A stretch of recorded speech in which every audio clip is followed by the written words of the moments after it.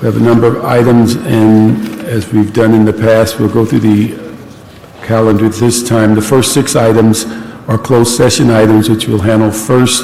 The committee will go to the back of the chambers. The only item that I'd have for consent would be item 7, and then we'd come back and deal with 8, 9, 10, and 11 in open session. We can get an agreement with the committee. Ross gave me a piece of coal. My fingers are all done. I'll give it to the mayor. On 7, I just want to clarify, this is only remnant parcels, this is not surplus property, right? Yes. Remnants, okay. Wait, let me have the If that's general fine. service here. Just shake your head yes, if that's, Reggie? Save you a trip.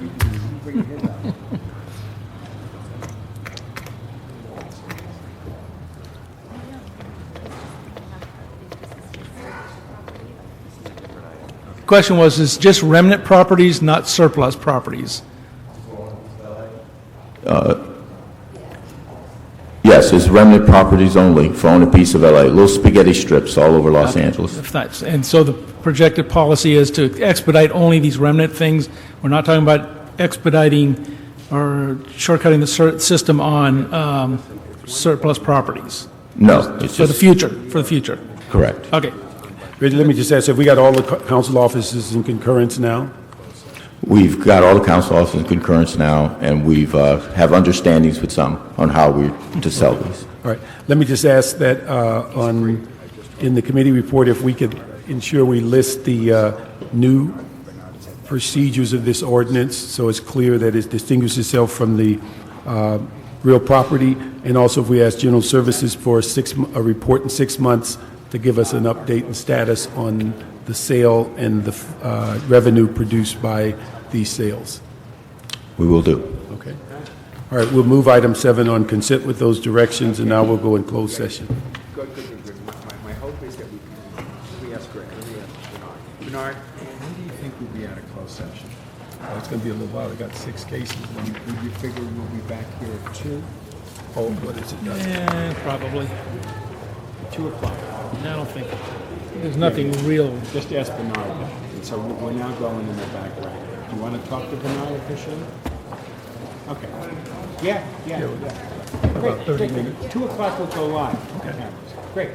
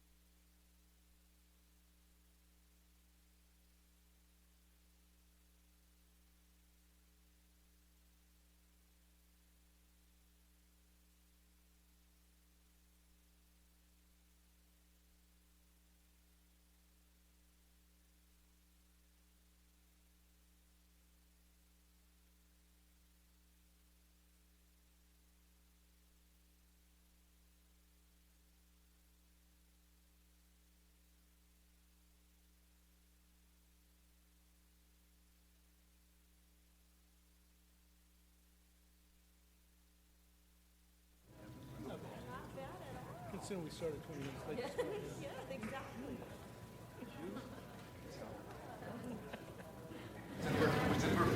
Passing that poll. Yeah, we're not going to. I didn't think you'd have enough money to make reports. Paper. Better be double-sided. What a waste of money. And color, too. Yeah, and color. What a waste of money. You know, that's what happens when you have me do that. Yeah. Make sure the colors highlight. Get the point across? Yeah. A lot of red? A lot of red. You ought to put in the budget next year, increase in printing costs for red ink. And we haven't heard any more from the state, right? Their phone's been disconnected. God, I read that statement in there about $41 billion out of whack now. Holy sh! And then the legislature still doesn't act. Well, they still haven't acted, so we don't know what they're gonna do to us. But we know when we talk to Ray, we're gonna drop 1 or 2 percentage points of revenue. So all that comes together at probably the first quarter of next year. Well, we're all going down the drain right now together. We're circling, no way up. Yes. Senor Weezer, Ray, talk to me. This is a You're looking report like from a the city bandito attorney's here. office from Schedule H of all the ordinances. And they say all the ordinances have Yeah, been get a little- reduced except for 3, which are for fire. yeah, Fire, plan check, But you know what? It doesn't get much permit. fuller than this. oh, that's peach fuzz, huh? Try it, but who knows? Yes. And then the one for the news right Although I've been, enforcement, I was that's at a still party Saturday pending. night, everyone there Okay, was does so everybody get a copy of that? Please. No, I'll make copies. 4 weeks. You ready?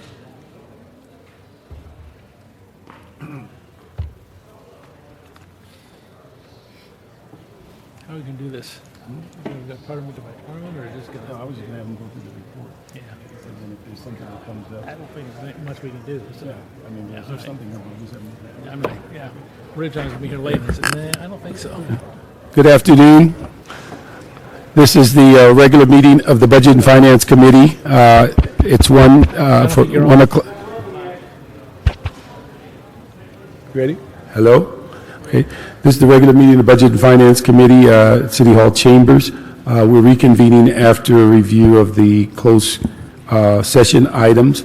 We're now on Channel 35 cable. We have a quorum, Mr. Weezer, Mr. Rosenthal, Weezer.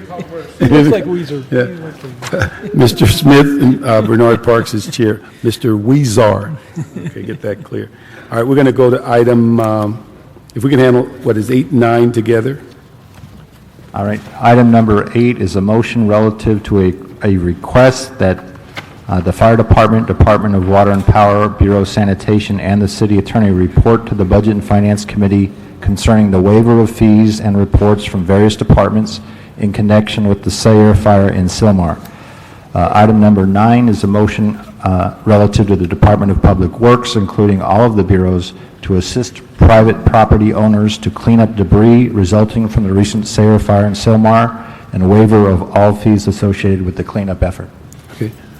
We have city staff. I wanted to get some clarification, just to verify as to what is, I think much of this has occurred except for the financial impact.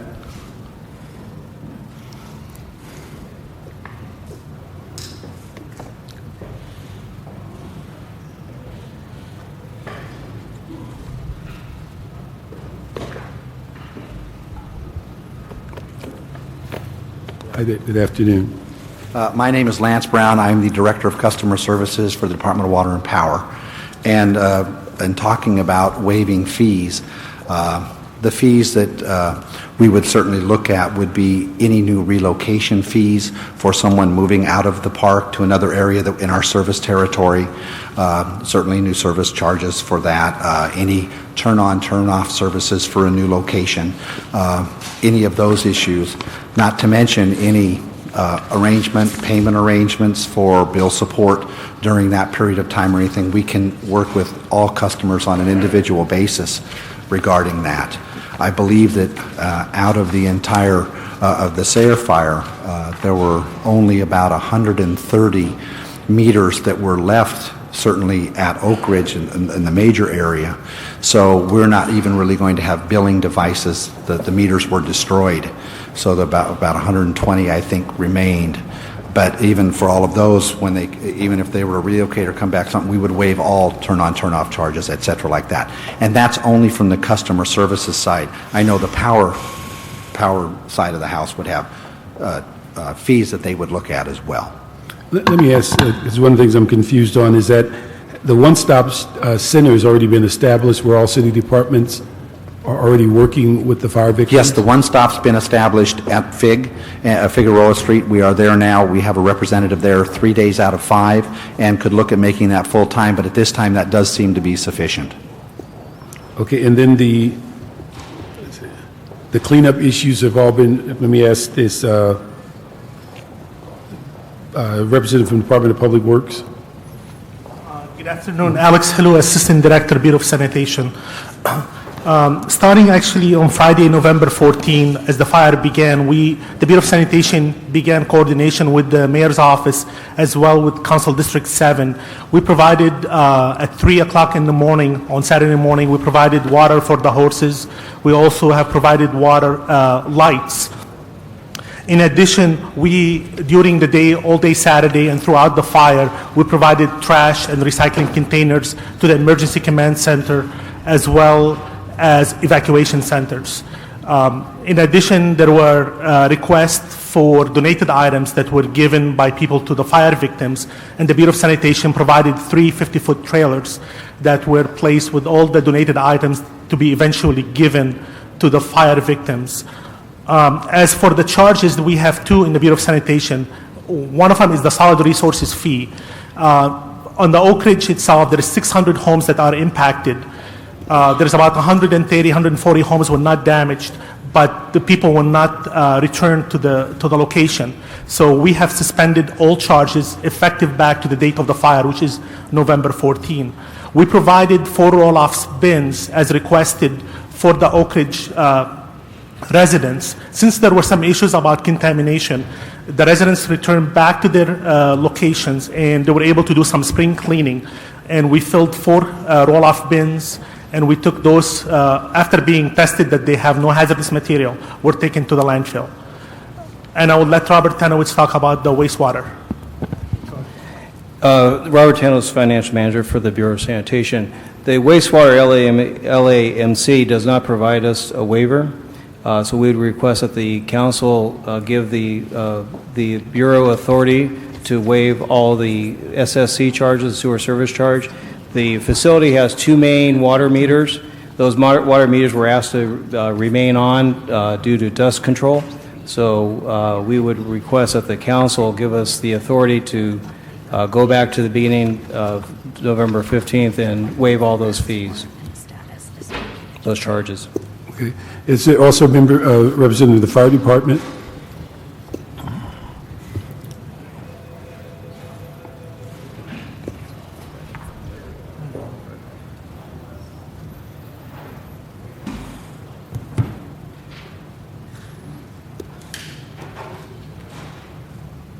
I'm sorry, I missed the question. I was talking. Okay, I was just on these 2 motions that are here. I'm just trying to decipher whether the main part of the motions have already been in place, where it was asked that the fire department, DWP, Bureau of Sanitation, number 1, help in the cleanup of the area, but also has there been any consideration of any fees that you might charge for their rehabilitation of their community that as far as that can be waived? From the fire department's perspective, in terms of when it goes to rebuilding, our involvement would be in adhering or enforcing the fire code, specifically any Division 4, Division 5 permits that are required under the reconstruction portion we would be involved in. Prior to that, I think the majority of the responsibility falls on the other agencies. Okay, so there's really no fees as far as the fire department? No. Okay. Not that I'm aware of. All right. And then let me ask, is there a representative on planning and housing?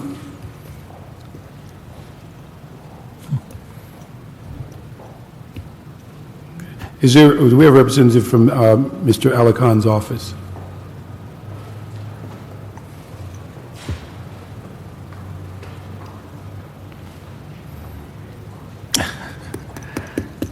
Okay.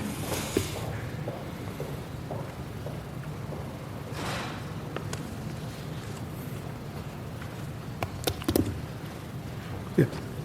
Is that Mercedes? Yeah, who's that? Can't see that far.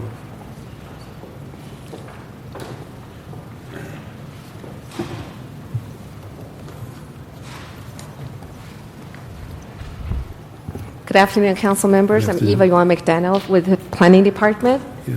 I was just checking, there are 2 motions here in which Mr. Alakhan's asking for city agencies to assist these victims of the fire as it relates to city agencies and helping them get back into their living quarters and whatever services that the city can provide in addition to waiving any fees as relates to their reconstruction, cleanup, and a variety of other things.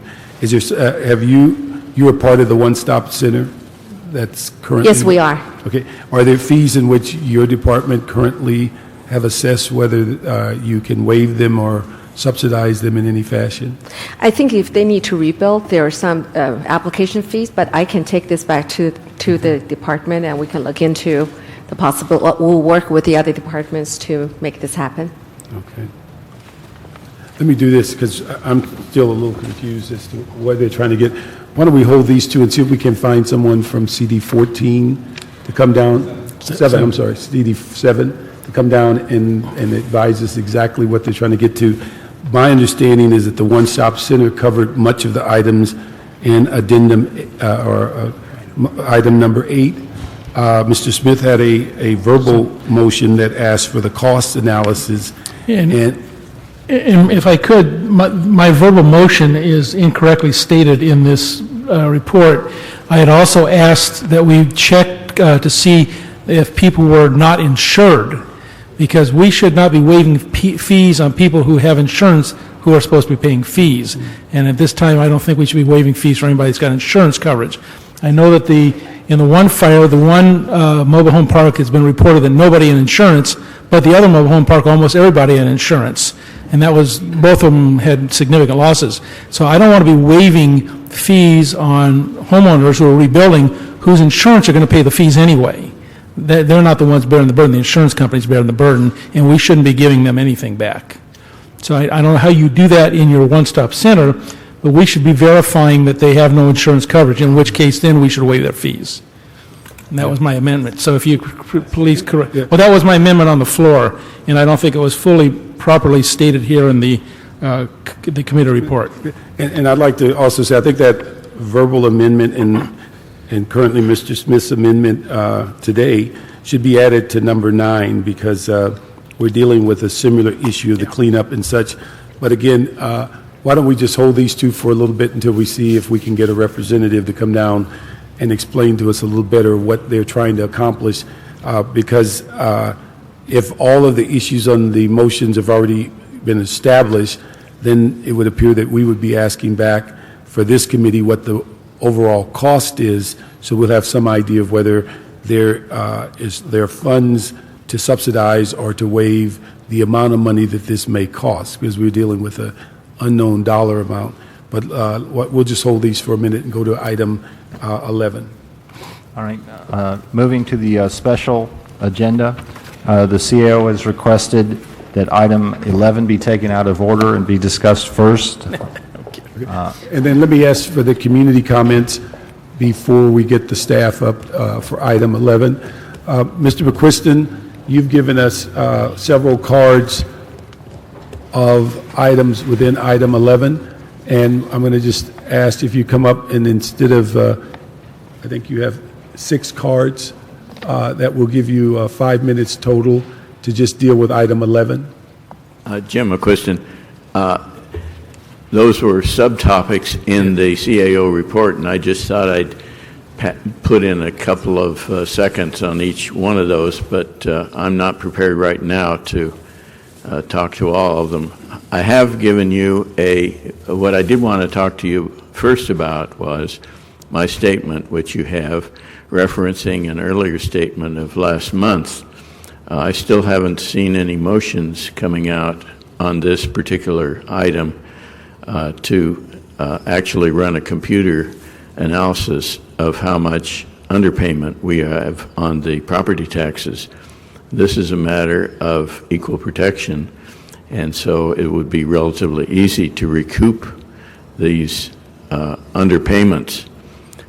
It amounts to a tremendous amount of money, and if we had even 1/10 of that money back, why, we wouldn't be going through this agony right now. So it's very, very important to get that computer analysis done.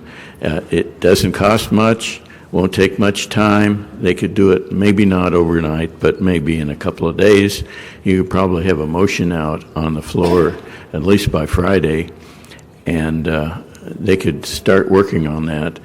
And I think when we got that back, everybody in the council would say, wow, we really got to do this really quick. And we'll save a lot of agony. It will save a lot of agony on the part of the city inhabitants as well. So I'm really eager to see you get this going on that. Let me ask if you would, I think there's somebody here from Department of Finance. If I understand what you're asking us to do, we have a consultant working with Department of Finance to do that evaluation on property tax and a variety of tax revenue to determine if the city's getting its fair share. And so I'd ask if you can, can we have anyone from Department of Finance here? Okay, why don't we'll get somebody from Department of Finance and you can discuss this with them personally. Okay. But I think their consultant is addressing some of these issues as it relates to looking at the city's fair share, not only dealing with property tax. The program is already, the county uses it all the time. Okay. And so it's not a question of even a consultant. It's just a matter of how much is this we're losing, push a button and find out, and then we'll look at it and see what we want to do to recover some of this. Okay, let me just, I'll hold this and see if we can get Department of Finance with you to discuss that. Now, what did you want to do with your items 11? You want to just wait as per item? Yes. Okay. I have a few items that I want to comment on. General comment on item 11, because I wanted to do is get your comments out front so that the staff could answer them if you had some specific concerns. Yeah, well, it's more or less a comment on what the staff has said. So it's really, I don't have them with me right now, so I couldn't really put them forward. But they're things like what we should be doing in the future to get out of a particular situation on these particular items. Okay. Well, let me do this. Let me get the staff up, and we'll get them to comment on the direction they're proposing, and then we'll bring you up after that. But again, we're not going to go with the 6 or 7 cards per item, but I'll just give you a general comment at the end of the presentation. Okay, we get the city staff up. Item 11 is the CAO third financial status report for fiscal year 2008-2009.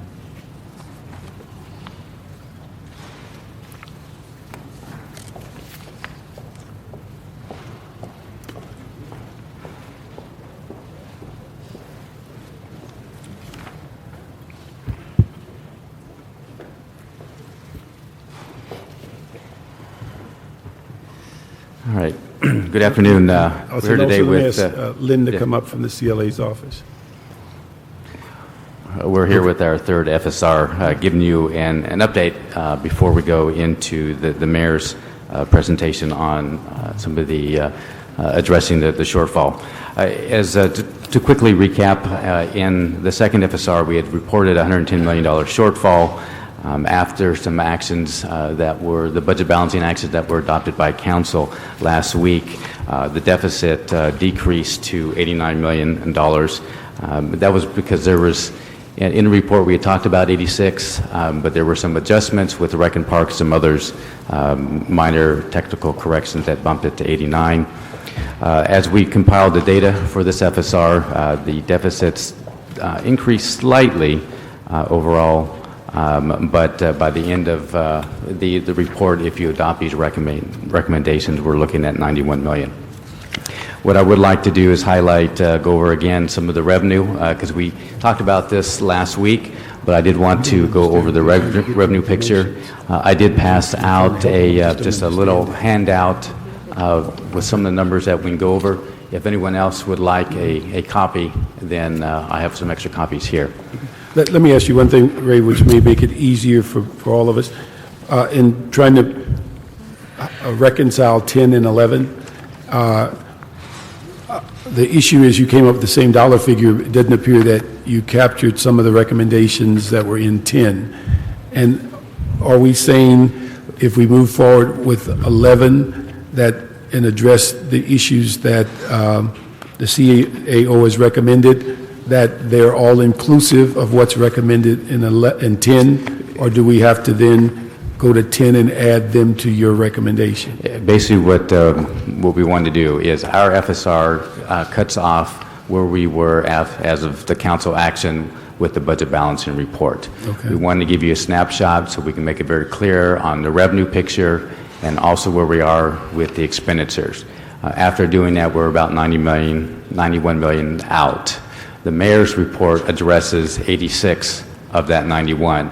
So if you take and adopt everything that's being proposed today, we'd be looking at a net going into January of about 5 million or so. So if we adopt 10 and 11?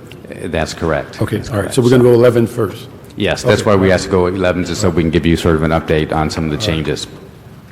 If you quickly go to, on the handout, to page 2, where we address or focus, provide you information on the sales and business tax, is that minus 30 million.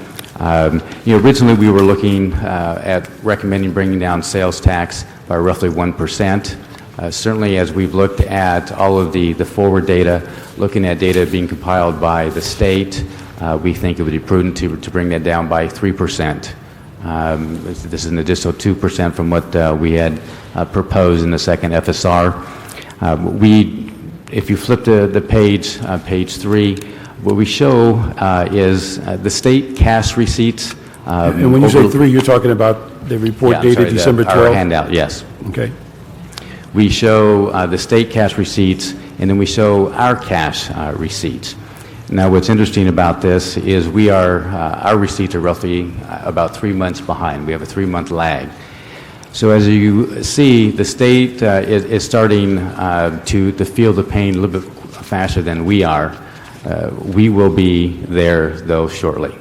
Certainly, as we look at all of the data that's coming forward, as you can see in that chart, we are starting to come downward, and we believe moving down our estimates by the 3% would be prudent in the current year. What closely tracks this is our business tax receipts, and so we were at 1% before. We think it would be wise to bring that down to the 3%. That both of those revenue categories move pretty much in tandem throughout the years, and so we need to be fairly consistent there.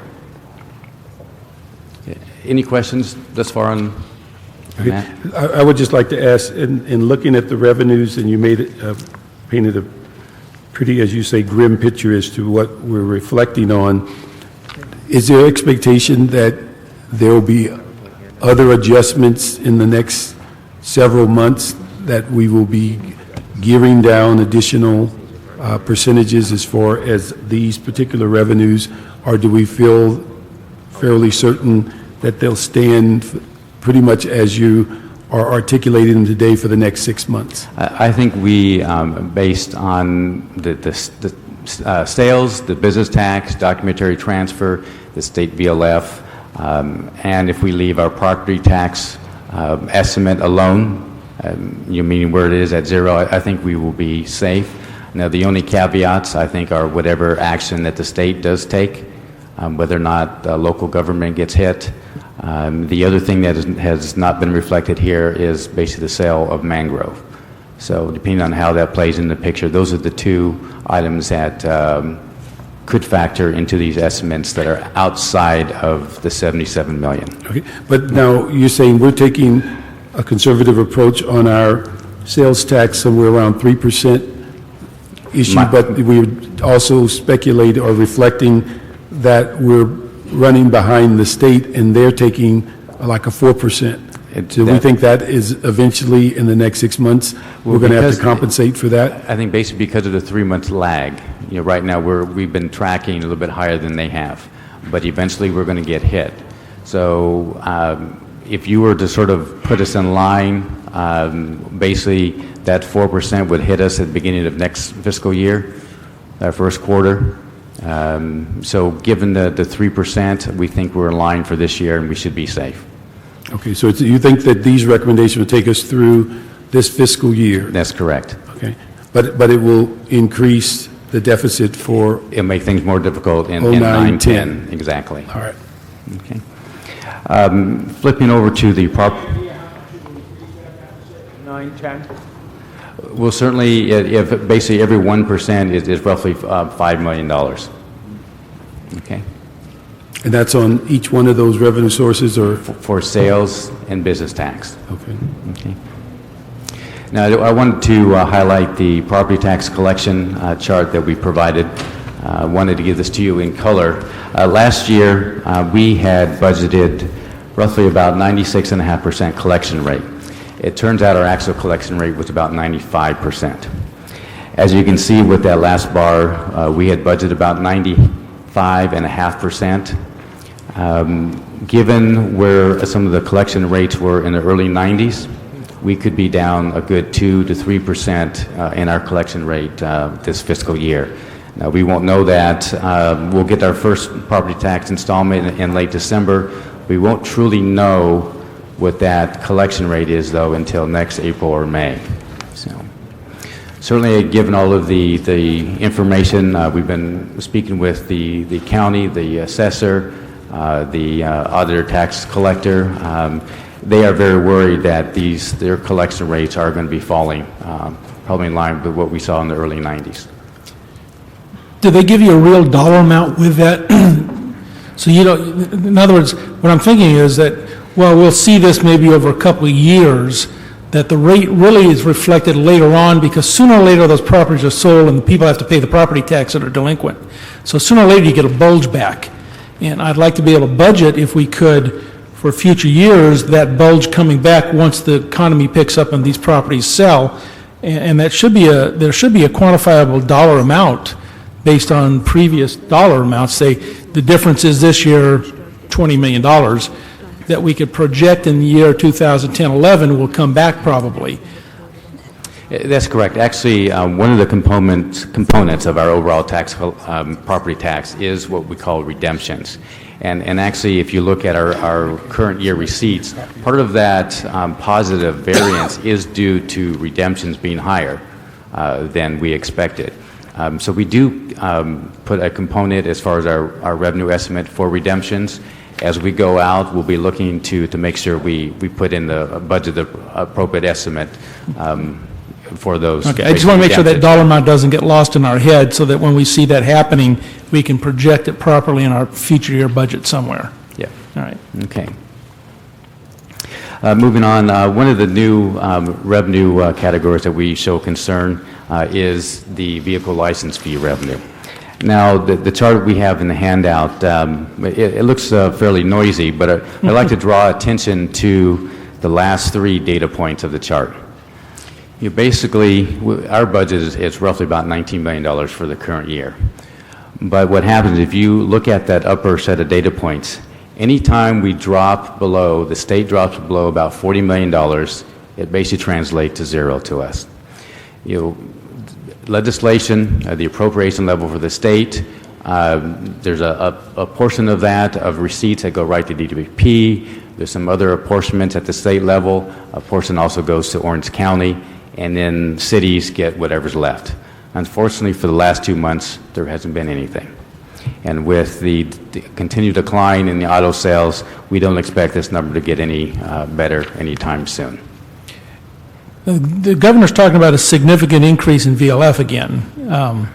If that were to happen, would these data points then swing back up again and put us over the zero line?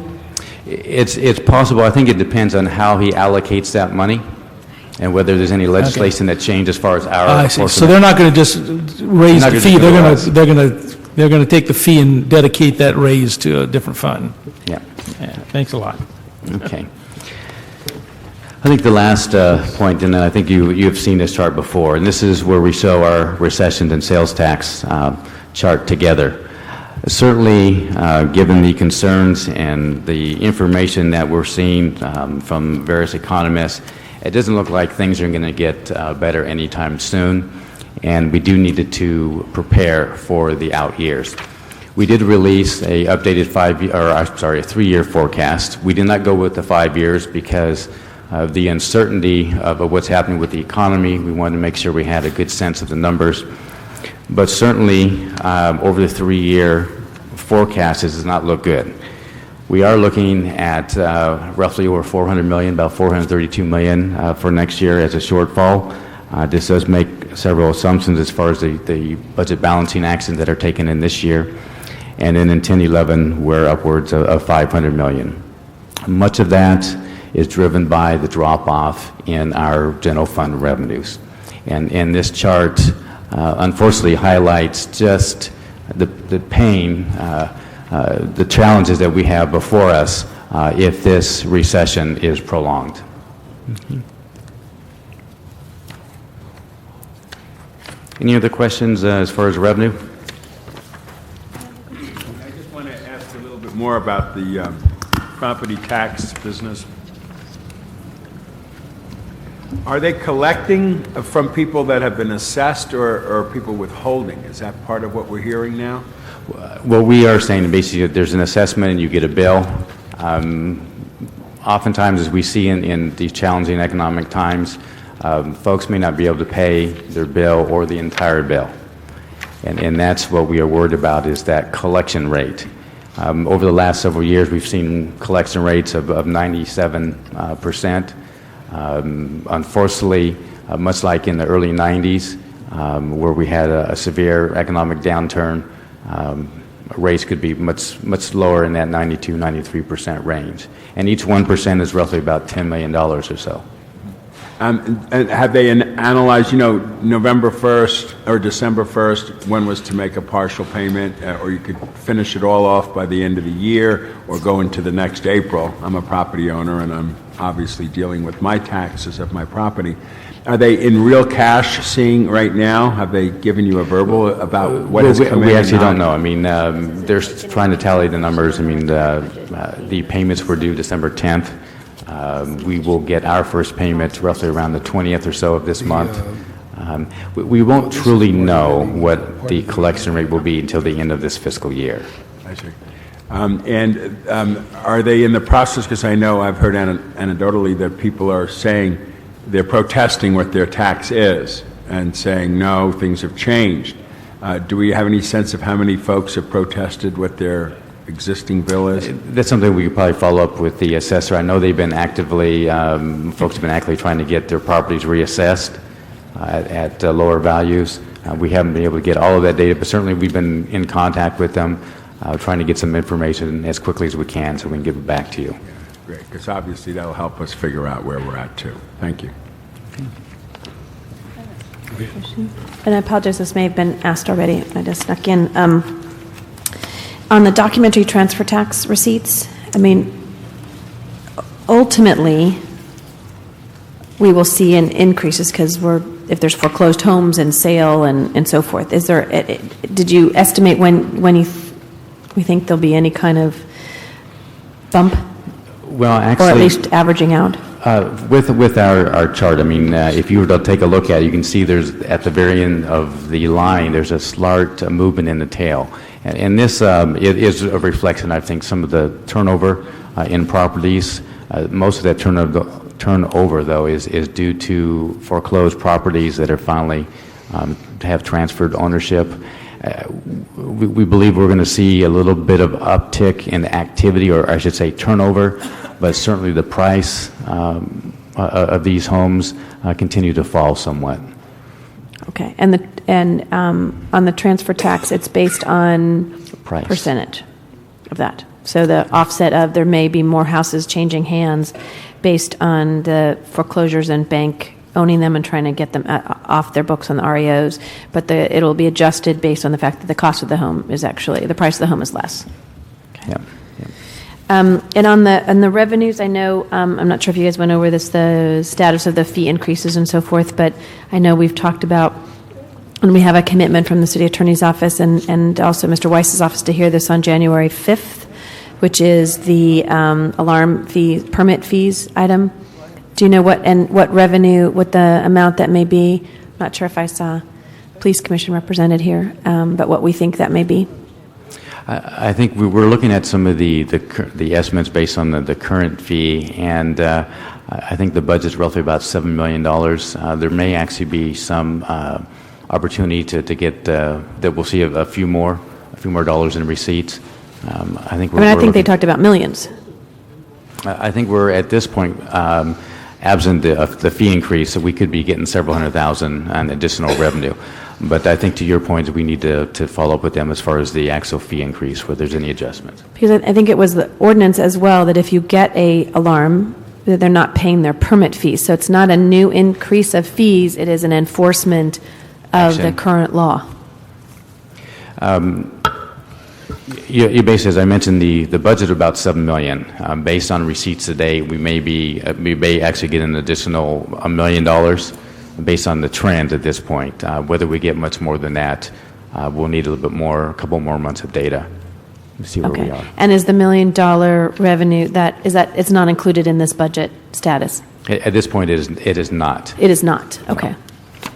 Because the hope is not only will it be the $1 million, but additional dollars for those that are We're hoping that we'll get a little bit more as well. the positive variance. So maybe as it goes January 5th to public safety, Mr. Parks, we can quickly see that action item and be able to see increase in that. I think we've been waiting a long time for that ordinance to get going. Yeah. Oh, yeah, I got that. Thank you. If there aren't any other revenue questions, then I'll let Maria take over on some of the expenditure side with just a few updates. Good afternoon, council members. Maria Gutierrez with the CAO. The report before you provides budgetary adjustments of approximately $30.2 million. Included in these recommendations is a $6.9 million for transfers between accounts within various departments and funds, $19.6 million for transfers between departments and funds, including a $15.5 million transfer to the Bureau of Street Services for planned street resurfacing projects. So this was already part of the Bureau's work plan. Let me just verify. That's merely moving what Prop 1B money and taking general fund money back into the reserve fund? We previously authorized the department to submit an application to the state. What this does is basically move the money to the department accounts so they could proceed with the work. It's $15.5 million moving directly to the department's different accounts. Okay, but is this the swap we talked about at the last meeting, or is this just new revenue for street surfacing? I don't believe this is a swap, but I will defer to our analyst to answer that question.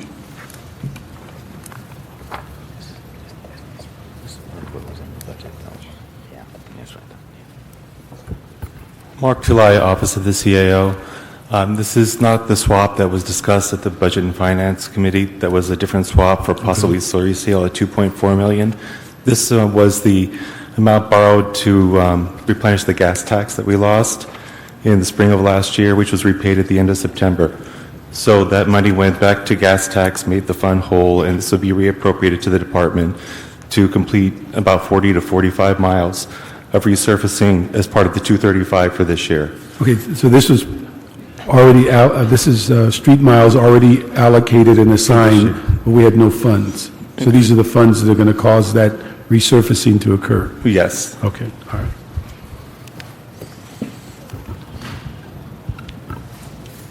In addition to those adjustments, we're recommending appropriations of approximately $3.7 million from the unappropriated balance.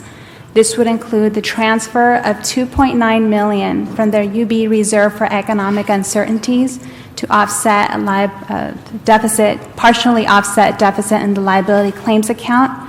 This will address a shortfall that the department is experiencing by January. So there's some cases that are going to need to be paid out by January, and this money will address that. We're also including a recommendation to transfer $750,000 from the UB litigation expense account to the department's expense account. As previously discussed, the year-end expenditure deficit has decreased from the budget balancing estimate of $17.46 million to $14.56 million. Although the overall expenditure deficits have decreased, departmental deficits have actually increased. A major assumption of the budget balancing report was that city departments would maintain staffing at October 25 levels. However, since that time, some positions have been filled, and some department hiring plans have assumed that they will continue to fill revenue-generating positions or positions that are critical to service delivery. There are also unanticipated retirement payouts and expense account deficits that have also contributed to this increase. These latest assumptions, in addition to the short-term layoff budget reductions, have resulted in increased deficits across some departments, or a reduction in anticipated savings for a total net increase in departmental deficits of $1.5 million. The largest expenditure changes, which total approximately $1.47 million, are attributed to the Office of Finance and the Information Technology Agency.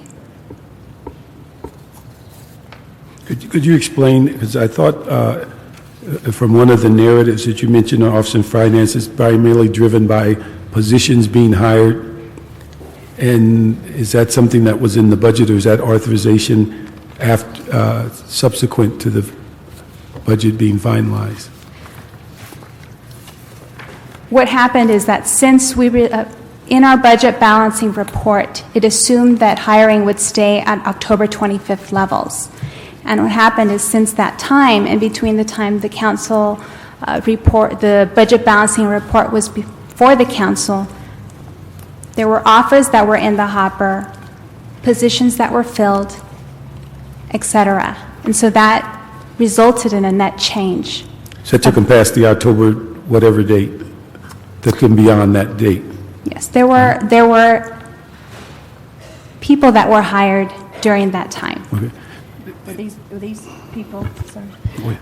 Were these people that are revenue generators, though? I mean, in Office of Finance? It's my understanding that, yes, some of those positions are revenue-generating positions. Do we know which ones? I mean, because the concept is, as I understand it in past budgets, that each person hired brings in a percentage, so many millions of dollars based on that, and then it's offset by that. So if we've filled positions and our revenue projections were X on the October 25th, if those positions were vacant, there would be no revenue generated by that particular individual. I think we could probably ask finance to come in and perhaps explain a bit better. But basically, for a lot of the new positions that come in that are revenue generating, there's a certain length of time for training. And basically, as they come in, they're really there might be an offset in the first year, but it's usually in that second year now is where we get more of the maximum benefit. So a lot of these are people that have come on recently. But these are positions that you, I guess they're trying to figure out, Mr. Parks, those departments that didn't follow the rules, or those that got approval to hire these people that fits within the category of revenue-generating positions should be filled. I don't know if there's someone from Office of Finance here that can answer that, because that was what we've looked at in the past, is providing Office of Finance with positions that it would be within, normally it was 6 months, I believe, that they were then revenue generating, and if you've taken that into account. So is anyone for Office of Finance here? Maybe if they're listening, they could come down.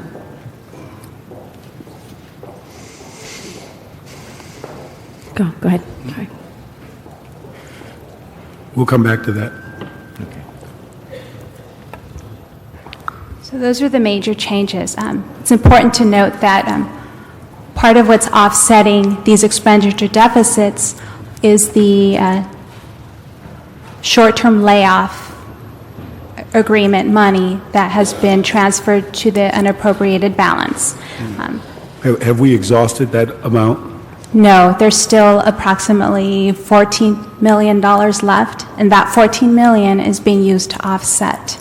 But our expectation is we'll exhaust it before the end of the fiscal year.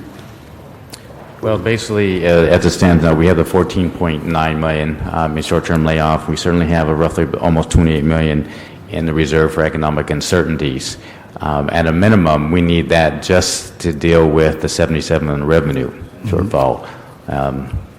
And so that's why we actually need to get a little bit more, because we need to cover that $77 million first before we can actually dole anything back out to departments. But if we have deficits per department, and we exhaust that money in another fashion, where do we go to solve those deficits in the department? Well, I think as we look at address the next item that the mayor's put before you, basically that's going to go a long ways to addressing part of the deficit as well. Okay. So, and I should state, after whatever action you take today on both this report and the mayor's proposal, certainly as we prepare our mid-year report, we're going to go through a process of sort of cleaning up and see where everything shakes out. Okay. You just have your expense account deficit. Is that just general expense accounts, not? I mean, if I look at that and I don't know what the city operates, I'd say expense accounts means travel and other kinds of expense Contractual services, different miscellaneous accounts, contractual services, travel accounts, office and office and admin accounts. So expense accounts is generally speaking for all the individual accounts that are not salary-related accounts. Okay. Have there not been some executive directives from the mayor for reduced travel, no purchasing of furniture, other things? I believe so, but what's happening is that in addition to those accounts, there are other accounts, and so some of the deficits are being experienced in the other type of expense accounts. So they're spending more than they have? They're spending more than they have in those accounts? In some cases, yes. Okay. And we actually detail all of these accounts in attachment 4 of our report by department. Thank so you. you can actually So we can see which ones. Okay, yes. thank you. Before we go further, let me ask, Ms. Cristoval, would you come up and we can get your response on the issue about the personnel hiring during this fiscal year?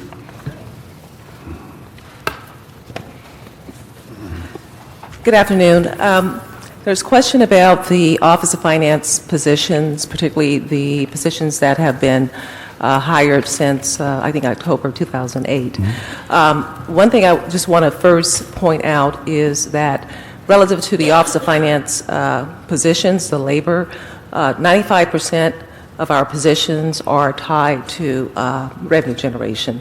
So if you, so the positions that have been filled are there to generate revenue. And any slowdown in that process will have a negative impact on our ability to generate revenue. So the positions are needed, and we have to keep them filled. Filling them. Yeah, because the CAO was suggesting that you should have stopped hired, that the assumptions, I'm not sure you can say stop, but that October 25th, that you continued to hire. And I said I thought because they were revenue-generating positions, and there was the question was how quickly they were, because we talked the other day about the importance of certain positions that are revenue generating and what each of them do. So if the deficit for the projection for the Office of Finance was X amount, I don't know out of the 1.5 or 1.4 million that you have there, what percentage was for the Office of Finance, but I'm assuming there's a corresponding revenue generation that would accommodate that, and whether or not that's been taken into account by the CAO, because if those positions were not filled, we wouldn't get any money. So I just don't want to give this. I don't want to give the Office of Finance a heart, because what it suggests here is the Office of Finance did something wrong by hiring the people, and I don't want that to be the case. Right, and I want to make it very clear that because 95% of our salary is tied to revenue generating, that it is key that we continue to hire any positions that have been vacated in order to meet the revenue targets for this fiscal year. Just for business tax alone, we have in the budget about $69 million that's tied to revenue from non-renewal type work. So to do that, we need to have staff on board to not only help us with our discovery programs, but also public counter staff to address the customer service needs of the taxpayers and auditors as well. So it's key that we keep our positions filled, and so we need to do so. And so I mean, with all due respect, it wasn't done just to fill the position. Right. It was done because there's a need. And when you look at the positions in terms of the revenue that we generate, I think the total cost of our salary is about $24 million. But just looking at business tax, we bring in, on top of the non-renewal piece, about $69 million. So it more than pays for itself. Right. And I think So I guess the question would be from, if the assumption is, again, being made that the Office of Finance did not stick to the October 25th, I'm on your side on this one, just so you know, okay? So is... No, if I may, so no. Okay, so... I think we were just reporting that their salary deficit had gone up based on some hiring. We're not trying to slap them on the hand. No, I know. But what you're suggesting is that is adding to the deficit as you've had here. And all I'm saying is, if the new positions are going to be revenue-generating positions, that deficit would be offset by the amount of money that those employees are able to raise. And that, in fact, it may not be as large as what you're suggesting there. That's my only point, is you're saying they're not going to have any revenue. And I don't know the timeline, Antoinette, as to how long until they can actually raise money. Well, typically when we hire a staff person, and depending on where they go, if they are to work at our public counter offices or at a call center, we have a 3-week training program. And so after 3 weeks, then they go to their various public counter offices and they serve the taxpayers. So within 3 weeks, these individuals are actually servicing the taxpayers. On the tax auditor side, as well as the tax compliance officer, the training period is a little bit longer. It's about from 3 to 6 weeks for those individuals, and after which they are out there discovering taxpayers who are unregistered, auditing taxpayers who, for the most part, have underreported, because 60% of the accounts that are audited results in underreporting of the tax. So I guess what the point I'm trying to make is that our revenue estimates were based on a full complement of staff. If we have any vacancy in that regard, that impacts our ability to collect the revenue that's been budgeted, which is pretty aggressive, especially now with the recession, to be able to meet. So it is key that we hire those positions. Go ahead. Let me just ask, Antoinette, on the positions, are they also going to be used, as mentioned in the mayor's letter, to add to the higher percentage of drill down rate on audits, or is that new personnel, or is it within the confines of your budget? So those that are in the mayor's letter are new positions, new auditors. Presently, our audit penetration rate is 2.2%, and we audit about 6,700 accounts a year. To get us to 2.25% audit penetration rate, that's another 1,100 or so accounts. And so it's key that if we want to increase the audit penetration rate, we would need to add the staff. And the reason for that is that our tax accounts, because of our aggressive efforts in terms of going after the individuals or businesses who have not registered, which really isn't fair to the ones who are registered and pay their taxes, we increase the number of tax accounts annually to the tax rolls, and it's usually about 50,000 new businesses are added that we find through our discovery program, which increases the base of accounts to be audited. And then because I didn't see any numbers attached, what would be the number of people and the dollar allocation to get to that higher penetration rate? 10 tax auditors is what we have identified in terms of what we need to get us to a 2.5% audit penetration rate. And what would be that in dollars? I'm sorry? How much would that be in dollars for those 10 tax auditors? If it's new tax auditors, they typically pay for themselves in the first year. If we're able to get tax auditors who have left our department to come back and do the audits, then it would just require some basic refresher training, and they could generate between $200,000 to $400,000 annually. But what is the cost of those positions to add to your budget? The cost, I believe, is about, with everything that's needed, salaries and all, is about, I think it's about $700,000 or $800,000. Okay, because the thing is I don't know if that was accounted for in the letter or the discussion about the additional drill down rate, and I just wanted to get to that there is an expectation of additional positions, and that's within the next 6 months or for this current fiscal year? You would hire, your expectation to hire 10 people in 6 months?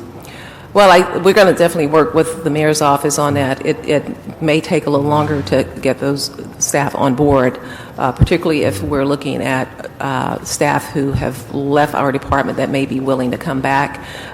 If not, we may have to go forward and bring on new tax auditors, which we have done previously, and it will require some training for them. From your expectation, would we be basically contemplating those new revenues in this fiscal year, or from that penetration rate, or will we be looking at those for next year? I think most of it will come in in 09-10, but we will be working with the mayor's office on how we might be able to move some of that up to this fiscal year. Okay. All right, thank you. Any other question, Ms. Cristobal? Yes, I have one question. And this may be, and it's a question for CAO as well, which is looking at when we have the deficits in attachment 4, some of them show clearly deficits. That's deficits for, if you prorated for the 3/4 or half of the year, it may be that they're spending more on contractual services or transportation services in the first 6 months. This does not mean that they're necessarily going to go over budget for the year. Is that correct? These deficits are based on projections through the end of the year. So it's based on a variety of factors. It's based on how much has been spent to date, looking at historical expenditures for the remaining 6 months. It's based on the rate at which they're currently spending. So based on our evaluation of all those factors, these are our best projections of what we believe will be the year-end deficits through the end of the year. So, for example, on Office of Finance, Antoinette, where it has $108,400 projected over expenditure for the year. For transportation, yes. Okay, yeah, let me just speak to that, because I think it's important for your committee to know that we actually, we've been underfunded for many, many years. And just to provide a breakdown of the salaries account, about $600,000 is tied to the short-term layoffs that we were not funded for. $167,000 is tied to 6 tax renewal assistants that were laid off back in, I think it was 2005-06, but we've had to continue to pay for those individual salaries because they haven't left the city. So we've been... And mine is looking less at the salaries as it is some of the other contractual, well, and it's for all, you just happen to be the person sitting up here, but I think it is, as we look at attachment 4, there are a number of departments that have overspent in or projected overspent categories. And if we are looking to cut people off to not spend some of those dollars, I think if this is clear where there's problems, we need to identify them and talk to each department about why, and you may be able to explain why, but why the transportation is projected to be $108,000. And again, the salaries is a whole separate issue, but you just happen to be here. That's the only reason I'm asking you that question. But it is consistent in some of the other departments where you see over expenditures projected. Right. If I could just briefly touch on the transportation piece, that's because our mileage account has been underfunded for many years. The IRS each year increases the reimbursement rate for gas, and many of our positions are on mileage. Auditors, they go out to the taxpayers' work site, as well as our tax compliance officers. And there are also contractual MOU requirements that we have to pay our officers' mileage. So that's really the reason why it's underfunded. We have a deficit is because it's underfunded as opposed to us basically overspending. We've never fully received the full complement of what's needed just to meet the baseline expenses. Thank you. So going back to the overall department deficits, there's a 1.57 million net deficit, but this is, if it's a net, that means it goes up and down within various departments, correct? The 1.5 million it's a net change. It's a net change. It's, But of that, you say 1.4 million is from the Office of Finance and ITA, but nonetheless, there's other departments that have the same types of fluctuations as did Finance and ITA. Is that fair to say? there are. We were highlighting the largest changes. The largest changes? Yes. Okay. And ITA, what were the largest changes in ITA? For ITA, it's the salaries account. Okay. In the budget balancing report, based on the October hiring assumptions, we anticipated a year-end deficit in salaries general of $352,000. We are now projecting a $1.2 million deficit. And this, again, is also related to changes in hiring assumptions. I believe initially they had been granted a blanket hiring freeze exemption. Offers were made. There were positions already in the hopper. So based on that, we're now at 1.2 million. And do we know what area in ITA these were? What areas? Yes. Were these for there's someone here from ITA? Yeah, I think we'd have to ask ITA on those, Okay. those questions, specific questions. Okay, we could just get that before this goes to full council. Thanks. Let me just ask, we get back on the format of the report. In fact, for the general managers, when your department comes up, there may be some specific questions for you at that time. So Ray, why don't we get back on the format?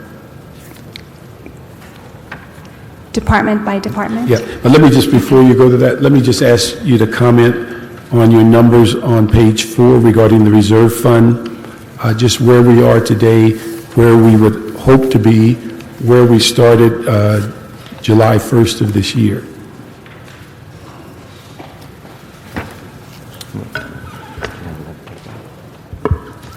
Well, I think we started the year roughly, budget was supposed to be 191, correct me if I was wrong, and I think we started the year, basic cash balance was roughly about 150. Based on some of the loan repayments, now we are up at 155. If we were to have sufficient offsetting actions, the budget contemplated about $14 million, almost $15 million transfer from revenue to the reserve fund. We have taken that out. We just don't think we can get there, but certainly, ideally, it would be nice if we could get that additional $14-15 million to help build up the reserve fund. Okay. And then before we get there also, let me just ask you to, whether you'd comment again. You've given us some new information today on the 3-year forecast, and just for the public's consumption, where are we on those numbers and the expectation of the next 2 fiscal years, or the next 3? As I mentioned a little bit earlier, because this is sort of a dynamic forecast at this point, certainly things are changing. Given the data, the economic data that's coming out, the basic question is where to call the turn in the economy. So we went with the 3-year forecast this year. Certainly, as we look in 2009-10, the biggest concern we have is sort of the continued decrease in many of the revenue categories that bring our revenue down, pulling out many of the one-times. We're looking at approximately over $200 million, $215 million change from year to year, on top of what we've recommended for this year in revenue, an additional $215 million drop-off in revenue. That translates in a revised forecast or deficit for 9-10 of roughly $432 million. And as we go out in that 3rd year, it only gets a little bit higher, roughly about 550, absent any other structural changes that we make. Okay. And then before we get to each department, just for clarity, all of the recommendations that you have in the report that go through item 17 on recommendations are merely basically transferring money amongst departments or from other funds within departments. So it's mechanical or analytical. Okay. Correct. All right, so we can go to page 14 and start with Department of Aging. Well, may I ask you, if it's helpful, we have actions and some information that we have in the report. Some of this will become somewhat dated when you discuss the mayor's proposed actions. I don't know if you'd like to start taking these up at the same time, or if you had specific questions related to some of the information you have in our report. As far as the recommendations? Well, as far as some of the information, I don't know if it'd be helpful to take the two of them together, or whether you had specific questions in our report. What I was thinking about is that when we got to item 10, that would be the more current information. Yes. That when we go to item 10, that if we approve those items, it would supersede what's recommended in this report. So what I was thinking of is that because we have some issues by departments that is different than the mayor's report, that we can go through your report and then go back to his report as it relates to the savings and things of that nature. Okay, so we can quickly go through it. Yes. Okay. Department of Aging, we're not projecting, we're we're no longer projecting a deficit for this department. Department of Animal Services, at this time, we are projecting a deficit of approximately $175,000. Department also has expressed concerns over potential shortages in the as-needed overtime and animal medical supplies, as well as the private veterinary care accounts. It is anticipated that funds from the Animal Welfare Trust Fund may be available to offset the animal medical supplies and private veterinary care accounts. You said it's approximately 175,000 shortfall. Do you have anything to attribute it to? Why they're down that much? It's hiring. It's hiring. Hiring. Would it be Hiring the folks that we saw in the chambers a while back? That issue? No, this is, there are some animal care related positions. So this is a deficit that remains after accounting for the $1 million in supplemental funding that we transferred. So even after that, they're still projected to be $174,000 short. And some of this, of course, is being driven by hiring as well as anticipated retirement payouts. Anticipated retirement payouts? Like how many folks you're thinking are in that mode? Anticipated retirement payouts. So as there are, maybe it was previously a person is expected to retire, there's going to be some payouts that come with that. Is there anybody here from Animal Services? Could give me a little straight answer on, from their perspective, why we're in this moment right now? Because I remember we were strongly in defense of you all. Yes, thank you very much, council members. This is Linda Barth, the Assistant General Manager for Animal Services. The remaining about $180,000 that we're looking at that we're still short a deficit right now is actually because of the furlough. With the 6-day furlough money, which was $414,000, even though the furlough is no longer mandatory for our employees, we've been slowly making up that deficit. We haven't asked for that money. We haven't been reimbursed any of that $414,000. We are slowly making it up through various mostly through our vacancy rate, which is about 8% right now. So we actually anticipate, by using the Animal Welfare Trust Fund to help us deal with expenditures in the veterinary supplies and veterinary care accounts, we're at this time anticipating that we'll get to the end of the year balanced. We're just slowly using the vacancy to make up that $414,000. So we're about halfway through the year. We're halfway about making up that $414,000. So, music to my ears, you're going to not have this at the end of the fiscal year? Is that what I'm hearing? Break even? We're doing our very best to manage to that, yes, sir. Great. You're on the record. Thank you. Thank you. Appreciate it. For Animal Service, let me ask you something, too. What I've said for years, and people in the animal areas of my district, Wendy's district, Mr. Alarcon's district, we collect less than half of the revenue available to us in horse keeping. Horses are not registered, most of them. And we, many years ago, sent one of those guys went out door to door and registered horses and generated a lot of money, and then we never did it again. Why don't we go after the people that don't register horses? There's a lot of money out there, and that money goes directly into the maintenance of all the trails and everything. It's kind of a break-even point for us, but if we don't collect it, we don't fix our trails, so. Without having a tremendous amount of detail in that, knowing that there's a equestrian advisory committee, I think that will be created by the city to help delve deeper into that. At $14, it actually costs more money to send somebody around door to door to collect the money than the amount of money that is refunded. But once you to the get them in the department. system, then you rebill for the cost of rebilling, which is less That's than a correct, buck. and all the funds then go into the maintenance account. I think Yeah. one of the things that we from Animal Services position would want to look at is perhaps increasing that fee and making it like a 3-year fee or a 5-year fee or something, and making sure that it gets clearly tied for horse owners to the benefits they see in the trail maintenance. I think that would be more cost-effective rather than the year-to-year-to-year billing, and maybe raise the fee a little bit, but make it something that's more efficient even from the horse owner by making it a 3 or 5-year cycle. That's what we would recommend, I think. You've recommended that already, or you're proposing that? I think that's one of the items that we touched upon in the efforts to try to create the Equestrian Advisory Committee. When that comes together, that's the kind of thing we could flesh out further.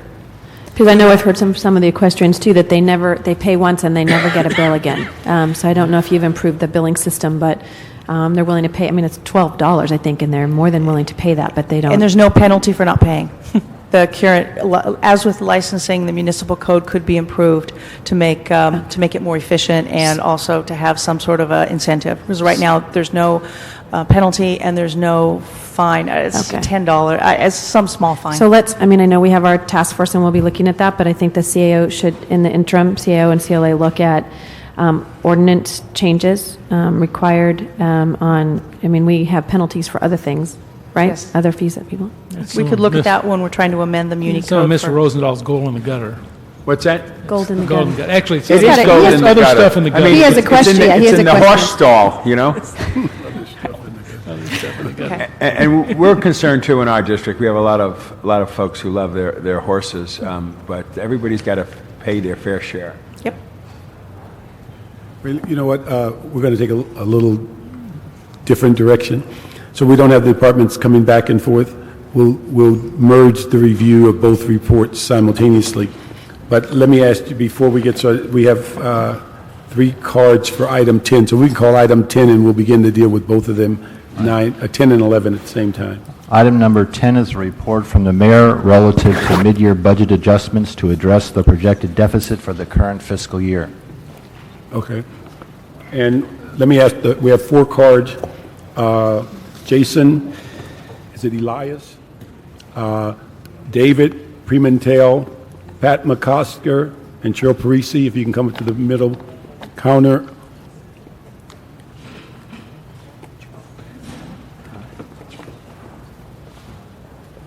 Yes.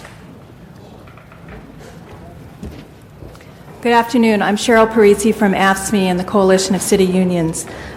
We spoke before you at the prior Budget and Finance Committee meeting concerning a looming $6 million deficit in the Department of Recreation and Parks and the impact that deficit would have on communities in our city. We're very pleased to see the recommendation for item number 38 in the mayor's proposal, which would reduce that deficit to $1.2 million. This came about certainly through good efforts by the department. We met with them last week and learned that they had scrubbed their expense accounts and had identified $3 additional million that can be used to keep services flowing. We think that's an outstanding idea. We just wanted to remind you that we're pleased about this outcome because the last time, in the early 90s when we faced recession, the council did not fund part-time services. What resulted were dead parks, where gangs and crime took over parks and drove the community members out. So thank you for this. It's a solid recommendation. Good afternoon. That's Jason Elias from SEIU Local 721. Just want to echo Sister Parisi's comments. It means that as of December 27th, our folks will continue to be working in the parks and won't be out on the streets. Our members who make about $13,000 a year cleaning the bathrooms in the parks and making sure that fields stay green, et cetera. Just want to flag that This is a continuing problem. We've managed to, stem the problems of this year's budget, but next year we've got to figure out together, the unions, the policymakers, and the department, how we can make parks a priority, continue to keep this city green, continue to build parks, but also to figure out, as we build them with bond money such as, coming from Prop 84, $400 million to build parks in California, that we also figure out how to maintain them. Thank you very much. Good afternoon, Pat McCosker, President of United Firefighters of Los Angeles City, Local 112. And I'm here regarding the proposal to eliminate 18 EMS district captain positions. I want you to know that firefighters understand the depth of this problem. We want to be part of the solution, not part of the problem. I'm not here to obstruct anything, but I am here to talk about the captains. I was happy to hear the council broadcast last Tuesday that there was a motion passed by the council to work with the unions to identify areas of savings. We want to take advantage of that, looking forward to an opportunity to do that. I want you to realize regarding the EMS district captain positions that 8 or 10 years ago, our EMS system was in serious crisis. It was in the newspapers, life and limb was being lost. The fire department was asked to come forward with a plan to fix that. We did, the fire chief did, and included these EMS district captain supervisors in every battalion. It was the right thing to do then, it's the right thing to maintain now. They really are lifesavers. It's a key component of that plan. I want to say that it's been a little bit misrepresented in this year's budget as it was being developed, that they're somehow expendable. They're not. They're lifesavers. We need every single one of them. Please hold off on cutting any of them now. Give us a chance to work with you and identify those savings. We want to do that for you. Thank you. Good afternoon, Dave Pimentel. I'm the Secretary with United Firefighters of Los Angeles City, and I'm also an EMS battalion captain. I wanted to address the committee this afternoon and urge you not to eliminate the 18 EMS battalion captain positions. Although I fully understand the dire straits the city is in right now, I urge the committee to continue to look for other avenues to reduce costs and keep these valuable positions. I want to remind the committee that these are not solely administrative positions. These are members that respond to emergency calls every day, alone and as a part of a battalion command team. The battalion chief is responsible for the overall incident and fire suppression duties, but it's the EMS battalion captain that is responsible for the medical component of these incidents. Look no further than the recent Metrolink disaster for the importance of these positions. The primary responsibility of these calls is to ensure the rapid assessment, treatment, and transportation of injured and ill civilians and department members. The job description and workload of these members is ever increasing and include but are not limited to overall risk management, training, quality assurance, hospital and department liaison work, investigations, and VIP events. In closing, these members are already taxed, so our EMS system continues to grow to handle the needs of our citizens of Los Angeles. Thank you for your time.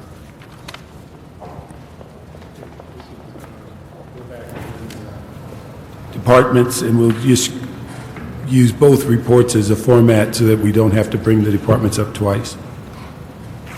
So we can start, go back to aging. I think there's, on the CAO's report, there's no projected deficit.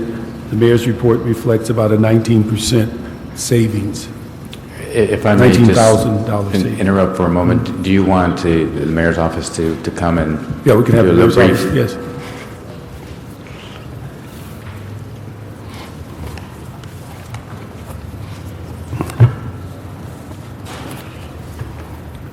Good afternoon, council members. My name is Ben Saham with the mayor's office.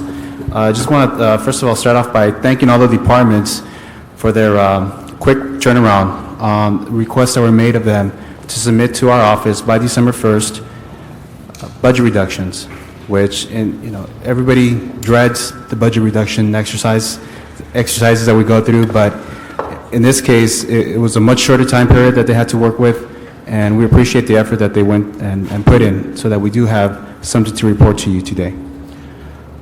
Just to remind you of what we actually asked for departments, the mayor asked in a memo to departments dated November 21st for all departments to submit proposed reductions that would be prorated for the remainder of the year.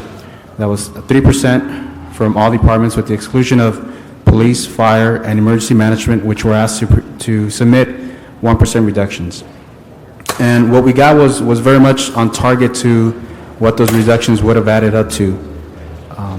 But what we actually included in the report you have before you is somewhat slightly different from just a straight 3% or 1% reduction. In some cases, departments offered more. In some cases, they offered just below what the target would be. Our staff, together with the departments, also reviewed these reductions, and in some instances, such as Commission on Status of Women, Commission on Children, Youth, and Families, decided not to make any additional reduction recommendations at this point. But in other cases, we did go into those departments and try to examine where else we can take or where else we can make some budget adjustments for this current fiscal year. So at this time, I'd like to open the floor for any questions you may have relative to this memo. We're going to go on the format department by department, Sure. so there may be questions as we go through. So we're back to aging? Yeah, why don't we do that, because there's an inconsistency as to your recommendations and the mayor's recommendations. For the Department of Aging, the third FSR projected no deficit for this department. In the mayor's report, we're recommending a reduction in salaries of about $19,000 for this fiscal year. And this is their 0.5% prorated? Yes, this is a prorated 3% reduction. All right. Next department. Any questions on? $39, correct? Yes. And who will it impact? What will it impact? Well, it's going to impact their ability to hire. They currently do have vacancies in the department, and so to the extent those vacancies are left vacant for the remainder of the year, it should not have any additional impact of what they're currently feeling at this moment. This is not a reduction in their meals program. This is not a reduction in their adult daycare program. It is a reduction, though, in their staff and their ability to just deal with day-to-day operations of the department. So Okay. the department is. I was very concerned about the meals program. The meals program is safe? This is not a reduction in their meals program. That's a separate account. What about some of those folks that deliver the meals or are a little bit part-time who would be absolutely without anything? Is it impacting any of them? We've heard it might. Yeah, I cannot say for sure. I think if the department is here, they could possibly provide a more complete answer. Oh, great. Yeah. Good afternoon. James Don, Assistant General Manager, Department of Aging. The $19,000 savings that we reported are from salaries alone. The 1.5% reduction will not at all impact any of our services or our agencies. That's all basically come from the high vacancy rate that we currently have in the department. Okay. Thank you. Appreciate that. Any other questions on aging? Okay. Next item. For Animal Services, CAO previously discussed a year-end deficit of $174,000. Okay, and then the mayor's office is recommending? Yes, the department, in submitting the report, recommended that if spay and neuter fee, which is currently $28 fee, was already going to be moving to 32, and their recommendation is to move it to 40, which would offset any reductions in their spay and neuter account.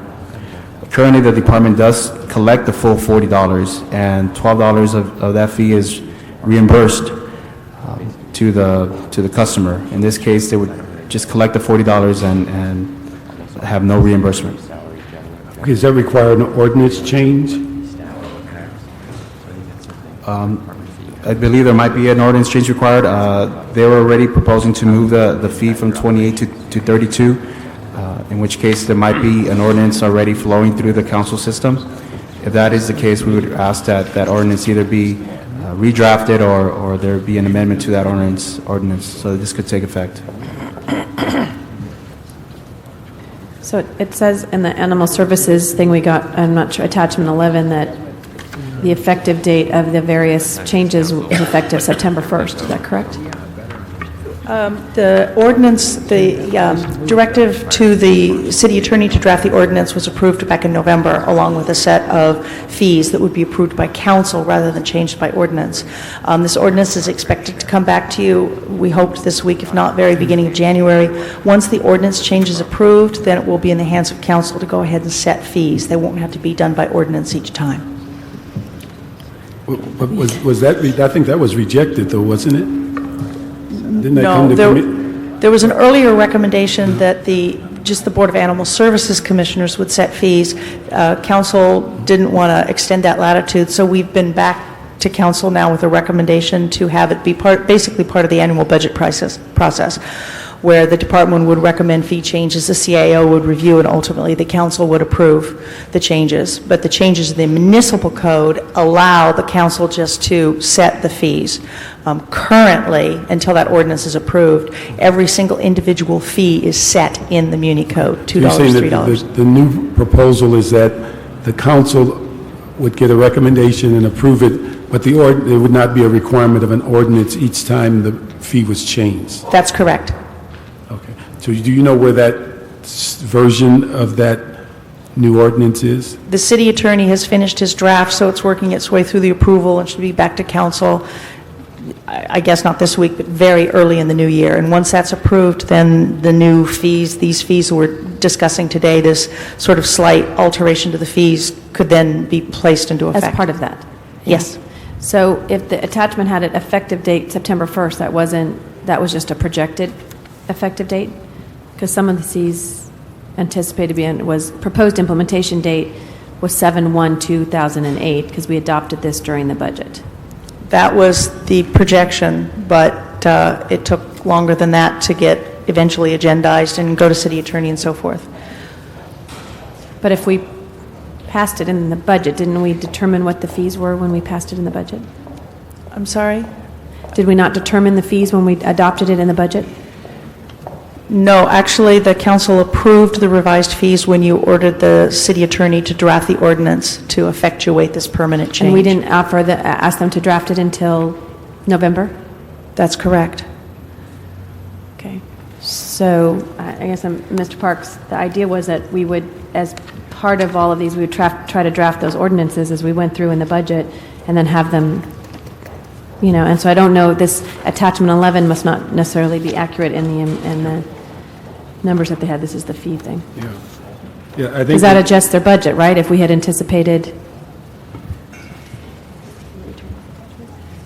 Actually, as part of the budget, the number or the amount of receipts with the anticipated, I think, fee adjustments were. Let me back up. As part of the budget, we assumed that the fees would be increased, and the numbers were part of the budget. However, by the time the fee report got released and through the various committees, it was not adopted until, I believe, November. That's correct. And then from that report, then basically there was an instruction out to the city attorney to draft the ordinance, and that's what we're waiting for now. Okay.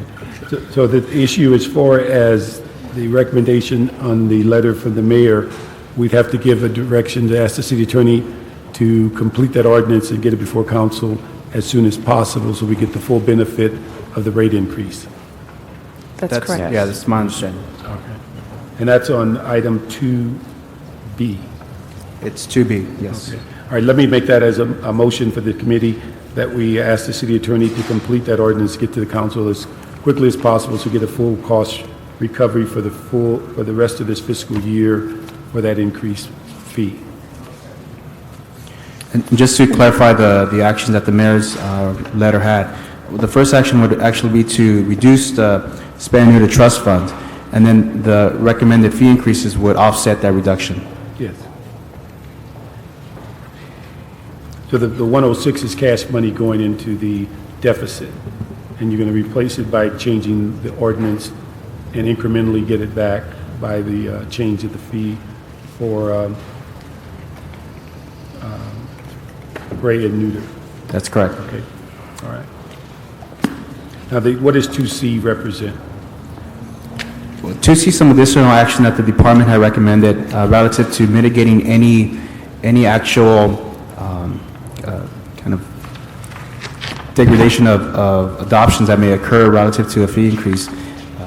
they indicate that if we leave the adoption fee flat for the time being, which that would offset any lowering, any adoption decreases relative to the increased spay and neuter fee. Okay, so that flat fee is in place now, or is that part of the new The ordinance? flat fee is what would be instituted with this new ordinance once it's brought back to you and you give the final vote to it.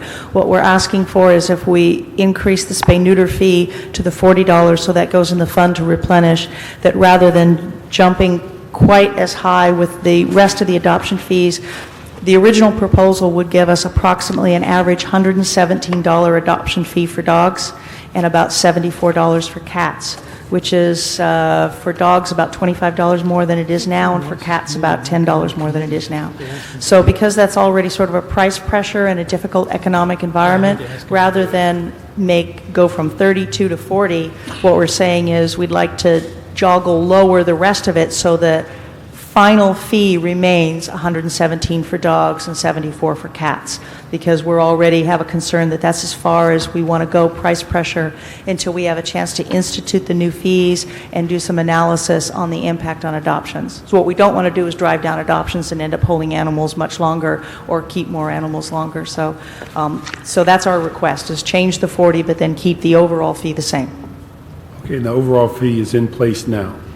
It will be in place when the ordinance is approved. The ordinance, okay. All right, so the ordinance impacts 2B and 2C. Is that correct? All right, that's the direction we'd like to give the city attorney, to get that ordinance regarding 2B and 2C as quickly as possible. How are we doing on our stats for registering the dog, getting them a license to begin with? I know the numbers were changed than what we perceived it was a year ago. And are we putting any programs in? Because this is obviously a revenue stream that could offset some of this. Our canvassers are continuing to do better each month as they go along. One of the things that we're really working on now, because of the new spay-neuter ordinance, where people have to either have their animals spayed or neutered, or they have to purchase extra permits and fill out applications.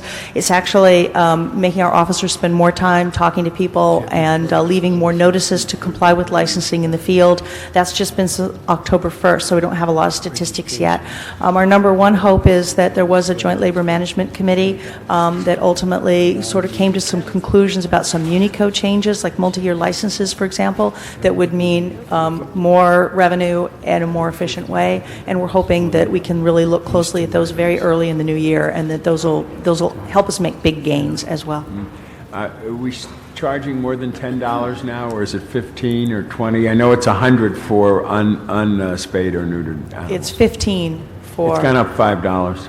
$7 goes to the spay-neuter fund, $8 comes to the general fund. Okay, thank you. Okay. Any other questions on the animal services? Okay, next item. Next department is Building and Safety. We're projecting a net year-end deficit of $1.45 million. Included in this deficit is a $540,000 related to the general fund and $914,000 related to the enterprise fund. The Mayor's Office report recommends moving 4 existing code enforcement employees into newly created CRA-funded positions. The savings would be generated by leaving the 4 existing code enforcement positions vacant. And so the 4 employees would just start doing CRA-funded work. Is this was part of the 0809 budget, right? Excuse me? Wasn't this proposal part of the 0809 budget?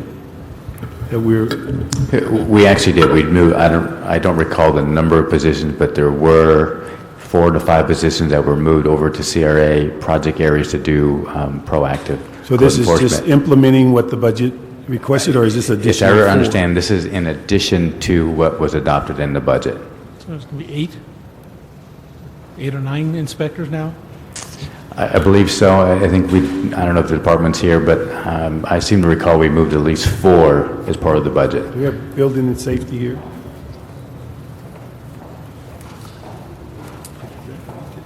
Mm-hmm. We're doing it twice now.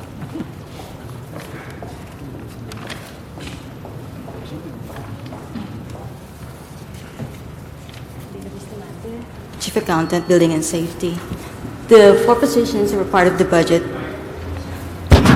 The 4 positions will be funded by CRA. They were moved from the original budget to CRA, so the funding will be coming from CRA now. So this is basically implementing what the original budget requested? Yes. Or is this new positions? Yes. Yes, what, no? Yes, it is implementing the original So it's budget. implementation.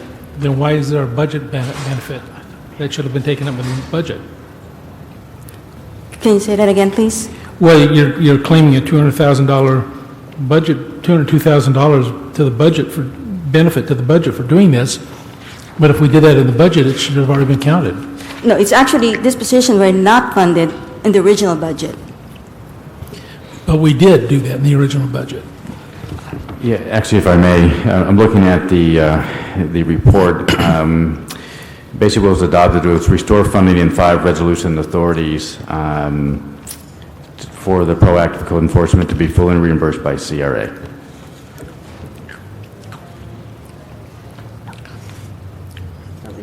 As it was reported to the mayor's office, these are current existing general funded positions in the department.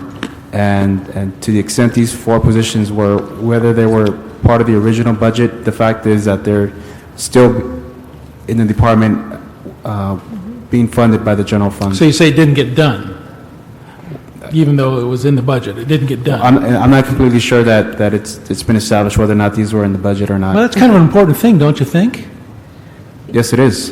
It's important that we find out, and if the department can provide that information, that'd be Maybe we can hold very this helpful. item until, and people can get together, because I think if we're going to take an action, we need to know, is Yeah. it saving 450 or is it 450? I don't want already to triple expected? count this, I mean. Yeah, exactly. Looks like Yeah, you're double counting it. We agree. I mean, that's the last thing we want to do is either double count, triple count, or do anything that paints a picture different than what it is. Ray, were you looking at the budget book as far as, No, I'm actually looking at the voting recap from the adopted budget. It was actually item number 47 that was adopted. Do we have that? We don't have that. Do we have that in front of us? I don't No. think so. I think this is just handy-dandy information that we try to keep in this thick notebook. let me ask the CLA and CAO if you could find on this year's budget, because I remember that we made this move because it was a great discussion about whether it's an appropriate expenditure. So it would appear that we had incorporated that into this year's budget already, or if this is 4 new positions that we are adding to it so that there's 8, a total of 8. So we need to verify, so we'll hold that and come back. Can I ask another question on building and Yes. safety before? I think it was 2 months ago, we brought up the issue of parking validations. You knew that was coming, right? Didn't you? I warned you, didn't I? Okay. Yes. We actually, when we went before your committee, you asked a series of questions. You asked more detail about exactly what is the majority of the parking validations funding spent on.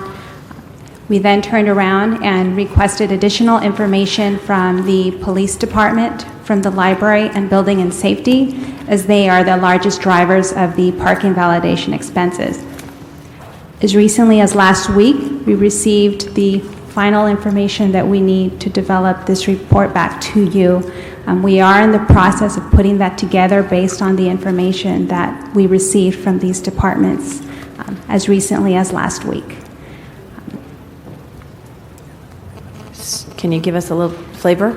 Of that 750,000, approximately 500 of that was coming from building and safety and the library parking validation expenditures. So it's the library parking validation expenditures are being funded from the special parking revenue fund, which is limited to certain expenses. The building and safety expenses are tied to the Building and Safety Permit Enterprise Fund, also has some restrictions. The remaining amount, approximately $200,000, was coming from the police department, which is mainly general fund related. So of that $750,000, Approximately 200 plus or minus is tied to the general I fund. know, and we had this debate before, but isn't the 914,000 that you've listed here as a deficit their special fund? The Building and Safety Special Fund special fund deficit is attributed to the short-term layoff budget reduction. But is that part of the enterprise fund? It is part of the enterprise fund. So that the reduction, if in fact if most of it is coming from the enterprise fund, that would reduce the $914,000. Similarly, it would be reduced the amount of funding that we would need to transfer to the department as a result of short-term layoffs. Okay, so I think general fund is important, but clearly special fund as well, because this deficit is causing us not to have the people to process and so forth. So are they, do we know how much they've spent already of the amount? I believe, I think approximately 80,000 comes to mind. Okay. If Building and Safety is here, I'm sure they could provide additional details. But based on the information that we received to date, as of October 31st, they have spent approximately $79,000, and this is tied to parking validations at Figueroa Plaza and Van Nuys. Okay. And the total budget for their department for that was about $300,000, if my memory serves me correctly. I think last year they spent approximately $300,000, but it fluctuates from year to year. How much did we budget this year? I believe that parking validations at Building and Safety are paid on as needed. It's as needed. I don't know that we set out specific budget, but I know Building and Safety is here, and perhaps they can address those questions.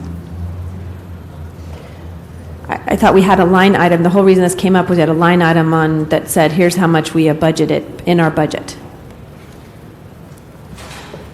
Well, Mr. Parks, I think we need to move this quickly in the beginning of the year to act upon it, but I think it would relieve the $914,000 for a percentage of that.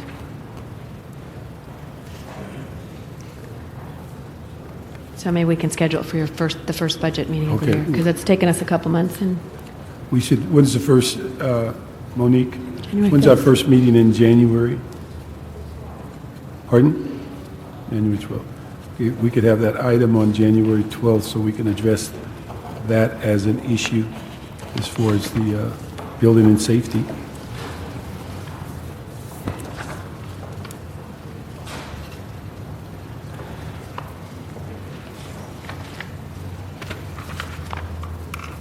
Okay. Did we get any information on the positions before we go to our next?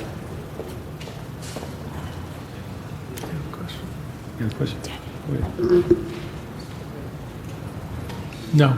They're shaking their head no.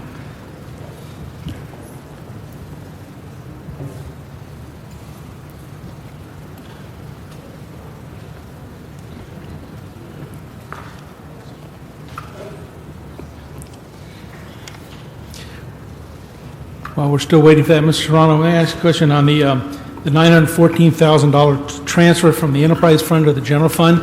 Is that all those enterprise, is that reimbursement for enterprise funded positions? Or is that the balance that you're just taking the entire thing?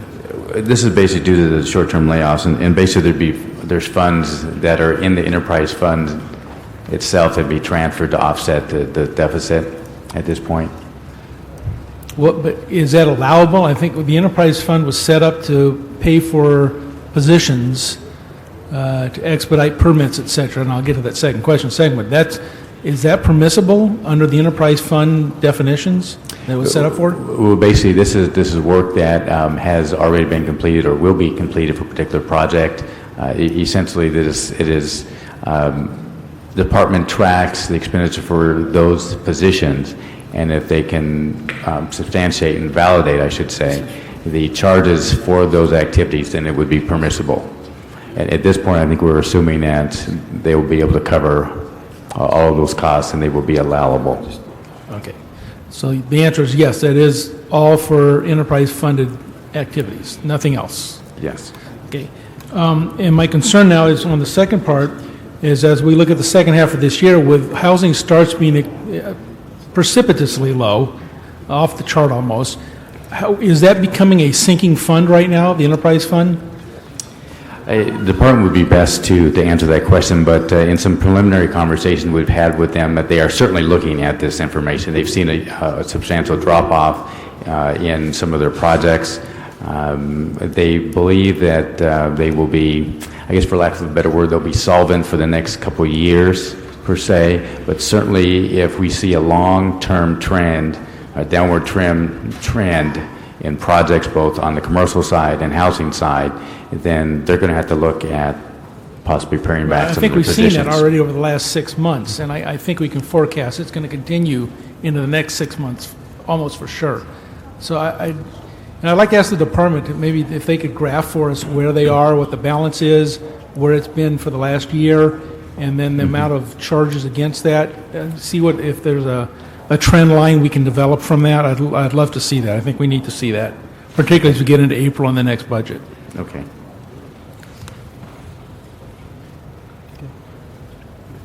Bill, you have anything?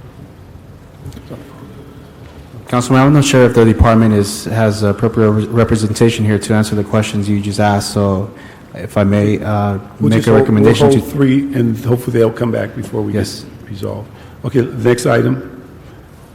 City Attorney, AO voluntarily accepted the $150,000 reduction on the letter. Because I didn't see that on your report, so I just. Our report did not identify a deficit, Okay. so we are So you're accepting that? contributing $150,000. You said it's just budget desk, right? I think Ray choked on the words. He couldn't say yes. It will make it extremely tight for us this year.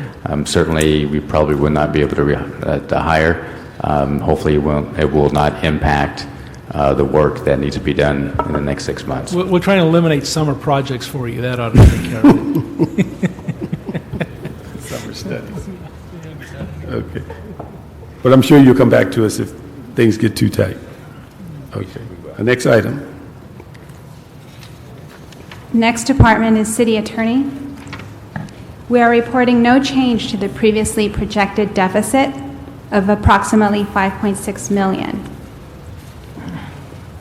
We're still projecting deficits in salaries general, salaries proprietary, and litigation expense. Okay. Is there someone from the City Attorney's office? Pardon me? I was asking, is someone here representing the City Attorney's office?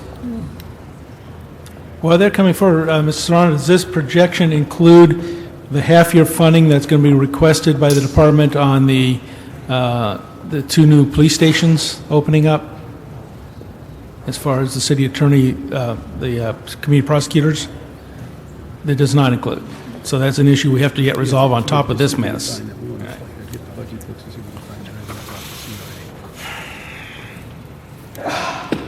Good afternoon. Good afternoon. Yeah, I'm sure you've read the report. The one thing, for me anyway, it's fairly self-explanatory on many of the issues, except the first one about the salary account, the $1.5 million currently, and I would just like to see what are we doing there in order to reduce that during the next 6 months. The other items appear somewhat out of your control. The proprietary departments certainly will be paying that at some point. We hope that they pay it during the fiscal year. We have the litigation expense, which we addressed on case by case, and we've dealt with that. We'll be dealing with that. The outside counsel issue is something we address ongoing. The large litigation loss we'll be dealing with. Those things, but the one dealing with the 1.85 salary account is the one we want to see how and what we can do to get that down so that we could be within budget. Councilman, that number, the $1.85 million, which is being characterized as a deficit, is entirely attributable to the short-term furlough money that we did not receive this year in our budget. So there is not technically a deficit per se, though I understand that your desire is that every department try and cover the short-term furlough money. In order to do that, we're managing our hiring and trying best that we can to get that number down through other revenue options as well. Okay, but again, if it's the furlough money, we're still Yes. looking to see what we can do, because it appears, if I'm reading the notes from the city CAO properly, that it appears we're still hiring above the amount of funds available, even with the knowledge that this has been imposed on your budget to absorb. Well, again, we have imposed managed hiring in our department, and in fact, we are showing a reduction this month based on some special funds that we've identified to help reduce that number. We're going to continue to work on managed hiring, restricting it almost completely to try and bring that number down. We're also working with the CAO again on trying to identify additional special funds to offset that number. And you're looking to only hire within police and employment litigation as necessary? Unless absolutely necessary, we're doing no hiring at all at this point.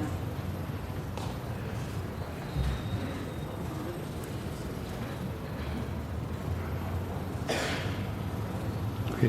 Let me ask the CAO, as you mentioned earlier, the remaining amount of the money for the voluntary furlough program, that's being earmarked for another purpose, or is there an expectation that the city attorney will have access to a portion of that funds to cover this 1.8, or is it our expectation that it's going to come totally out of their budget?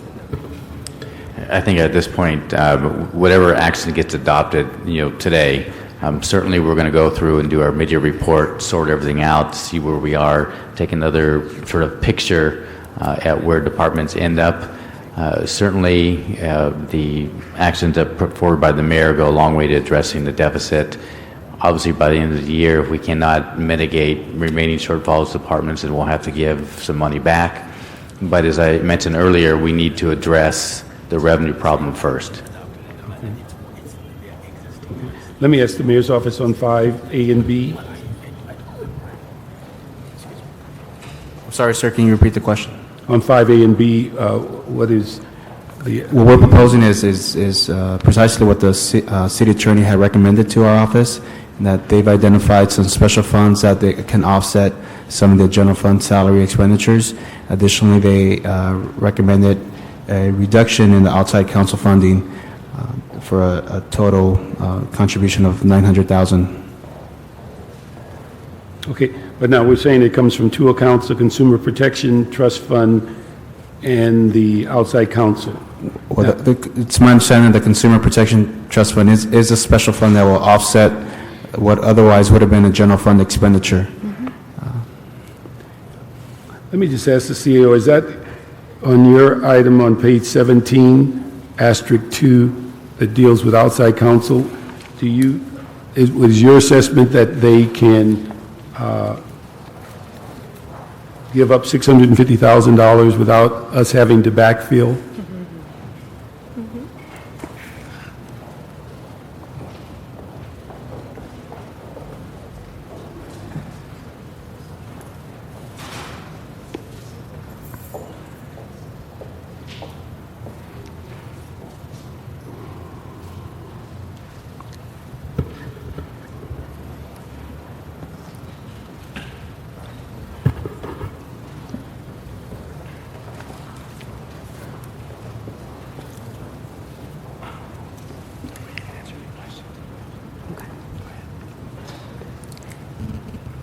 Ida Rubio with the CAO office. The $650,000 represents a proposal that the city attorney's office is making to take over, to bring outside counsel cases in-house for the non-sworn and the sworn cases, which are currently being referred to outside counsel by the TPA.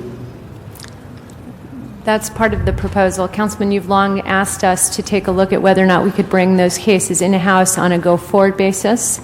With the addition of new staff to work on the hourly cases, you'll remember that we moved forward with during the budget. We're hopeful for at least the remainder of the current fiscal year that, separate from conflict cases, we will be able to use our in-house staff for all future work comp cases.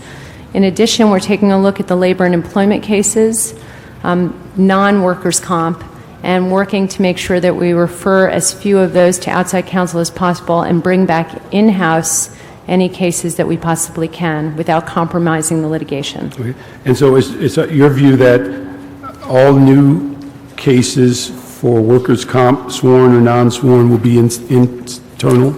Other than conflict cases, for the remainder of this fiscal year, that is our intention, and we will, of course, work to reevaluate that at the end of the fiscal year, see if we can continue to do that.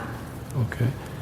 And then that would keep, CEO, that would keep them in their budget, original budget of $4 million for outside counsel? Yes. Okay. Let me just ask one other issue. We do need and appreciate your effort on that regard because that's $900,000 that certainly will be of great benefit to the reserve fund.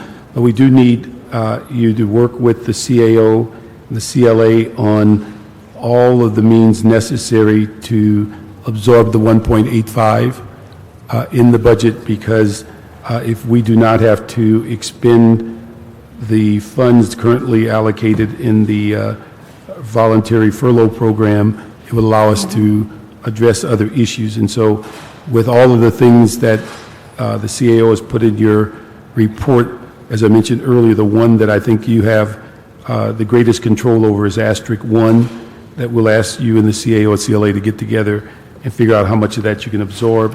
And then on the mayor's report, the $900,000 we will agree to, in the sense that during the rest of this fiscal year, the agreement is all future workers' comp cases, sworn and non-sworn, will come internally, and other than conflict cases.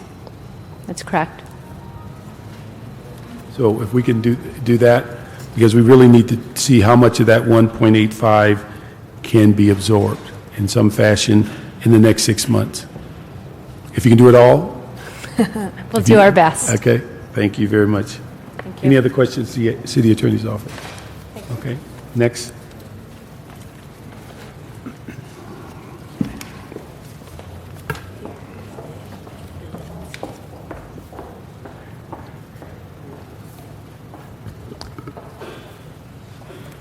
Next department is City Clerk. Let me go a step back. I'm going to just read you the budget book. Basically, 47 on the budget book, we adopted 13.0. Restore funding and 5 resolution authorities, 1 clerk typist, 3 building mechanical inspectors, and 1 senior building inspector for a proactive code enforcement program to be fully reimbursed by CRA for $317,471 direct costs and $44,505 indirect costs. So the issue is this now, 4 more positions that's listed on page 1 of the mayor's letter, so that there would then be a total of 9 positions funded, or is this part and parcel of the original proposal? That actually is a question, and I believe the CLA has put in a little call to building safety to get someone down here. If we could hold it on the table, and we can get that addressed a little bit later. All right, thank you. We'll go to the next one then. City Clerk. City Clerk, we are not projecting a deficit at this time for this department. In the report, this mayor's office here, City Clerk in the report identified $143,127 that can be reduced in their salary general account. Additionally, based upon prior year, prior election cycle reversions back to the reserve fund, we provided an estimate of what could possibly come back to the fund if city elections costs are in similar fashion to prior years. Okay. This is an estimate. All right. The 2 things that's in the CAO's report, do we have any idea what on asterisk 2, page 18, what that new election voting system might cost? We do not have that information. And what I would ask the source? department to address that question. Okay, and is that a general fund cost? Yes, it is.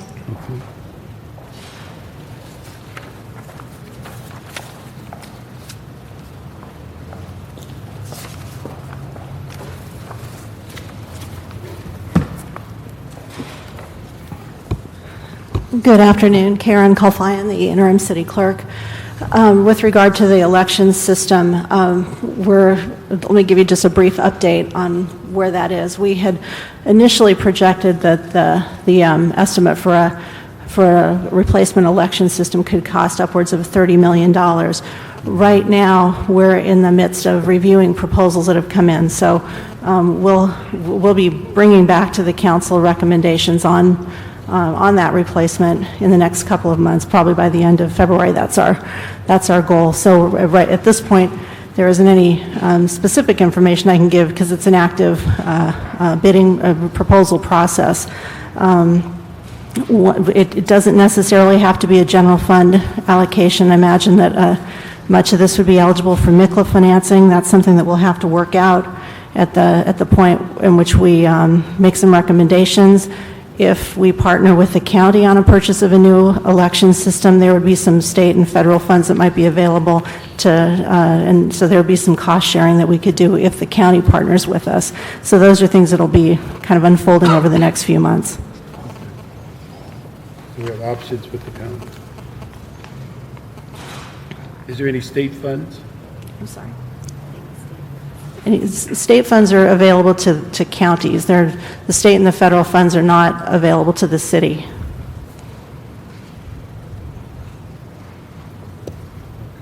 And then on the issue, asterisk 1, you had expressed some concern about the increase of advertising dealing with the cheatment funds.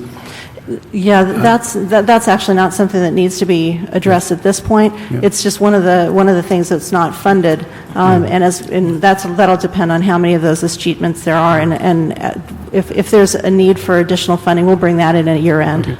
I think we did it once already. What I would think our expectation would have been that we use the funds themselves, I think we did it once where we put it in the general fund and then made a allocation to the department. Yeah, but I believe that was a recommendation that you had made, but if the funding that we use is for placing putting these into the newspapers, and typically we'll take that out of the official notices fund, and if there's a need to balance something out, we'll do it later. Okay. And again, I think we have the ability, as we place the achievement funds into the general fund, that we can then make a subsequent allocation to pay for the advertising. Okay. Okay. So let me just, on that note, colleagues, on attachment 2 of the mayor's report, do we get a consensus on supporting, from our comments, those items 1 through 6B with a hold on number 3? Yes. Okay. And we gave direction about ordinances on 2A through C, and direction as to the items 5A and B with the city attorney. So we have agreement on approving those items 1 through 6A with a hold on 3. Okay.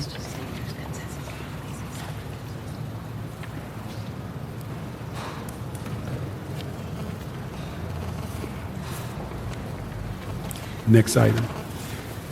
Next item is the Commission for Children, Youth, and Families. We're projecting a surplus of approximately $18,000. Okay. And there's no issue on the mayor's letter, so we can move on. We do not recommend any reductions at this time. Okay. So we'll move to the next item. Next is the Commission on the Status of Women. There is no change to their previously reported deficit. Okay.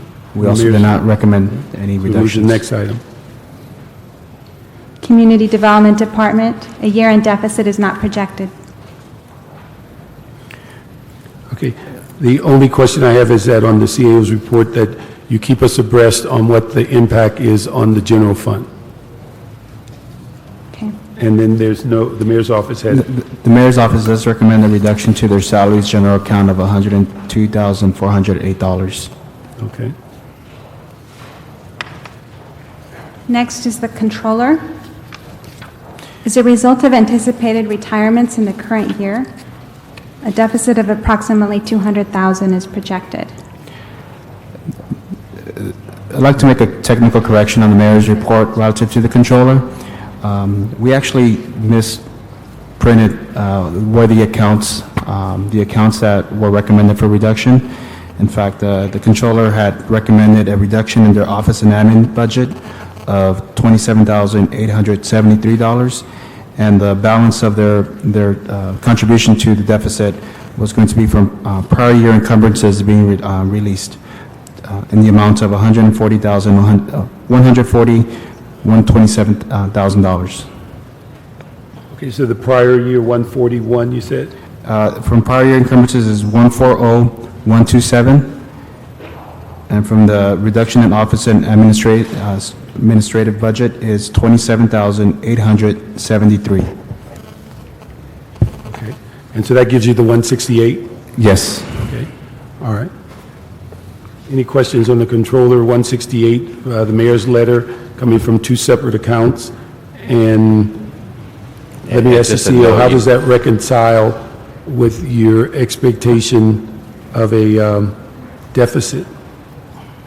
Well, the only thing that 127,000 would revert to the reserve fund, which is a good thing, but it wouldn't necessarily help us this year unless we had those funds reappropriated. Okay, so the 168 would go to the reserve fund on the mayor's letter, but then what are the efforts to resolve the $200,000 shortfall in the current budget that's listed on the CAO's report?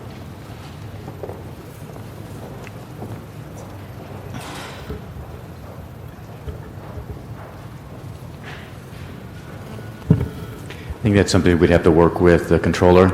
I think basically there's two long-term employees that are anticipated to retire this year. We'll have to sort of look at those, look at timing and what the actual payouts might be for those two employees, and see whether there's some other options that we can look at in working with the controller trying to mitigate that shortfall. Okay, so you'll report that on FSR 4? Yes, on the mid-year report. Okay. Any questions on the controller? Next is item. the convention center. They're projecting a year-end special fund shortfall in convention center revenue fund. We're actually increasing it from $700,000 to $1 million. And this increase is due to shortfalls in several operating accounts, and as previously reported in the earlier FSRs, a cash balance shortfall based on actual 07-08 revenues of approximately $500,000.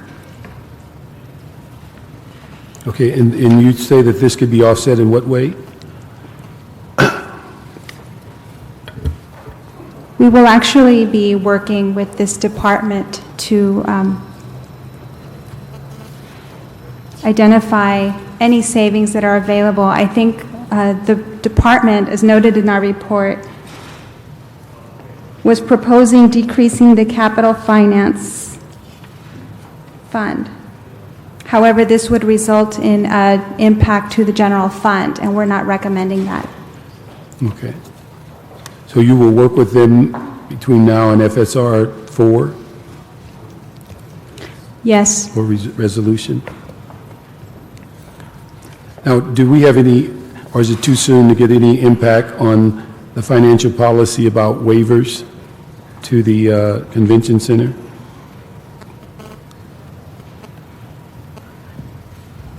Do we have any figures on what positive impact that may have made? I think we're still sorting through some of that information. Okay. And we'll report back in the mid-year report. All right. Okay. Mayor's office? We didn't have any recommendations relative to the convention center in the report, although in the department's response, they did recommend some changes in how they would deal with pricing that might be worth consideration through the appropriate council policy committee. Okay.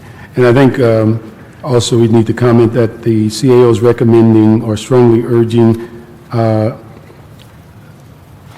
that the department increase savings and recommend that all unappropriated revenues from the convention center revenue trust fund be used to offset any shortfalls. So you'll work with them in that regard between now and the next report. Yes. Yeah. On the convention center here? From the mayor's office then, I'm very optimistic about the convention center. They are in the black now, generating revenue for us. And are you hopeful that they'll continue to do that in this moment in time? We are hopeful, and like, as I mentioned just a few seconds ago, in their report back to the mayor's office, and we'll be happy to share that with the council offices. They did have some recommendations as far as somewhat, like, for example, a flexible pricing model that might warrant some consideration in the appropriate policy committee that could help them with the revenue generation. Yeah, well, whatever we can do to support them, I'm really pleased with what they're doing. We want to do it because obviously it impacts the general fund. Exactly. Okay. And then you're also going to work with them on this grant from CRA dealing with looking for another alternative matching funds? Okay. Yes. All right. Next department. Next is Cultural Affairs. A net year-end deficit of approximately $45,000 is anticipated. Okay, and then do we have any plans on how we're going to resolve that?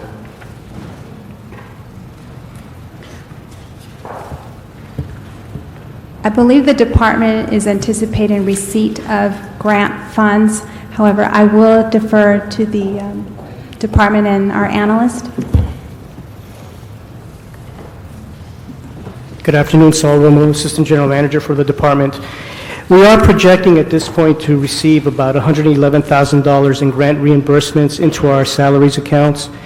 We also have pending about $56,000 in reimbursement requests for public art projects in the CAO's office at this point. Okay, before that would be before June 30th? Yes. Okay, so that would, I have a question. There's a $126,000 problem at the Gallery Theater. That is correct. Where is that? It is in Barnesville Art Park in Hollywood. And my question is this. When I came on this committee 6 years ago, we were fighting over problems at the Madrid Theater. Fix that. And then we started fighting over problems at the Holden Theater. Fix that. And now we're dealing with problems at this Gallery Theater. It seems to me that all the theaters we run have they're a financial hole for us. Did you not just complete a cultural master plan or something like that? We are in the process of completing a cultural master plan. And one of the elements in which we want investigated in that master plan is an investigative look into how best we could use our facilities, whether it would make sense to partner out our facilities and have a nonprofit or some other organization manage the facility. As you're aware, the Nate Holden Performing Arts Center is now under operation by a separate company, not directly by the city. We are evaluating that to see whether it is making any financial sense and programmatically whether it's a very effective delivery of services. Yeah. With respect to the Gallery Theater, it's really been an impact the revenue shortfall has been impacted directly by our inability to hire more staff, our theater technicians that would normally staff the Gallery Theater. Consequently, we've had to divert money to an outside agency to provide those services. And so any revenue that would have come in from production companies from the theater is being used to offset those services, whereas normally it would have come back into our department's revenue. Okay, so you're going to take that up in your master plan, the whole issue of all the theaters? We're hoping that it will be investigated in the master plan. I suspect that it's one of those recommendations that may warrant further consideration once we receive recommendations from the master plan. And when's that going to be done? We are now in the process of meeting with the consultants who are conducting the master plan, and we anticipate that probably in January, we will have a preliminary review of what the recommendations are starting to look like. Okay, good. It was our hope that we could get them done about this time so that we can incorporate that into the budget process. That's important that we have it in the budget process, because these seem to be continuing black hole problems for us, all of them. We're well aware of that, yes. Okay. And you said that master plan will be first quarter next year? I'm sorry, I didn't hear the question. The master plan will be completed the first quarter of next year? We're hoping to have it completed before the end of the first quarter of the next year, yes. Okay, thank you.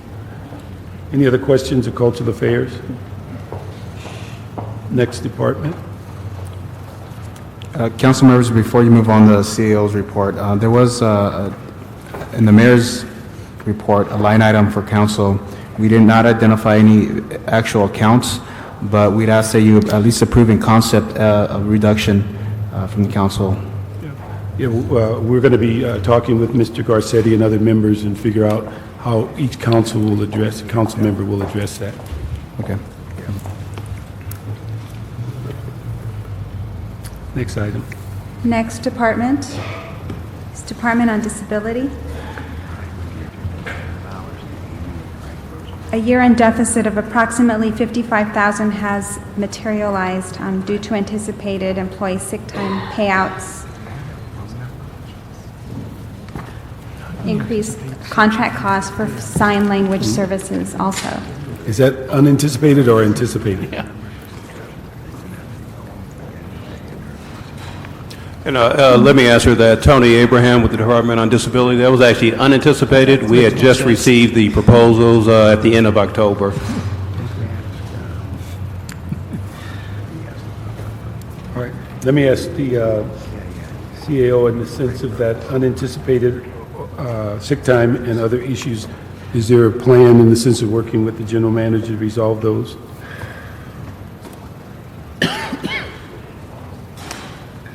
Yes, we'll work with the department on that. Okay. So we'll see that in FSR 4?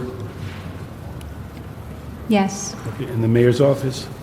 That's a good question. Okay. Go ahead. The mayor's office, in our report, we had recommended reductions that totaled, from various accounts, that totaled $26,382,000. Now, to the extent that is going to somehow generate some additional deficits that the department has to cover, I think it should be, again, we're happy to work again with the department to figure out whether or not this should be an appropriate reduction. So if you'd like to table this one, we'd understand. You'd like to hold this? Excuse me? You'd like to hold this one? Yes. Okay. Unanticipated $6,500 on the car allowance expense, was that not included in the budget? It should have been. It wasn't. It should have been. Was it not requested by the department, or It wasn't requested by the department. That was a mistake on the part of the department. had it historically been asked for in each of the budgets? Last year was the first time we had done it, so we had overlooked to put it in a new account, the 3310 for transportation. That was entirely the department's mistake. All right, on item for disabilities, Mayor's Office asked us to hold items 14A through D, and the CAO is going to work with the department on their shortfall. Next item. 14A. Next is El Pueblo. A year-end expenditure deficit is not projected for this department at this time. Okay. Mayor's Office. We're recommending minimal reductions in their what's called the merchandise for resale account and their salaries general account, totaling up to $10,019. Who's Mr. Weezer? Any questions? Okay. Okay, if we can approve on page 2, items 7 through 15B, with a hold on 14A through D requested by the mayor's office, and also that we include the specific account numbers given by the mayor's office on item 10 for the controller's allocation. We move those, that page. And Council, if I may, again, Ben Sal, the mayor's office here. If I'd like for just the council's consideration, if this recommendation does go to full council, between now and that time, if we have a separate recommendation for disability, if it would be appropriate to make that recommendation at that time. Be glad to. We could do it. It's tomorrow, so. Okay, we'll work with the department. All right, thank you. Next department. Next is emergency management. Their previously reported deficit of $79,000 has been reduced to approximately $31,000. And this deficit was in salaries, their salaries general account. In the mayor's office? We're recommending a small reduction in the office administrative expense account of $9,881. Okay. And then also it mentions on the CAO that we're going to seek additional grants with emergency preparedness, continue to offset the deficit. Okay. We'll move that item.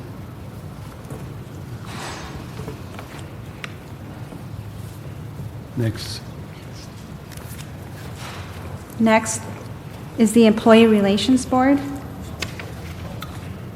Due to unique circumstances, the Employee Relations Board is now anticipating a potential deficit. It has received about 25 more unfair filings this year than the same time last year. We do not have an exact number on this portion. We hope to have additional information in the mid-year. The department is also projecting a $13,000 deficit in its salary account, primarily due to anticipated retirement payouts. In the mayor's office? We don't have any recommended reductions at this time. Okay. Let me ask you on the cost where you mentioned 25 more unfair filings. Are any of those costs shared by the involved department, or is it strictly in the ERB's budget?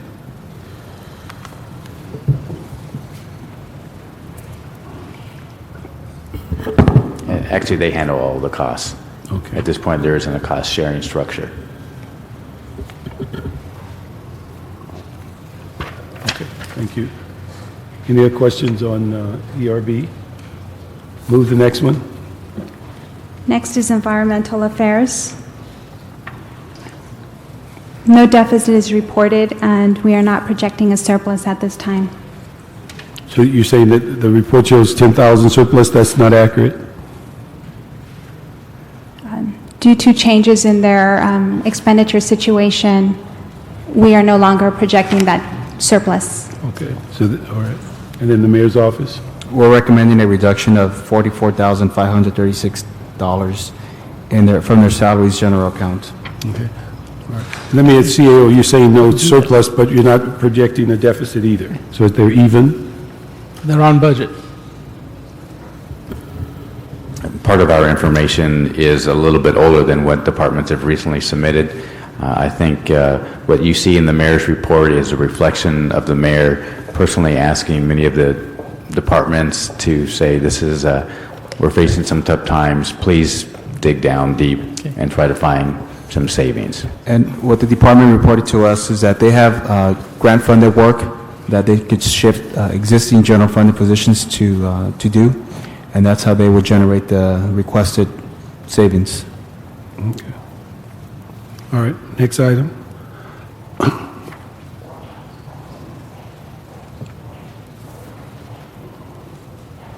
Ethics Commission. We are not projecting a year-end deficit for this department.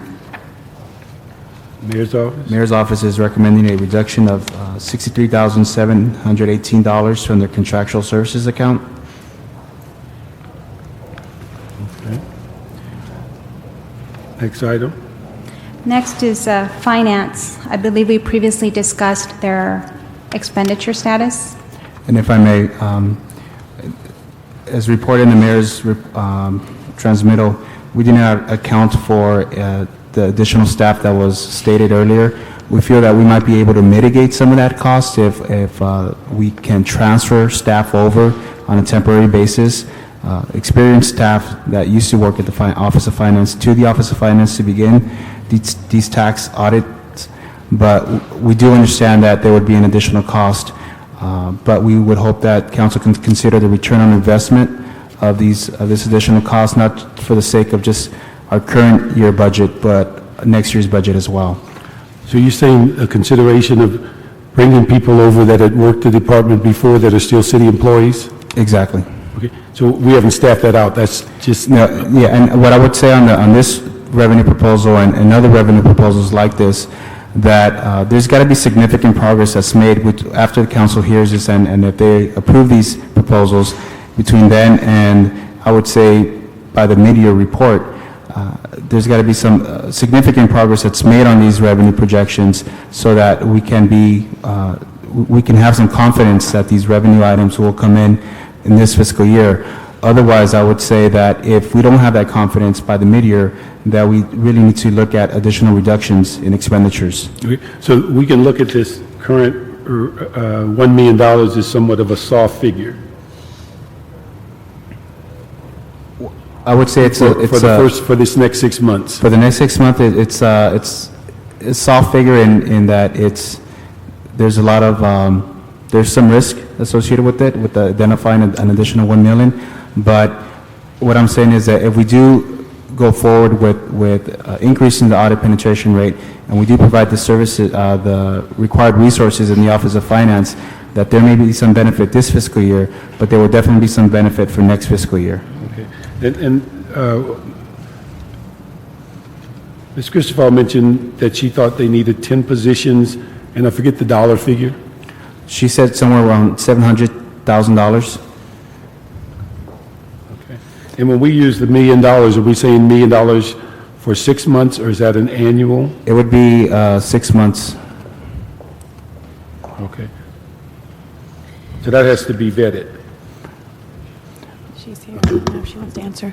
I don't know, Mr. Parks, if as she comes up, as to whether or not there is an Office of Finance item later on in the mayor's budget letter which talks about a tax amnesty program, if you want to take that now, so she doesn't have to stick around till the end. Where is that? That's on... I think it's the last page. Yeah, the last page. We can deal with that also. Okay, so relative to the tax auditors, the $1 million that's included in the letter, one of the things that we're looking at working with the mayor's office is if we're able to bring back tax auditors who have left our department and have went to other departments within the city, if we're able to bring them back on board, we would be able to generate the revenue over a period of time. And these are skilled employees. We would just basically need to provide them with a refresher course relative to our tax rates. But once we do that, we would be able to put them back out in the field to do some of the more complex type audits that tend to generate the higher recovery of revenue. So that would need to happen if we're able to do that. Otherwise, what we would have to do is just hire new tax auditors, and typically in the first year, they basically pay for themselves.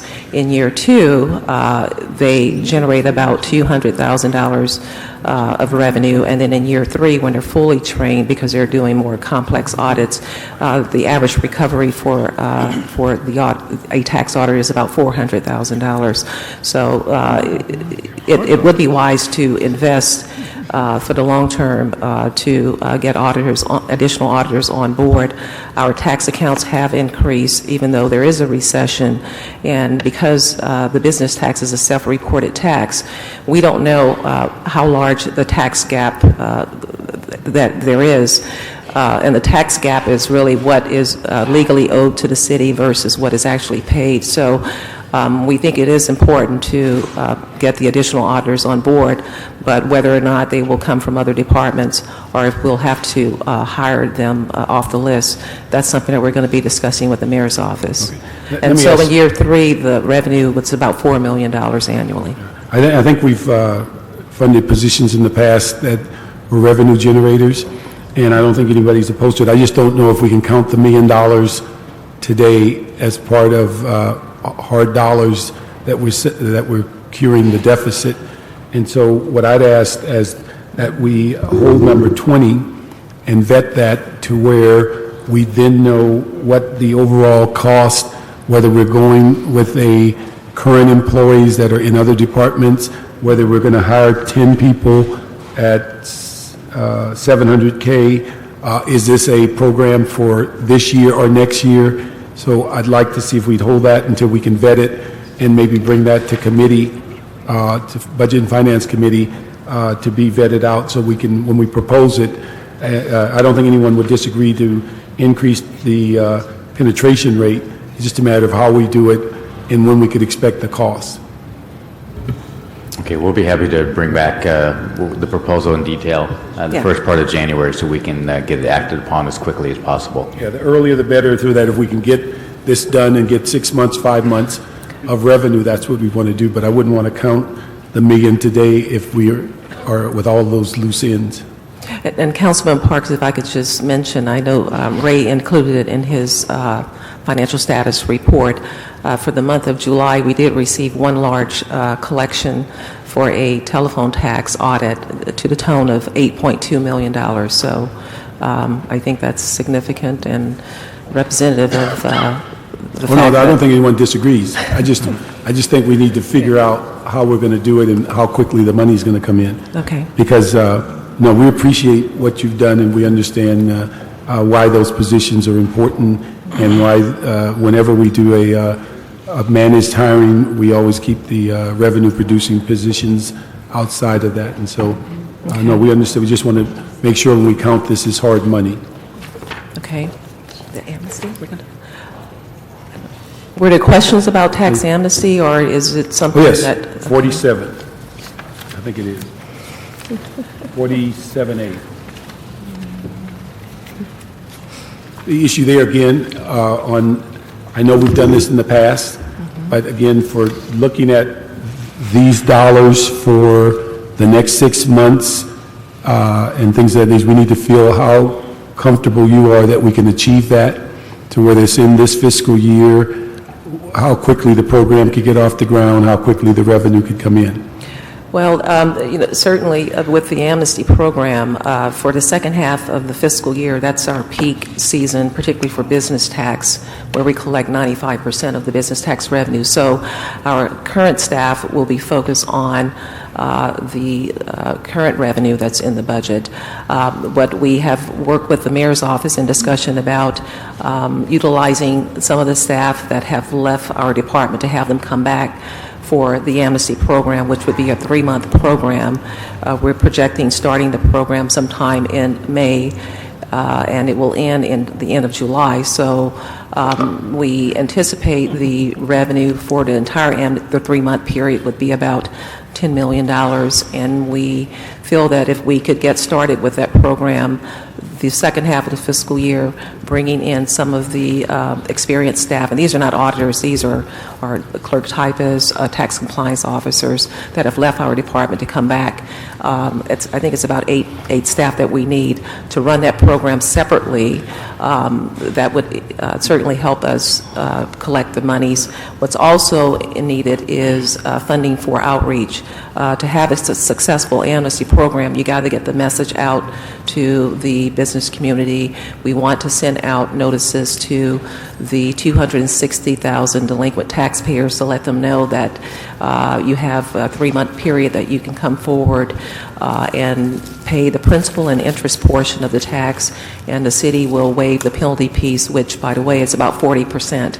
So We think that if we can get the staff from the other departments, the 8 staff that we need, get the funding for the outreach, start the program in May, there is a good chance that we could collect the $5 million in this fiscal year. The only concern that I have, and it's not significant, but it is a concern that with the recession, just the difficulty of taxpayers, that they may not all come forward, but I think that the $5 million, I think we do have a shot at that. Okay. So I understand that you're saying, what do you think on outreach funds? I think we projected about $114,000. 75,000 of it is tied to media outreach, where we would put information out through print media on the various radio stations like KNX, KFWB. We would advertise in various business journals like the LA Business Journal and Times. We also would put together brochures and information that we would send out to the chambers of commerce throughout cities, as well as sending a letter to the 260,000 taxpayers that are delinquent. There's a cost associated with that, the printing and mailing costs.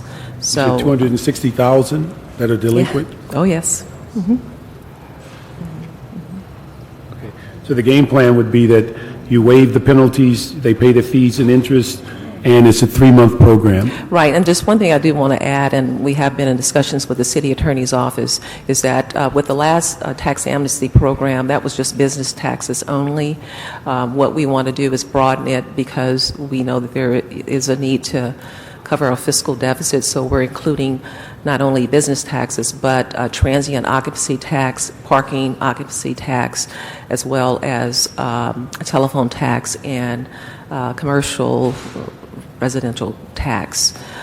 So we're covering a broader base of tax accounts.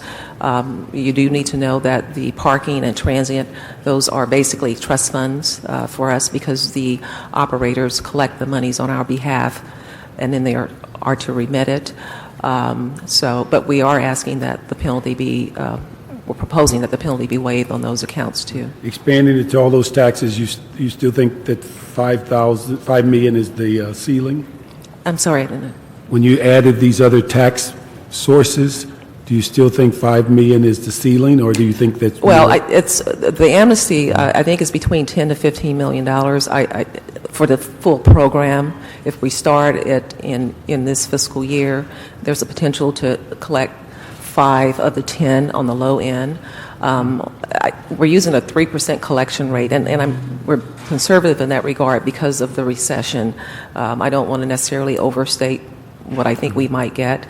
You know, I'd like to think that we can get up to $15 million by the end of the program, but you know, what we're seeing in terms of the ability to pay and the fact, you know, that some of the taxpayers aren't paying, that we're having to really go to litigation just to get these taxpayers to come forward, a number of them. So that's why I believe that the $5 million for at least this fiscal year is something that is reasonable, provided that we have the staffing and the funding for the outreach. Would it be possible to have kind of a listing, because I think we were under the impression in the tax amnesty program that it was just business tax, to kind of know what the current, for the parking, I know we've talked about the parking tax and that there's some cases going forward, in fact. Is that impacted by this? If there are cases that are already filed? Any delinquent parking and occupancy tax, what we're proposing, if they come forward and pay the principal and interest, we would waive the penalty piece. And it's whether those accounts have been referred to the city attorney's office for Superior Court filings, which, by the way, we referred over 800 accounts to the city attorney's office to the tune of $86 million that they're filing these claims against. But what we're proposing to do is to include any and all delinquent accounts. If they come forward, pay the principal and interest within that 3-month period time, we would waive the penalty. And if they do not, we will vigorously pursue collection of not only the principal and interest after the program, but the penalty piece as well. Okay. And is it possible for the CAO to work with you and to provide to us here's how much is TOT delinquent accounts, here much is business tax, here's parking tax, whatever, I think you listed, and maybe one other one. Yes, they can. And Okay. one thing I do want you to know, too, included in the listing of the tax liabilities are estimated assessments, and that represents a percentage of the accounts, too. So when we estimate on the high end. The taxpayer can come forward with the actual information, and we will reduce it. So you have to take that into consideration, too, when you determine how much you ought to It'd be collect. nice to understand the universe in which we're operating. Okay. And let me ask you another thing, is the goal is to, you said May to July? Is it that you can't get it started before May? Or can we get this done within this fiscal year, the 3-month period? Our business tax season, starts January 1st, and it actually goes through May. The peak part of it, we would prefer that it start sometime in May to allow time to get everything established, and also to not necessarily interfere with the renewal season, even though we would be utilizing staff from other areas. So you're saying May through July is your Yes, is your prime month? 3-month. The last amnesty was a 3-month program. Just to give you some history, it was we had it. I think it was October 1st through December 31st in 2001. And we collected $25 million from that program. Some of it includes ongoing revenue, because part of the amnesty is not just the businesses that owe the tax, but those who are not registered. They can come forward, pay the back taxes, principal and interest, and we'll waive the penalty. So we're hoping to get some new, new businesses that aren't registered on our tax rolls as well. But we believe that that's going to be a smaller percentage, because we have stepped up our efforts on discovering unregistered businesses. Any other questions? Okay. Thank you very much. Okay. Next department. Next department is Fire Department. The department's year-end remaining deficit has decreased from the previously reported amount of $6.3 million to $6.1.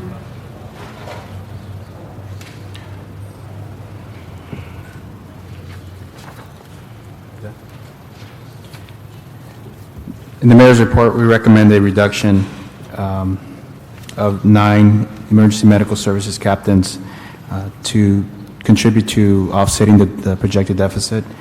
In addition, we ask that the department cover the remaining portion of their deficit through internal budget adjustments, including a reduction in their transportation equipment accounts. The total contribution to deficit reduction for the overall city deficit is approximately $2.9 million. One thing I didn't understand, because in the budget, we had basically left the 18 positions in the budget with no funding. Now, are you saying on this proposed reduction to 9, you're saying we should fund 9, or leave 9 in without any funding? It's our understanding that the 18 positions that were a question of the budget are filled, so they are expending general fund dollars. So to the extent we could move 9, at the very least, 9 back to the field, that's going to offset some of the cost. I know, but that was the game plan at the end of the budget, is that the department, the CAO, and the mayor's office recommended to cut 18, and we, as a council, gave them the authorities but no money, saying if you can find the money, you can fund them. And so the issue is that the fact that they didn't move the positions was contrary to what the deal was, and the contrary also was the use of the constant staffing money during the year for vacancies in the field where these positions might have gone to.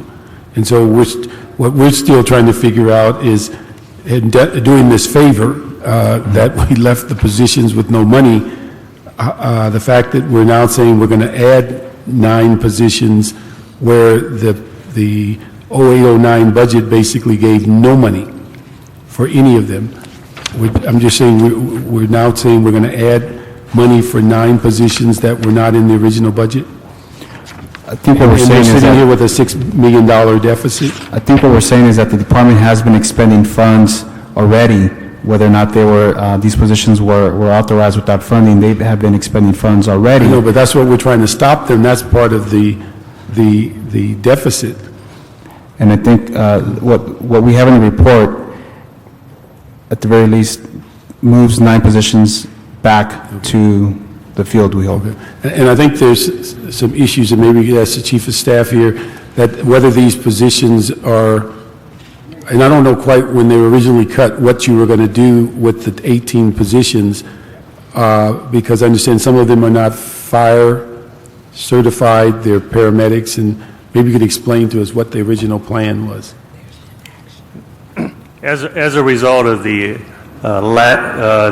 budget hearing, we were allowed to maintain the 18 EMS captains as RESO authorities. It was our understanding that it was up to us to identify funding for those 18 EMS captains. We have been working with the CAO's office and the CLO's office in identifying funding for those positions. Recently, in working with the mayor's office and the CAO's office, it was our understanding that part of the fire department's budget deficit is the 2.8 as a result of the EMS captains, which is also part of the city's budget deficit. The department has identified 2.8 savings to mitigate the city's budget deficit. Now, part of that, understandably, understanding in your direction in those EMS captains, the fire chief understands that as a result, in light of the recent events with the Metrolink incident as well as the brush fires, how important those EMS captains are. But he also understands that as a fire department, we have a fiscal responsibility to the city in trying to mitigate the city's overall deficit. Let me ask you one thing before you go on. How many EMS captains there are in the department? Is it only these 18? No, there are 14 or 48 in the field. There are 16 EMS offices related or correlated to 16 battalion offices out in the field, distributed throughout the entire city. So there's the 18 are part of the 48? Or yes, the 18 represent 6 EMS offices, 1 per platoon. What the fire department is proposing, that in trying to mitigate the budget deficit and not to make light of the EMS captains, but because we're trying to be fiscal responsible, we are proposing to close down 9 out of the 18, and we have identified additional funding to make up the other additional $1.5 million that the mayor's office has asked us to identify as a budget reduction. When your original proposal came through, you were going to drop from 48 to 30? That is correct. Okay. Now you're saying you want to drop from 48 to 39? 39, yes. And then I think that you brought funding before on these positions, and the CAO did not view that as acceptable, or where are we on that? Well, what happened is that the fire department identified a number of funding resources. Again, starting out in the first financial status report, the fire department identified approximately $8.5 million budget deficit projected for the end of the year. In conjunction with that, we also tried to identify funding for the EMS captains, with the intent of trying to maintain that staffing resource and continuing to provide the same level of service to the public that we had been doing so prior to our current budget year. With that funding that we identified, the CAO utilized that funding to mitigate part of our overall deficit, but not use it toward the EMS captain. So in turn, if you look at it overall, it actually did assist in trying to mitigate that 2.8 for the EMS captain, because it reduced our overall budget deficit. Understanding, too, that one of the things that the department continues to try and bring forth is that a major portion of our budget deficit is as a result of a lawsuit settlement, which the department did not anticipate or have funding for. Yeah, that none of us did. So, but let me just get it straight. Then the second issue is, if you go forward with 39 instead of 48, what do you do with the remaining 9, and then how do you fund all 38 next year? That is well, in terms of the 9, those 9 EMS captains, the problem we face is some of those EMS captains, as you mentioned earlier, are single function. We have both dual function and single function EMS captains. That becomes an issue of trying to find a position if that individual is a single function somewhere in the department. And we'll work on that. That is also... You know how many of the 48 are dual or single? I don't have that figure in front of me, but it's something that we will have to work with the labor organizations too, because it becomes a workload issue. So all 18 positions are currently filled? I'm sorry? All 18 positions that had reso authorities are now filled? Yes, there were 18 of the 48 that we received the resolution authority, and currently all 48 are filled right now. Now, during this fiscal year, did you have any vacancies at all, or have they been filled since July 1st? Well, yes, throughout the year, we continue to have vacancies in the various ranks, especially in the captain's rank, but in order to minimize the overall deficit in terms of vacancies, it is better for us to continue to promote to the captain's rank and keep the vacancies at the lowest level, at the firefighter rank. Okay. But I mean, because I'm learning this, but your firefighter captains are the ones that are in the stations. Yes. Are different than the paramedic captains that are these 48. Actually, there are some dual function firefighter paramedic captains that ride on fire suppression resources. What's the timeline for you to figure out if you go to 39, where the other 9 are going to go, and if you go to 39, where the funds are going to go to fund those 9? We should be able to move forward on that very quickly. I mean, like, is that in hours? I would say, again, as a result of reducing 3 EMS officers or 9 EMS captains, there becomes a employee relations issue with the practical consequences in terms of workload. So we're currently working with the labor organization to work on how to best mitigate that. See, my dilemma is that if we're asked, initially we agreed on the 18 with no funds, and then today if we agree on the 9 and you have to go through a labor negotiation, there's no assurance that any of them will disappear during this budget process. Well, I think the fire chief is committed again in trying to do its part in meeting the overall city's budget deficit. Understanding that there are some employee relations issues that enter into it, but understanding too that it has a fiscal responsibility in reducing the overall city's budget, that we'll try and move forward very quickly on that. Is the employee relations issue that the single purpose captain would have to go back to a paramedic?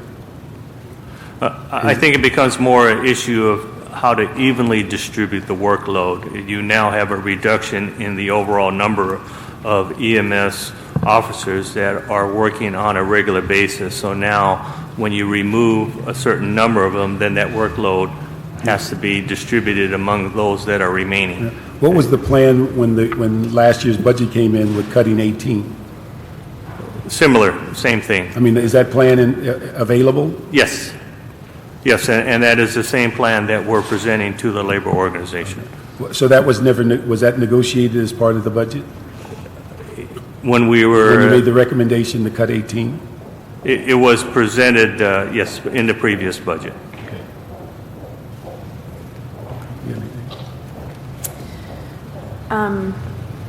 You also sent us an email, I think, last week that talked about other impacts from the budget. Could you describe that? Had different council districts Yes, in conjunction and trying to identify additional funding rather than having to reduce all 18 EMS captains, the department was looking at trying to, as the CEO talked about, turning every stone to try and fund additional funding. We currently have 4 variable staff ambulances, BLS rescues, that are staffed by overtime. These 4 rescues are distributed throughout the city to assist in workload relief. They are not authorized positions. They are hired strictly on overtime. If on a particular day there aren't anybody available for overtime for that particular rescue, then that rescue does not get staffed. In trying to save money so that we can maintain a regular authorized position as an EMS captain, the decision was made to shut those 4 BLS rescues down to use that money towards maintaining the staffing level in the EMS captains. So if you're I guess I'm asking, if you're a constituent out there, where does that impact your service if you're not having rescues out there in those locations versus a captain? What you'll see in 3 out of the 4, what we looked at is that those 3 rescues run about 4 to 5 calls a day. What will happen is that the remaining resources will have to take up that workload. What you will see ultimately is possible longer response time or a longer transport time. And I don't know enough about the fire department and the relationship between captains and others, and response time to me is the most important, and where that fits in. I don't know if there's going to be a policy discussion in front of public safety to kind of talk about priorities in that. I don't know if that discussion you both serve on public safety, right? Hasn't happened. I kind of, where you are, the only concern I just had, what you said was response time. Would it be a longer response time than the present? And what is the response time now? I don't have the exact figures on a response time, but what we also have the flexibility to do that when we see a hole in a certain part of the city due to an increase in number of calls, and we have the ability to move other resources into that area. So we're monitoring that all the time. Again, if we felt like there was a major compromise in our ability to provide the same level of service, and we wouldn't propose shutting those 4 variable staff rescues down. Again, understanding that they're not staffed 24 hours a day. 3 out of the 4 are only staffed for 12 hours per day, so you don't have a resource for the entire 24 hours. Are you going to speak again, or can I speak right now for a second? I'm just trying, again, understand the choices that are being put before us, because it sounds like it's either just the captains are before us. Yeah, well, my concern was when you mentioned that you're going to promote from within, which I think is great, to bring captains in. I mean, these are emergency medical services, so the people watching this understand what we're talking about. But when you move them up, you open up a slot below, and you said you're going to not fill them as quickly as the captain. My intuitive brain says I'd rather have the real troops first, and they're cheaper, less expensive than a captain. One of the things that we continue to do is we continue to hire additional firefighters on a regular basis. We are still funded to maintain our training academy and our classes. We normally run sufficient classes to hire approximately 250 firefighters every year. So as we promote within and have vacancies in the lower ranks, those ranks or the firefighter ranks are quickly filled by graduating classes. Currently right now in the firefighter rank, we are getting very close to filling all our firefighter vacancies, but with attrition and everything else, that number will fluctuate on as we continue on into the fiscal year. Because, I mean, if I can be an advocate, I'm an advocate for the fire department, especially what you did most recently, at least in my district there in the middle of the night, saved a lot of people's lives and their property. So we're forever with you. I went on a chopper ride the other day, and they showed me those night gogglers, and they showed me that, and I actually put one on, and they put me in a dark room, and my God, I could see. They're like $8,000 or $9,000 a piece.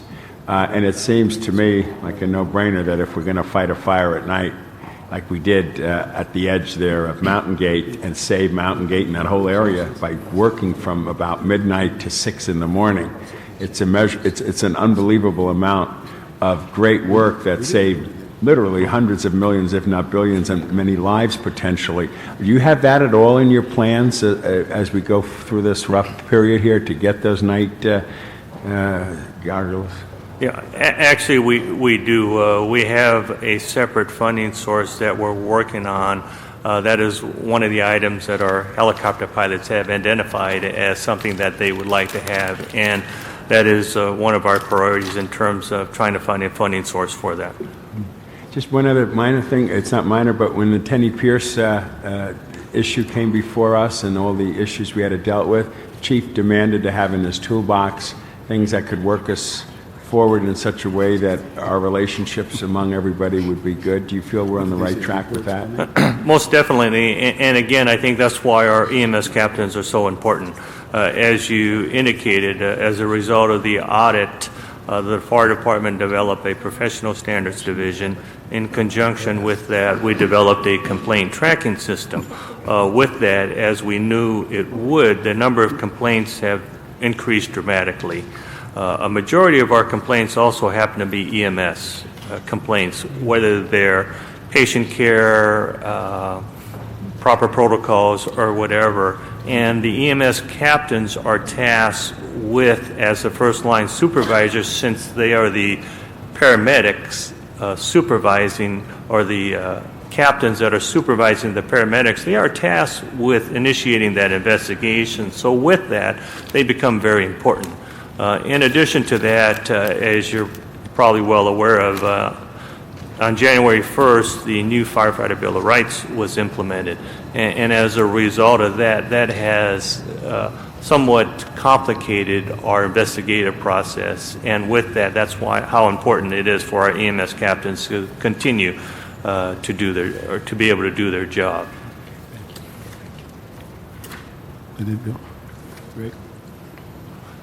Let me just clarify something. On the report from the CAO, you show about a $6.1 million deficit. On the mayor's proposal, would that now bring it down to $3 million or close to it? Is that the way we read that? Yes.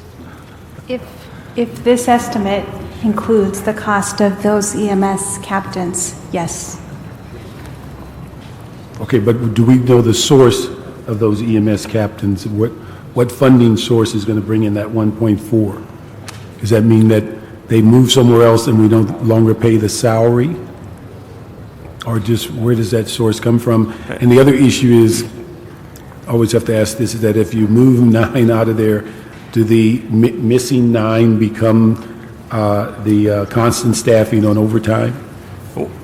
Where the 9 will go into will be placed in current captain vacancies in other areas. Other areas. So but we won't turn around and do constant staffing to bring it back to 48?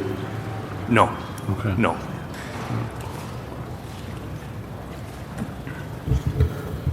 So let me ask Ray on that. The 1.4 will be salary savings? I think we'd like to work with the department to go through this, to basically vet the proposal and find out where the savings will accrue, whether it's in the content staffing and some of the other accounts. Okay. Let me ask you another side question. I think there's 2 classes scheduled for the fire department in 09, January through June. Is there any savings of having those classes in May and June as opposed to, I think, one scheduled in February or March or something like that? Or operationally, how does that impact the department?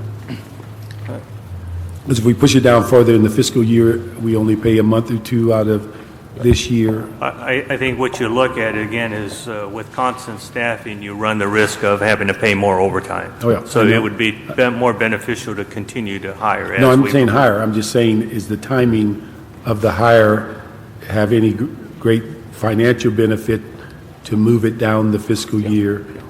Not to say not hire them, just saying May and June as opposed to, I think one is February or March. Well, based on our current average of approximately 14 members retiring per month, it would behoove us to continue on the current track that we're on. If we try and push that or delay that further into the fiscal year, then what we anticipate is that we will have more vacancies and we'll be hiring, due to constant staffing, we'll be hiring more time and a half, which will actually cost us more money in our salaries. Okay.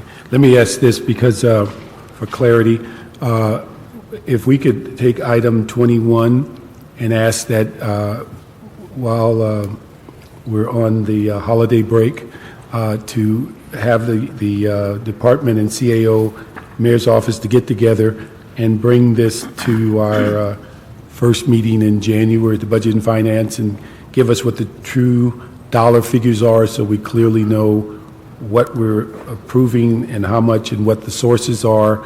And we should also have a timeline by that time as to what those negotiations might be as it relates to the movement of the employee relations issues. And also if you could just add in there an assessment with the fire department's input about placement of the classes, and because I don't think they're in January, I think they're later in the year, just what we might save and looking for every way that we might save some funds. And Yes, we don't want to do that and have to increase constant staffing or overtime, but if we can figure all those things out, and Monique, if we can make that an item on the January, the first meeting in January, to deal with this as a package.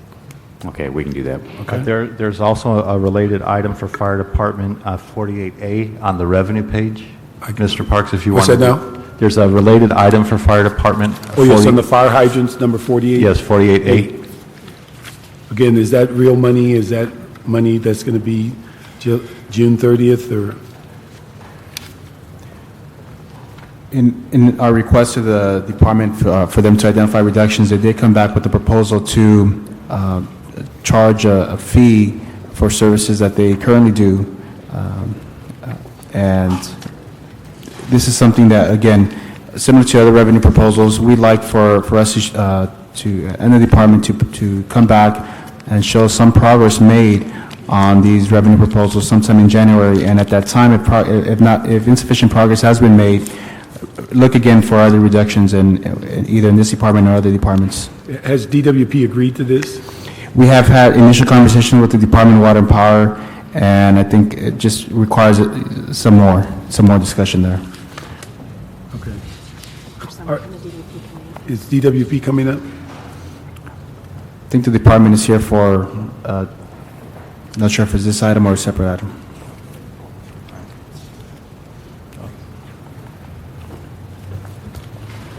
Good afternoon, council members. I'm Julie Spake with the Department of Water and Power with Water Distribution Division.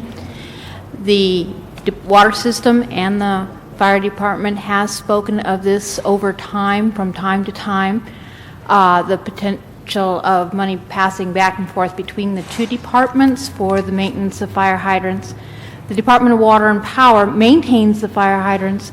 The fire department, as I understand, has a responsibility annually to check the fire hydrants for flow and workability. They typically do this in the first 3 months of the calendar year, so they would be approaching that time now. They test, as I understand, not only public hydrants, but also private hydrants. The fire department has approached us from time to time. At this point, we've not set upon anything particular. We did receive a copy of the mayor's proposal and are open to conversations and discussion with the fire department on this issue. Okay. Now, let me ask the fire departments here on private hydrants. Do we charge a fee now? Is that something in the plan?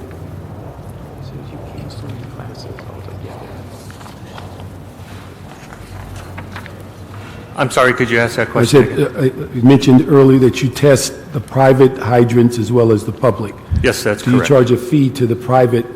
No, we do not. At this point, it's our current policy to test every hydrant out there, whether it's private or public, again, with the intent that from a fire department perspective, we want to make sure that if we do have an incident which requires us to use water, we want to make sure that that hydrant does have water.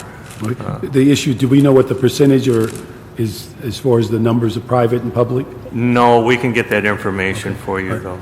You know what may be helpful is that the item 21 that we're going to have in committee, if we can include 48A and just have a discussion on all that, and if you get information about public and private, and how much the fee is and whether we intend to charge private companies a variety of things, and maybe DWP will have a better sense of whether they have a willingness or funding to pay that fee, so we get an idea whether the 1.5 is real hard dollars. Okay, so those two items, 48A and 21, as a package, we'll have at the first Budget and Finance Committee in January. Okay, if we can go to General Services, we'll deal with that, and we'll take a little break because I'm getting hand signals from the CAO and the CLA. So we'll get rid of this page 3. General Services. Yes. As reported in the budget balancing report, the previously estimated $1.5 million deficit has been eliminated due to the effects of the city's managed hiring process. Yes. Greg Smith, not going to let you leave. So. Okay. All right. He was trying to escape. I'm sorry. Could you give us the general services again? As we reported in the budget balancing report, the previously estimated deficit of $1.5 million has been eliminated due to the effects of the city's managed hiring process. Okay, so that's eliminated. Okay, now the mayor's office, you're saying you found 8.1 million? That number is inclusive of bringing down the projected petroleum deficit by $5 million based on pricing. $5 million on what now? The petroleum account deficit. Now, let me ask the CAO on the petroleum. Although it's dropping, you're saying that it's still volatile? Yes, we are. We were looking at the estimates, and we did not want to confuse things. As we look at going forward with the futures markets, we were most likely in the future going to be dropping our estimate by 3 to 4 million. I think the 5 million is probably good at this point. Okay. So you comfortable with the 8.1? Yes. Okay. Does General Services agree with those numbers? Because we have contracts for gas. I mean, we don't go to the pump and pay it every day, whatever the prevailing rate every day is. We've got contractual amounts. So I see them back. Are we in agreement?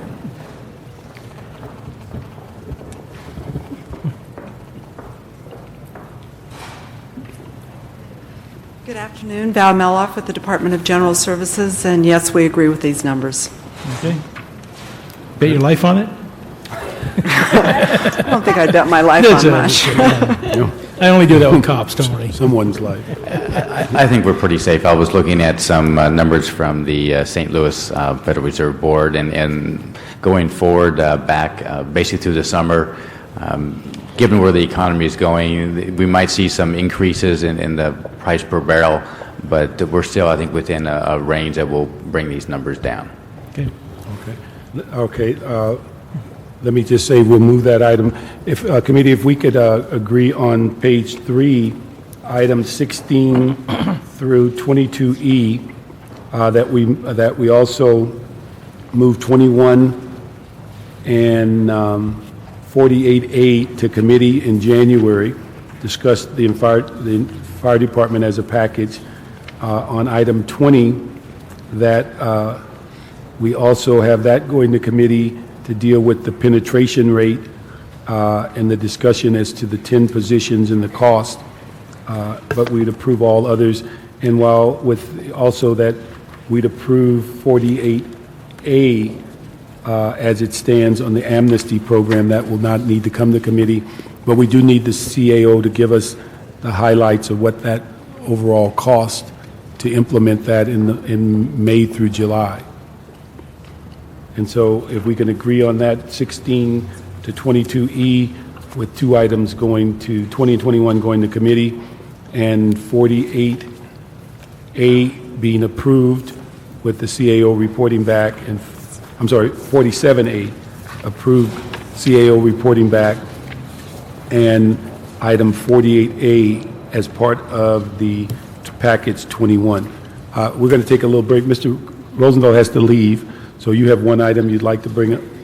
Okay. Okay. Which, okay, will you trust us to do that in your absence? Okay. All right. Mr. Rosendahl has a recommendation on Councilman? 43G, return that to committee. Now, which, budget and finance? Okay. All right. So we'll move that, and then we'll deal with the packets later. Councilman, before you take we go on. Pardon? Before we go on, could we take up 43 because it's related to general services while they're still here? 43, yes. Okay, fine. Mr. Rosendahl can deal with this issue. 43.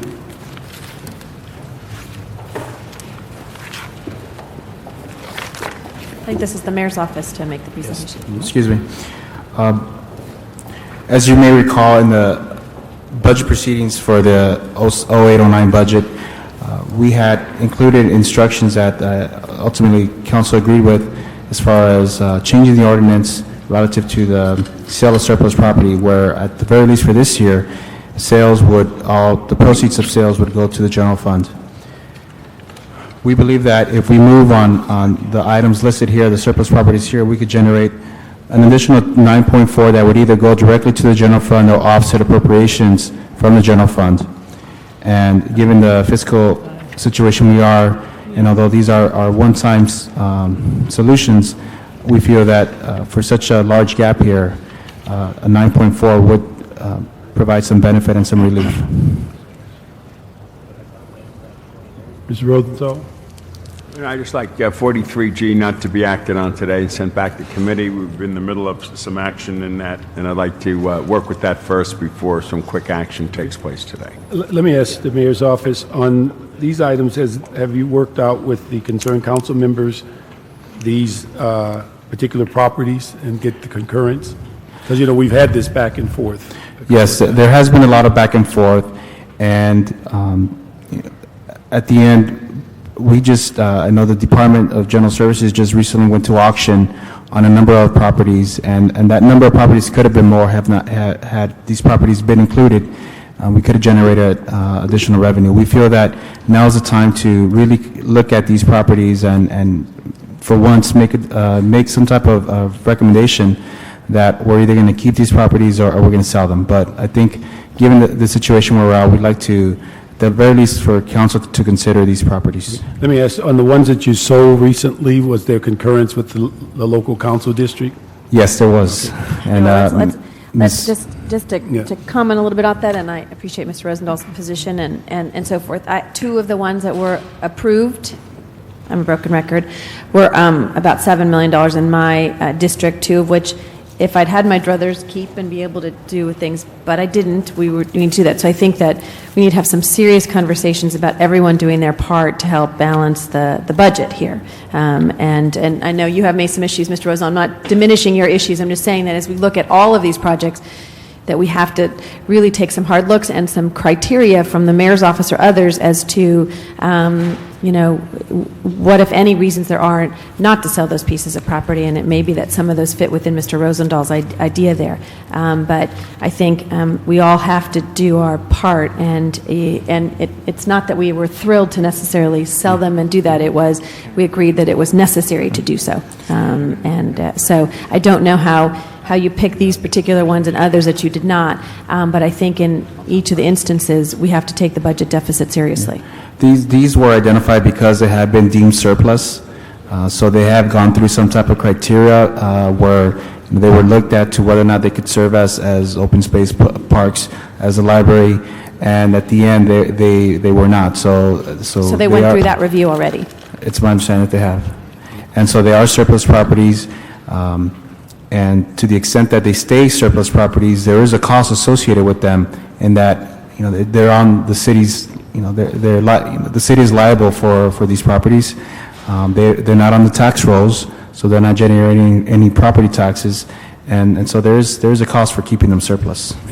The thing that I'd like you to do is that, because we've seen these bounce back and forth, but I think until council members agree in their district, we'll end up with the same process of them going to council, them pulling them off, and then we go back again, and then that makes that 9.4 million down to 7 million, down to 4 million. And so I would say, because again, very parochially, none of them are in my district, and so I have a comfort level in moving them forward. But I know clearly that if you've not worked it out, we know exactly what's going to happen when it gets around the horseshoe. So we could move that, but I would hope by tomorrow you've gotten with CD 1 and 10 and 15, 3 and 6, and see what you can work out to make sure that this list is salvaged in some fashion. We'll have obviously we'll have some conversations. We've had some conversations with these offices, and we'll continue to have those conversations. And like you said, it's in our interest to work out a deal as best we can with them. Okay, but like I said, that's because again, I don't think any of us on this committee knows enough about the property to say yay or nay. But the people that represent the district will have a lot to say, so we can move that. But again, I think if what I'm concerned about, it could end up being a $9.5 million hole in our estimate because these properties all end up back in the district. So I would just recommend that whatever way you can resolve that before it comes to council, that should be a lot of energy placed in that regard. Yeah, but again, we're moving mine to committee right now. Back to committee. Yeah, thank you. Mhm. So that's so the issue is that 43G is the request of Mr. Rosenthal and CD 11. We'll move that back to committee and remain on the agenda 43A through F, which then would make this a package of approximately $7.45 million. Thank you. So that goes along with the package of what we just approved as part of 22A through E, and now on page 7, 43A through G, with G going back to committee. We'll take about a 5-minute break and then come back and continue.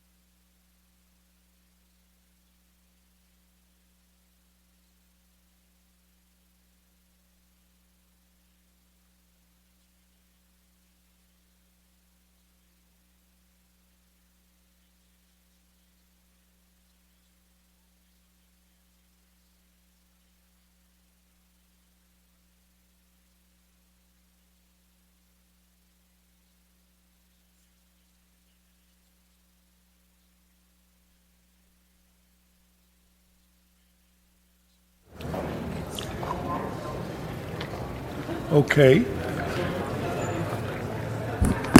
Good afternoon, good evening. We're going to get started again on the regular meeting of the Budget and Finance Committee, and we have a quorum with Mr. Rosenthal, Mr. Smith, Mrs. Gruhl, myself, Bernard Parks as chair. We'd like to clarify before we go forward on page 1, we had a discussion about building and safety, and that's item 3 on the mayor's list, so that you can clarify for us exactly what those positions are and whether they are consistent with the budget as we recall it.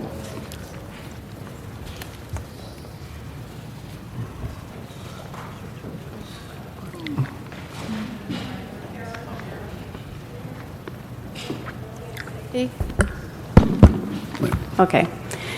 I'm sorry, I look like a mess. I just came back here to answer the question, so pardon my appearance.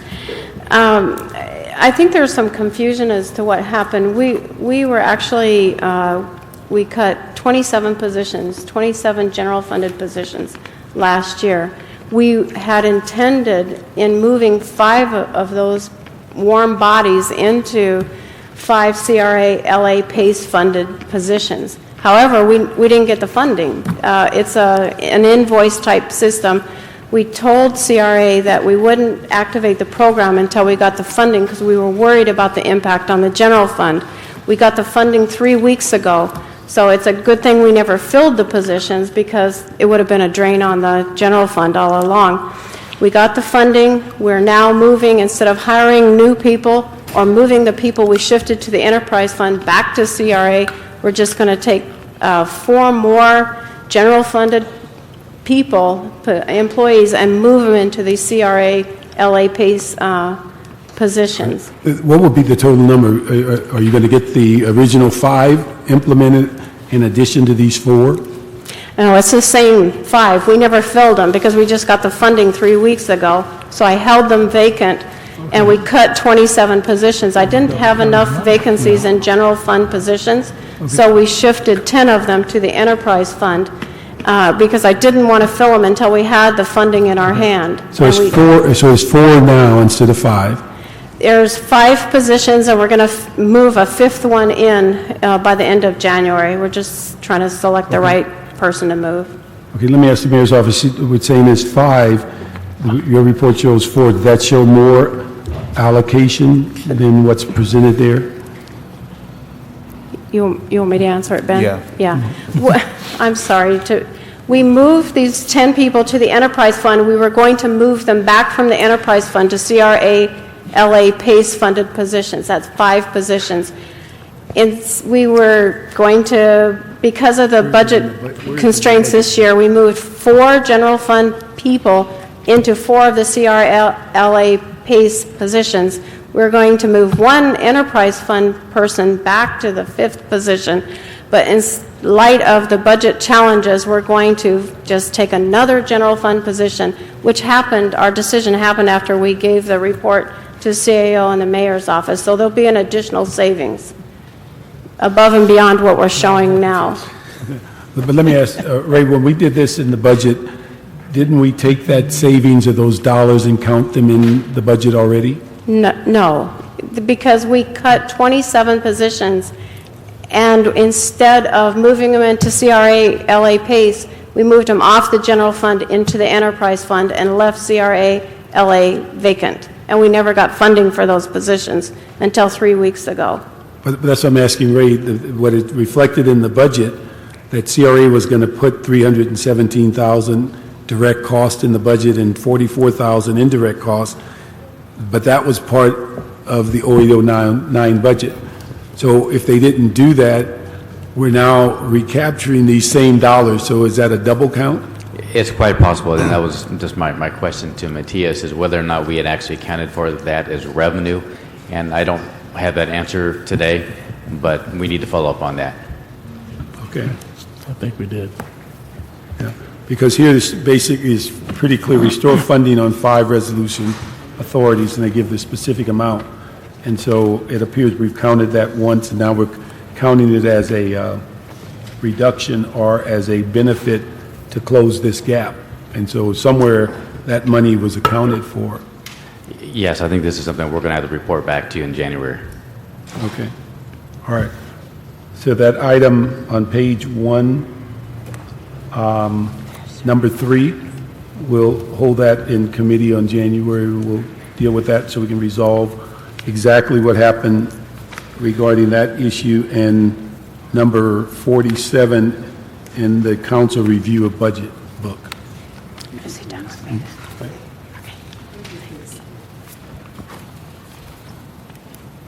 All right.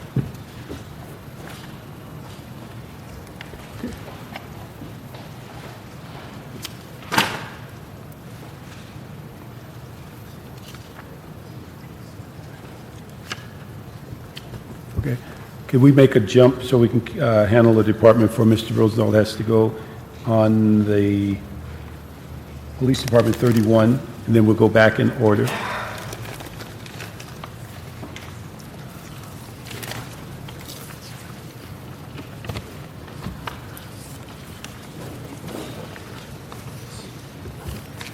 Regarding the police department?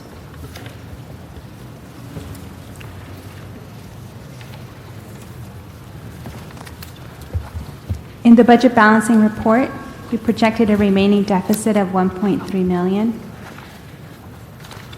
Since that time, the department's deficit has been further reduced by approximate to $551,000. Okay. Mayor's office. Mayor's office, we recommend a reduction in their sworn overtime account due to a surplus that has been generated of $6.7 million. Okay. Bill, you had some questions on this? Bill? You have some? Go first. No, I'll wait. Okay. Let me go first then. Let me just ask on the police department, the what is that? $6+ million is basically coming out of the salary or the overtime account?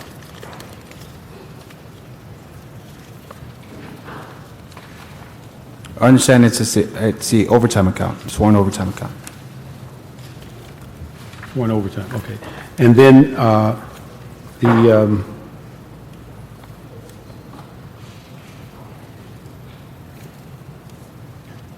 let me ask the CEO, what is our plan in reducing the current proposed deficit of the 1.3 million?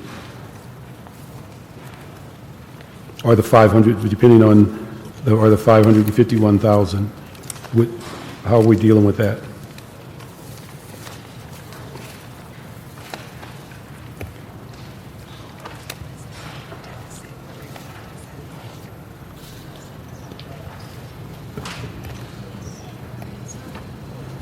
I think basically with the data that we obtained in working through our third FSR, that basically they would be at this point whole, meaning they'd be able to manage within their existing funds. But I do not believe that it takes into account the 6.7. Would you go over there again now? I didn't hear what you said, Ray. I said basically our third FSR assumes that basically with barring some internal adjustments that they will be able to remain within their budgeted funds. But that does not take into account in 6.7 million being taken from their accounts. So what you take, the overtime does not impact them staying within their budget? Well, basically, if you take it and pull it out of their budget, then they're going to have a hole. Okay. So it's not available money. That's correct. And the mayor's office, is that you? Yes, we believe that the department, when they identify these surpluses in their overtime, we felt that at that time it's a decision that we can make here, whether or not we actually pull the funds out of the department or let them stay in the department and let the department manage to those funds.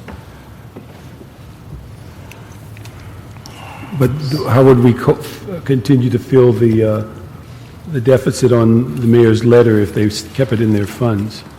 There's a likelihood if it stays in their funds, they're going to spend at least a portion of it. That's correct. And so that's why it's our recommendation that we pull the funds from the department, $6.7 million from the sworn overtime account. Okay. Now, is there someone here from the police department? While we're waiting for the department, Mr. Ron, are there enough funds to finish the year after they pull this $6 million? Or is this a cessation of all overtime funding at this point then? I mean, basically, there are a number of small surpluses and deficits in various accounts. Right now, overall, in their sworn salary account, I think they're roughly about $1 million, but that's taking care of their reimbursable overtime and non-reimbursable for everything. They are showing a surplus in sworn salaries of about $5 million. It's still early in the year, depending on where classes and attrition goes. But that's I'm talking about overtime. In the overtime budget that they pleaded with us for 5 years because we didn't ever give them enough, then we give them enough, and now the mayor's saying, let's take it away. I'm saying, Chief, is there enough money to get to the end of the year? We believe we can. What's left? We can give back that 6.7. That will leave us with about 3.3, and we believe we can manage that to get us through the end of the year. That's due to that the reimbursable takes time to get that money back to us. So that's that float that always occurs that makes it difficult. But we do believe at the end of the year, we will be okay. And is any of that reimbursable, the LAX money that's been disputed for years with LAX? Yes. And grants, and a variety of grants. Okay, grants I understand, because they trail. The problem with LAX is they're still not paying the bill, and they're still going to keep saying, we're not going to pay the bill. So a part of this money, how much of that $3 million is that supposedly reimbursable money that we will not get reimbursed for? The overtime money, the reimbursable money, does not include the positions you're speaking of. LAX is paying all of the funds that we've been billing them on the overtime deployment. Right. It's the other officers that they continue to say they won't. That's not a sworn overtime issue, though. If I could just ask, let me just follow up a little bit. I'm trying to understand this, because I brought this out a long time ago. There were 22 officers, right, that were not covered by LAWA that the general fund was paying for. It was in dispute because LAWA said they didn't need them. Somebody else within the police department said we do need them. So the general fund has been doing that. Are all 22 officers still being subsidized, so to speak, from my end of it, by the general fund? We had reduced that number. I don't have those figures for you today. I'll have to come back with you with that, because we had pulled some of those officers out and reassigned them. I thought you cut it down in half, I thought. I want to say it was half, but I don't want to misstate it, so let me get back to you with the exact number. Okay, and if I could just preempt again, Mr. Smith, on this, the general overtime issue that I hear anecdotally, don't get me wrong, I don't have any facts on this, at the airport, is that they bring within the mix of those that everybody's agreed to should be picked up, that there are a lot of overtime issues involved with that. Is that true? I will come back to you with the whole picture of what's happening at LAX. Good, including the ones everyone's agreed to and the ones that we could never get agreement on. Yes, I'll come back with a status report so we're all clear on where we're at LAX, because I don't have the most current information right now and I don't want to misstate it. Fair enough, thank you. Okay. Let me ask, and I think the biggest thing that concerns me on the, and we'll work out the budget, because I think we moved from 1.2 million hours to 1.6, so that was about sharing about 30 million. 15, 20 million. So you're saying you could live without the 6.7 through the end of the fiscal year? We believe that we can, based on the criteria. We've been looking at this throughout the department and monitoring it very closely. So we believe at this point in the year, we've done our projections and we believe we can give back that 6.7. Okay. But let me just mention to the CAO and to the mayor's office. The thing that concerns me most is that as we move forward into the last 6 months of the year, if we continue at the hiring pace that we're on. For this fiscal year, I understand that we would be spending between $7 and $10 million, but for next fiscal year, it jumps to almost $30 million. And that's on if we have the charts that you've given us as it relates to next year's budget, that you're saying that we could be anywhere from up to $432 million in the deficit, that we'd be adding another 30 to almost 460 on funds that we have no understanding of where the source of revenue is. One of the things that we asked for, if we basically hired on attrition on those 5 classes as opposed to fully hiring them 5 classes at 30, you'd save something like half the money in next year's budget and over half in this year's budget. And so it just doesn't appear reasonable if we're going to be confronted with the budget that we think we're going to have, and somewhere in the first quarter of next year, we're going to have possibly a reassessment of the revenue sources and possibly the state government telling us what their requirements are to balance their budget, that we can afford to be looking at this hiring level during the next 6 months. And I don't know, in looking from the CAO, when we go forward on it, where we're going to find the first $430 million, more or less add another $30 million to next year. And so I don't know whether you guys have looked at that as to how we will be able to digest that amount or just what, but it just looks like a significant dollar amount when, and then what also concerns me, the few things that we added back to the budget recently that dealt with streets, sidewalks, and trees, they will suffer somewhere towards the end of the fiscal year if we're going to stay on a hiring pace of something like, what is that, $7 to $10 million. And so have we reconciled any of those numbers to see whether, on the one hand, the mayor's letter is saying we're going to go through a furlough or layoff program before the year's out, but yet we're going to keep hiring officers, which is the most expensive part of our workforce. I'm just wondering, how do we reconcile those? I think those are some of the issues that we're going to be facing as we move forward. One note, I would say the mayor's hiring plan is actually already part of the forecast. So those numbers are already part of the 432. So if you choose to reduce classes on a go-forward basis, then that deficit in the following year would come down. But I think the dilemma I'm concerned with is once you hire them, you're at a point of no return. They're on the payroll. You can't alter it.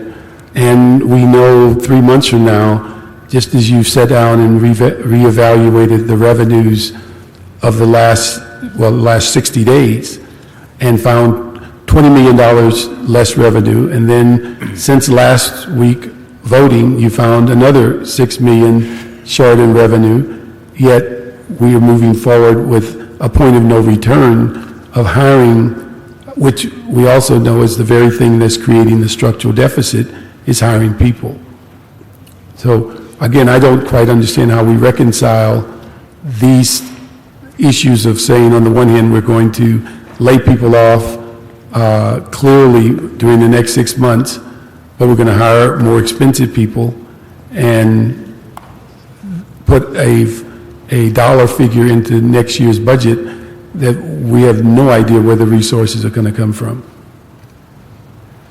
Certainly, on a go-forward basis, we need to have that conversation. I mean, part of the council's number one priority was public safety, to get to the 10,000 officers. At this point, as we go forward, many things are going to have to be put on the table. Yeah. But again, I think if we go through with the hiring plan as is, they hit 10,000 officers in June of this year, I believe, or next year. If that's our figures are accurate. I think it's about right. It's about the middle of '09. Yeah. And so the issue then is, can you afford them next year, or as we said before, do we hire them just in time to lay them off, or what are we going to cut to allow these to stay on the budget. And I just don't know how to reconcile this amount of money, knowing that the financial situation is getting bleaker and bleaker. Let me just ask the mayor's office, is that been a part of the discussion as to how we're going to, on the one hand, with his letter that says we're going to lay people off, at the same time, we're going to keep hiring police officers at a $30 million clip for next year? The mayor has made a commitment to the public safety plan, as he stated in the letter. And as looking at the structural issues, as you've mentioned, we are currently working with city unions on a early retirement proposal that would help towards the long-term sustainability of our citywide expenditures. I think we're not going to be able to balance the budget just on the squeezing the departments and looking at cuts in the departments, because we've done that, we're doing that. At the end, it's going to have to be some of the looking at the true cost drivers of city expenditures, including liability, including workers' comp, and including the salary and benefit structure that we have in the city. Yeah, but I think the problem that we have to look at, 70% of our budget is in police, fire, emergency preparedness. They happen to be the most expensive pensions, the most expensive salaries, the biggest use of workers' comp, also highest issue of dealing with medical. And so unless we're saying we're going to balance the budget on the remaining 30% and find $400 million in the remaining 30%, I don't know how we can deal with that reasonably. And in fact, we could wipe out most of the 30% with $400 million shortfall.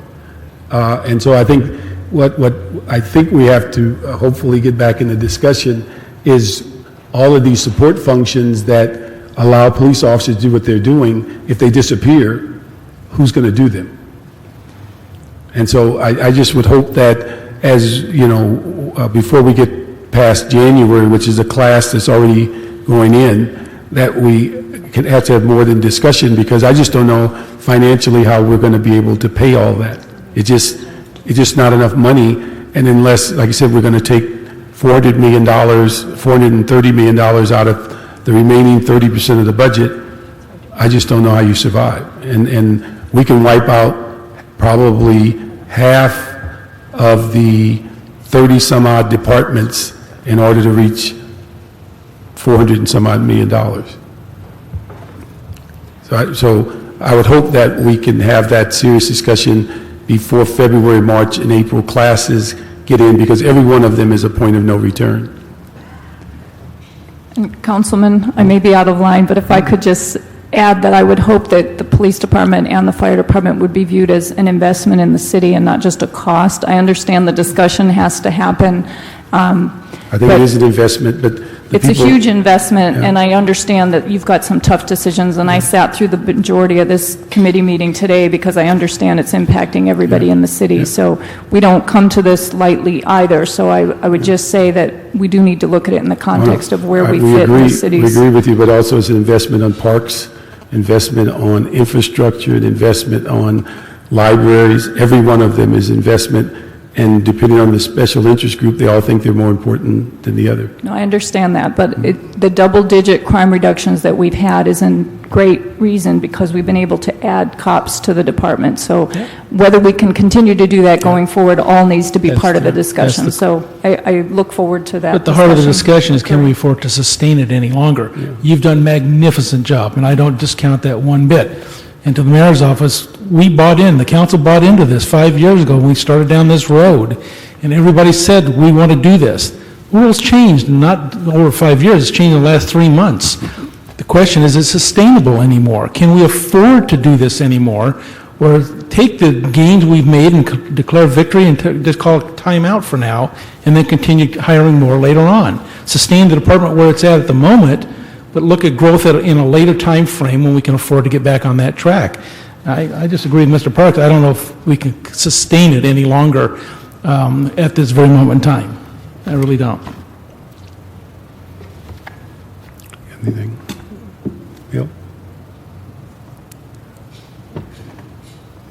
Well, I'm still here, obviously, but I'm about to leave. Great. I don't want to discuss the issue of more officers at this point, but I stand by the discussion to be vetted more thoroughly on priorities. I frankly think, colleagues, that the $1.3 billion is a challenge to begin with, and we need to take a hard look at the $1.3 billion and all of its aspects before we take I personally will not take a position on this particular hiring issue at this very moment in time. And I am very confident after a community meeting last week where I had 400 or 500 of my constituents there, that we on the West Side realize we have a limited police force, and I personally would like to see 12,000 officers to do the job we need done in our great city. But I don't want to get into any voting or action at this point because I want to get a better appreciation of the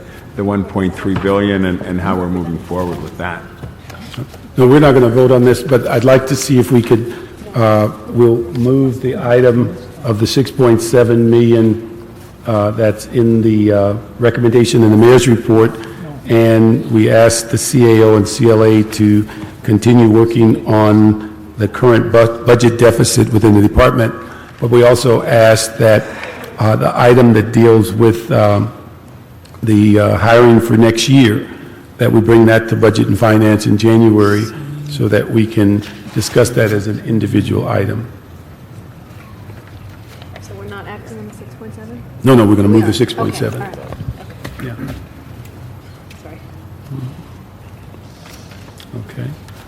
And All Mr. right. Chair? Yes. I'm putting on my American Legion hat because I'm leaving at this point to honor Post 283, which has been around a long time, that has done an amazing amount of contributive things. And most recently, we're opening up the Fisher House at the VA property, 21 suites for families visiting their loved ones in the hospital. And the national commander of the American Legion is going to be there, so I beg your apologies to leave the meeting. Well, tell them we support them. Thank you, sir. Thank you. Okay. We can go back on the order of the report.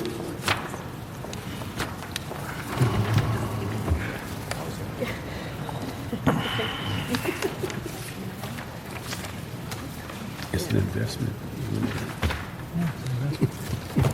It is. I know. For the housing department? All that other shit is. With some of us. We are not projecting a year-end deficit. And which word did you start now? Housing Department, page Housing. 25 of the Okay. CEO report. We are not projecting a deficit for this department. Okay, There's no recommended action from the mayor's department. okay. We could move on housing. Okay. So the next one was the Human Relations Commission. There's no significant change from the previously reported deficit. There's no recommendation from the mayor's office on HRC here. Now we're on, oh, okay, human relations. Okay, we'll move that item.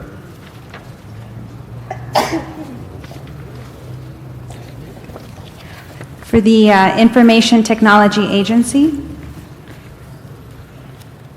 in the budget balancing report, we estimated a remaining deficit of $1.2 million, but as discussed earlier in the hearing today, we are now reporting an increase in their deficit to $2.1 million, and this increase is attributed to a $1.2 million increase in their salaries general deficit. Based on the furlough or separate from that? Based on the furlough or separate? ITA. Yeah.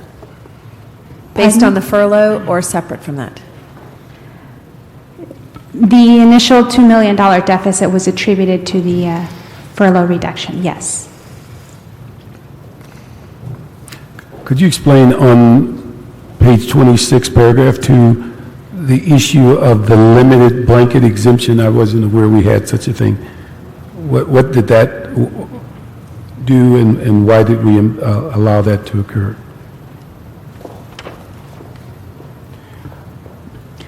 ITA department has a project that they're leading in coordination with the controller's office, the CAO, the mayor's office, and the CLA also participates on the committee. This is a financial management system, FMS.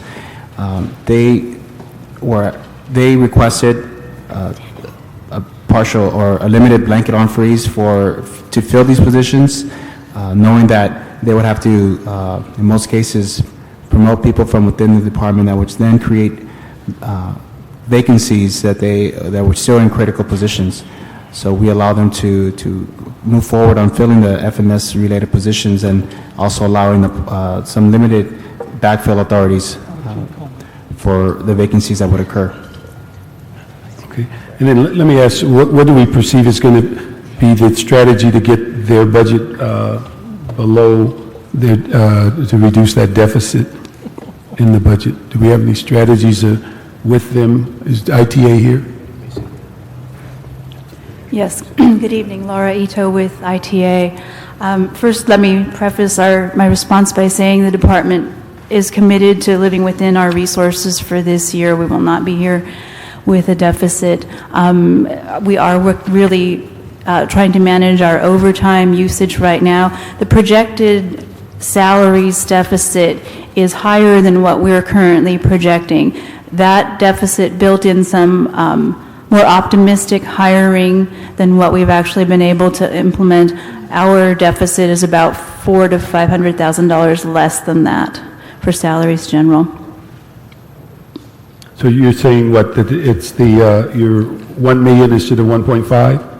I'm sorry, actually we're at about 700,000, so it's significantly less than what they're reporting. It's also less than what we had reported in our previous FSR. Okay. Let me ask the CEO, in looking at your report about the deficit increase to 2.1 in the mayor's office, reflecting a 2.8 reduction, how does that reconcile as to what their current deficit is, or surplus, or just where are they?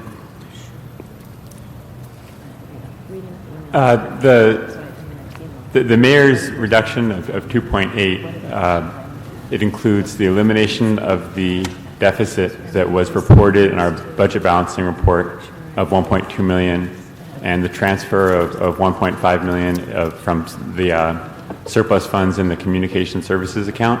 So they're showing us it would be what, a surplus, or are we going to use the 1.5 as relates to the communication to pay off the other deficits in the account, or? Both things, sir. There's the part of that surplus within the department will be used to offset the $1.2 million deficit, which was identified previously, and then there's also going to be a $1.5 million transfer to the UB, unanticipated, or to the UB for other deficits in the departments.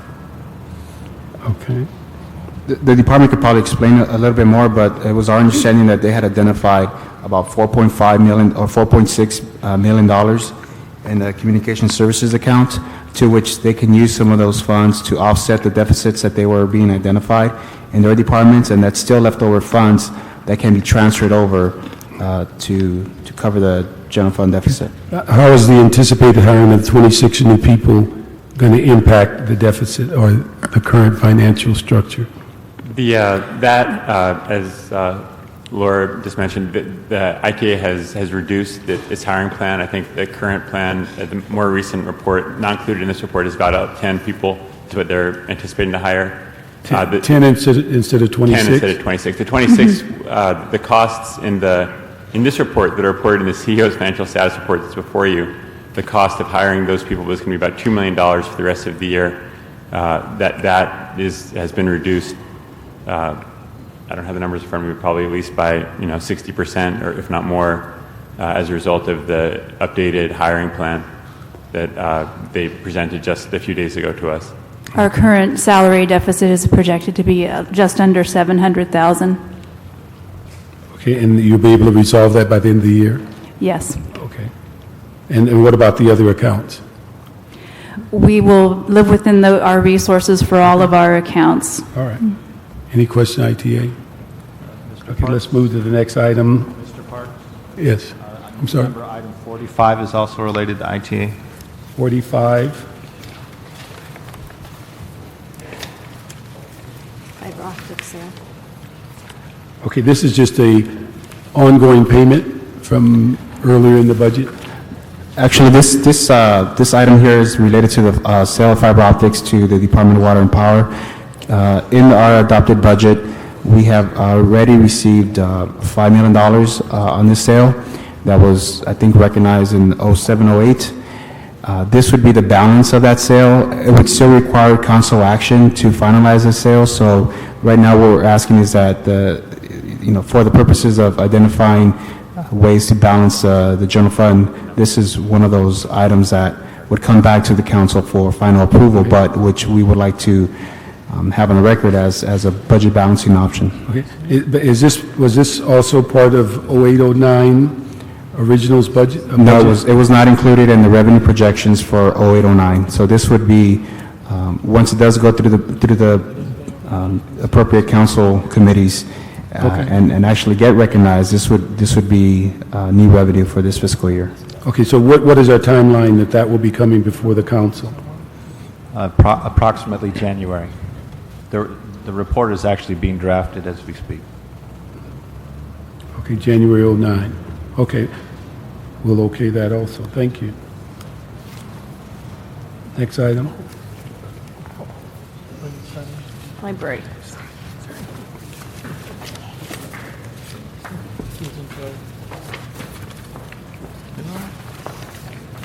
Next department is the library. A year-end deficit is not projected for this department at this time.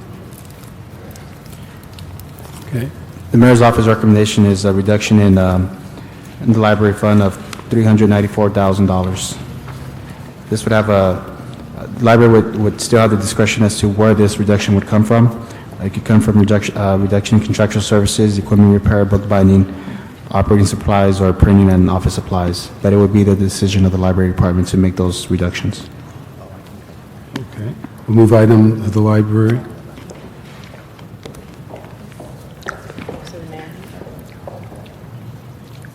Next is neighborhood empowerment. Do you want to take just the office of the mayor there? Yes. We are proposing a reduction in our own office account of $142,505, which would come from a reduction in salaries general account and a contingency account. This reduction includes, it's a prorated reduction, as we asked all the departments to submit, of all of the office's funds, including the Office of Gang Reduction and Youth Development Service, with the exclusion of the contractual services that the Office of Gang Reduction and Youth Development is currently in the process of executing, or which have been executed already. Okay. All right, on that item. Let me go back to libraries. Just had one quick question. On the last sentence on page 27, on the Bethune Library, we sold that to CRA for the specific purpose of funding the construction of the new library on Western and 39th Street. If I read this correctly, it appears that this additional $1.6 million, is that going to be used to cover their operational costs, or does it go into their construction fund?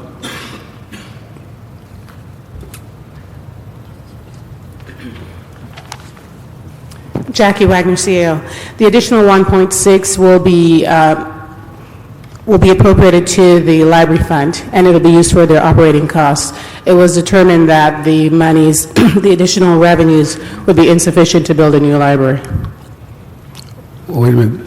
The thing is that we sold 2 libraries in order to get one built, being told that the money was going into their construction fund because we had to cover the cost of building a new library and also to give us the library at what the gold standard or whatever.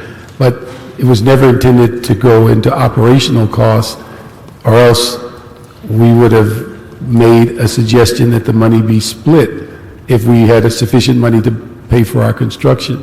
So they told us very specifically that the money was going into the library construction because they had enough money to build 2 new libraries, but not totally. And that's why we cut the deal with them. Well, I also believe that at the time that the funds were projected, that it was only estimated at $1.6 million, that the recent appraisal and eventual auction resulted in additional and better than expected revenues is a benefit, but I don't think it was anticipated. And so the 1.6 did go back into the construction budget and was already taken out of the library's fund in the 2007-08 budget. No, this is, I'm not 07, 08, because we just sold this recently by the CRA. Exactly. It was anticipated that the sale would occur, but it did not until 08, 09. I just need some clarification because it was very specifically directed that this was going into their construction fund. In fact, they identified the specific fund to bill, I think CD 13 and CD 8 ended up with new libraries that were not anticipated in the original fund. That's true, and the 1.6 did go back into that fund, but the sale of the Bethune Library was actually $3.399 million, which was $1,799,000 above I know, and but I'm beyond. saying if we had known that in the sense that it wasn't going in the construction fund and that this money was just going into a fund within the library, then the district would have created another deal as far as this overage of this money. And so that, we were told all along that it was only going into the construction fund. If we may, we can just report back to you, Okay. get back real quick on sort of the movement of the money and what's needed. All right.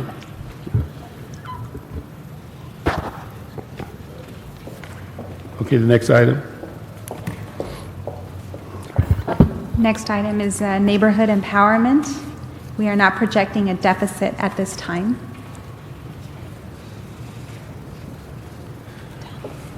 The mayor is recommending a reduction in the salaries general account of $57,094. Let me ask you, I think we talked about this in budget, but the allocation of $50,000 per neighborhood councils, and I think this, they tell me that we have about $800,000 that's in the third year that has not been expended, but it has to get, I guess, to June 30th in order for it to reach the full third year. I just would like to see if we can look the breakdown, because in the sense of those funds, because I understand we have $10 million in escrow for the 50 or 60 neighborhood councils, and about $800,000 is ready to roll out into the general fund. But with our budget consideration, we need to have the very specific numbers to address just what are the options for us to look at using or loaning or borrowing the use of those funds into the general fund, and whether there's limitations on it. Okay, we have, I think, preliminary estimate that it's roughly about $750,000 or so. Or can that money be rolled out faster? Well, we'd be happy to provide the committee a list of funds in all those neighborhood councils. Okay, and then, but we really need, I think it's, is it $10 million that's in the fund? Right, there's Wilson Pooh at the CAO's office. Council last December adopted a policy, which, like you said, they get $50,000 each year. They can accumulate up to $150,000 at the end of 3 years. Well, the policy that was adopted last December said anything above $100,000 would be swept. But the problem is we can't take that money until, like you said, June 30th. So the neighborhood councils have until that point to spend those funds. We'd have to change that council policy to take it earlier than June 30th. And Was it the council that made the decision that it has to be in the fiscal year? I believe so. Okay.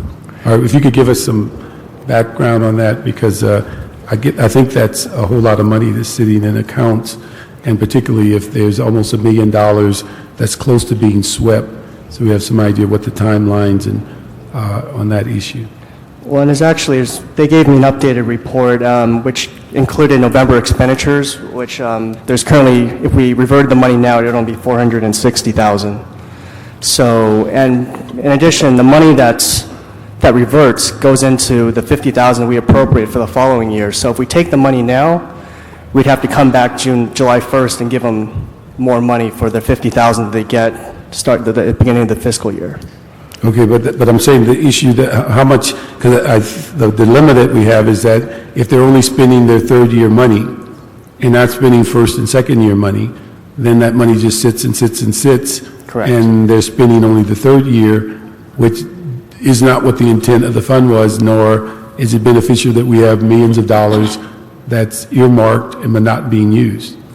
Right. So if you can give us an update on that. Sure. Thank you. Moving on to Personnel Department. We are projecting a slight increase in the previously reported deficit to $384,000. This increase is due to the fact that we're now projecting a $103,000 deficit in the salaries as needed account due to increased demand for as needed medical staffing in the jails. And the department continues to project a $50,000 deficit in the police recruitment incentive account. Mayor's office is proposing a reduction of about $420,000, coming mostly from the contractual services account, with some reduction in the travel account as well.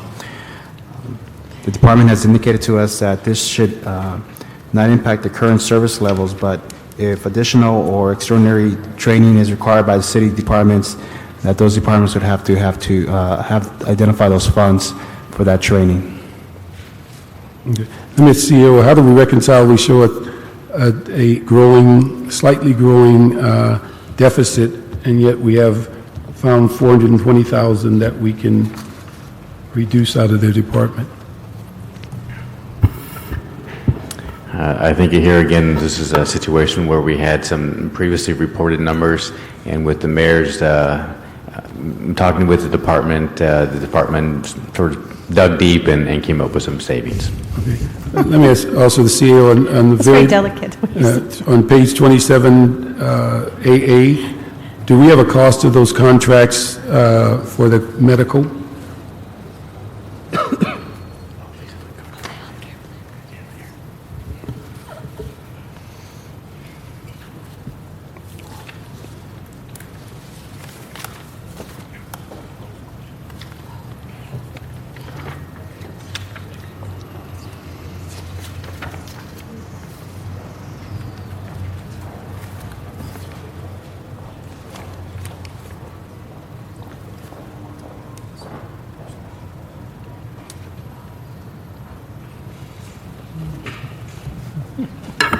Departments here, let's see if they have the answer. Okay. All right. Because this will not come back to council if I read this accurately. Angie Chang from Personnel Department.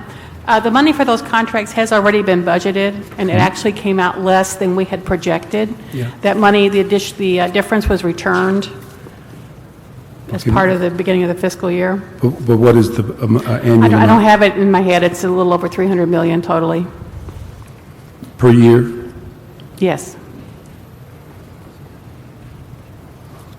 Okay, if we could just get that figured sometime. Can I ask a quick question? I can get you the exact amounts. Okay. I'll do that. So, reduction in training is usually the first thing that people suggest, but in a couple of instances here where sexual harassment and workplace violence, things that, we see in budget and finance in our executive session that we're having to do, is this going to diminish our ability to provide the appropriate training? Are we being penny wise and pound foolish on this? For workplace violence, we have retained enough money to pay for consulting services when incidents occur, but no additional training for this fiscal year. And how about on sexual harassment? Sexual harassment, we have enough money to pay for new supervisors, but the big round is every 2 years, so next year is the year where we'll pay for everybody again. I just think we should keep a close eye on that because you either pay now or pay later in some instances, and if there is a critical point in which the department says this will decimate our ability to do this and to limit our liability and risk, we need to know that from the department. Okay. Mr. Parks, item number 44 is also related to the personnel department. Okay.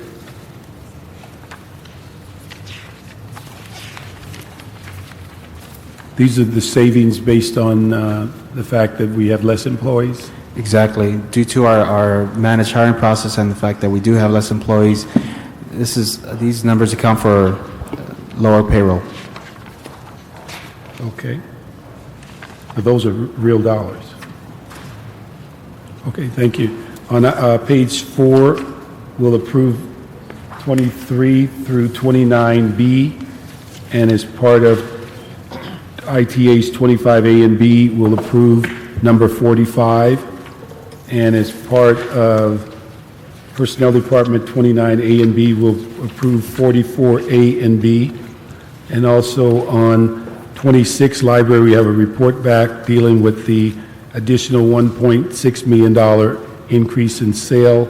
And on number 28, a report back on the neighborhood council funds 3-year cycle and what's available for sweeping and what is currently in the year 1 and 2 account.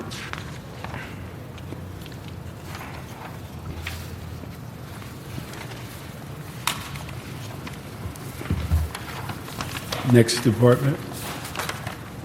Next is the planning department.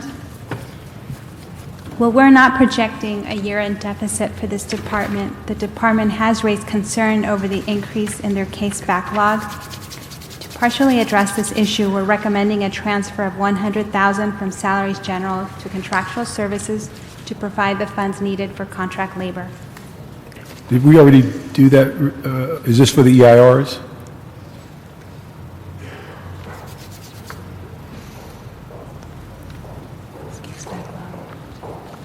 I thought we did that on the report that we addressed last week.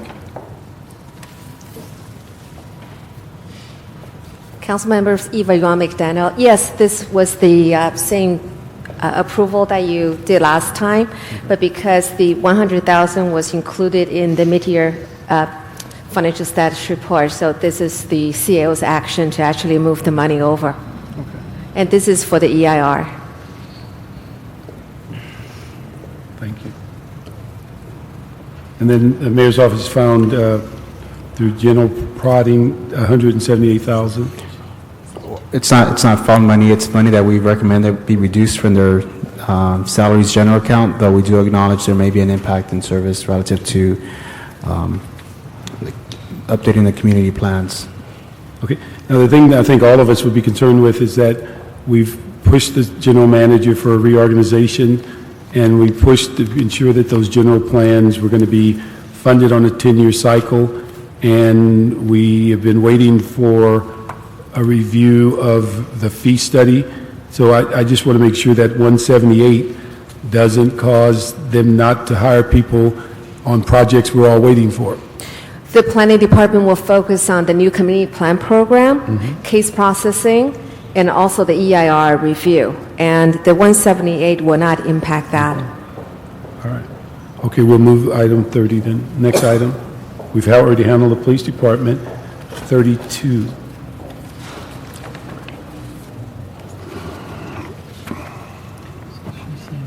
Yes, he said it doesn't. Well, he says that they can lose it. He said they could lose it, which is not a very big department. Next is the, I guess it's the Board of Public Works. We don't have any.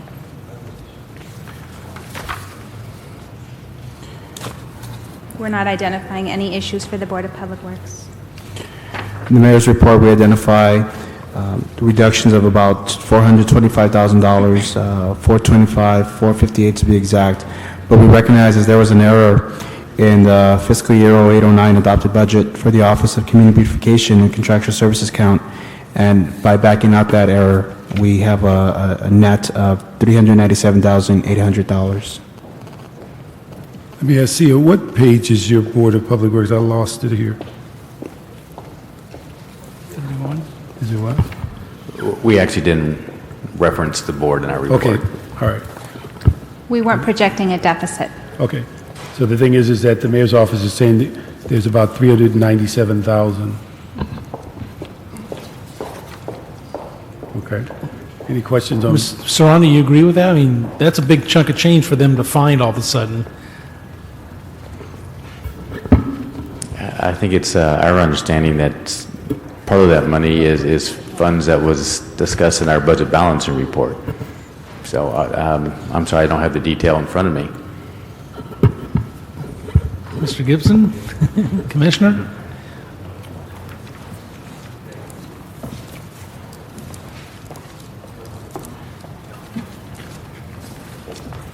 Cynthia Reese, President of the Board of Public Works. It wasn't that we found money. We were asked to do a 3% reduction, and I'm grateful over the fact that with the 3% reduction, we were allowed to select where the money came from. So we didn't find money, we reduced. I'm proud to say that there is no impact on graffiti removal, and there is an impact, a slight impact, on our Office of Community Beautification grant program, but if you really look at it, it only is affecting 9 grants at the equivalent of $10,000 each. So we believe that's a minimal impact on that program and no impact on the graffiti removal program. The majority of it was managed hiring and reduction of some of our other accounts that we're willing to live with in the current economic climate. But the mayor's statement was that this was an error in the budget last year that was identified. That was only $27,000. Only 27, so the other Right. 300. Oh, no, that's money that we're agreeing to give up. And so 90,000 it is in beautification grants. That's correct. Let me ask something, is the 27 out of the 90,000? The Are we 20, reducing the 90 down by 27?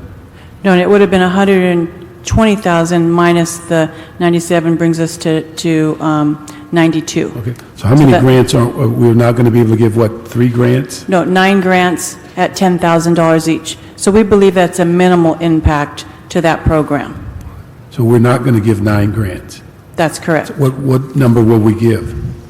Jim, do you know the total amount? Approximately 60.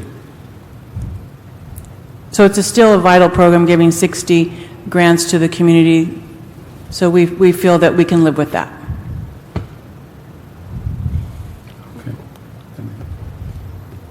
Okay, we'll go to the next item. Thank you. Thank you. Next item is the Bureau of Contract Administration. If anticipated bond reimbursements are received in the current year, a year-end deficit is not projected for this bureau. Mayor's office recommendation is for a reduction in salaries general of $61,801. How sure are we about the bond reimbursement? I'm sorry, what was the question, sir? How sure are we that we're going to get the bond reimbursement in the current year? You said that we don't anticipate a deficit if the bond reimbursements come through. This is typical for this department. We had the same situation last year, and that they need to be reimbursed from the different bond funds. These reimbursements will typically occur through the CAO's construction projects report. So we will stay on top of that, and we will monitor this closely to make sure that all reimbursements occur in a timely manner. Yeah, because we're talking about almost $4 million. Yes, that's pretty standard for this department. Okay, all right. But I just want to make sure we have an assurance that we'll get that before June 30th. Yes, we will keep reporting on this issue in the FSRs. Okay. Next item. Next is the Bureau of Engineering. We're not projecting any general fund deficit. There is a special fund surplus of $3.9 million in the sewer construction and maintenance funds because of their existing vacancies. The mayor's office is proposing a reduction of the salaries general account and overtime accounts for a total of $573,742. The bureau reported to the mayor's office that in most likelihood they would have to transfer general funded staff positions over to work on special funded work. Okay. Do we have any idea when those ordinances will be done?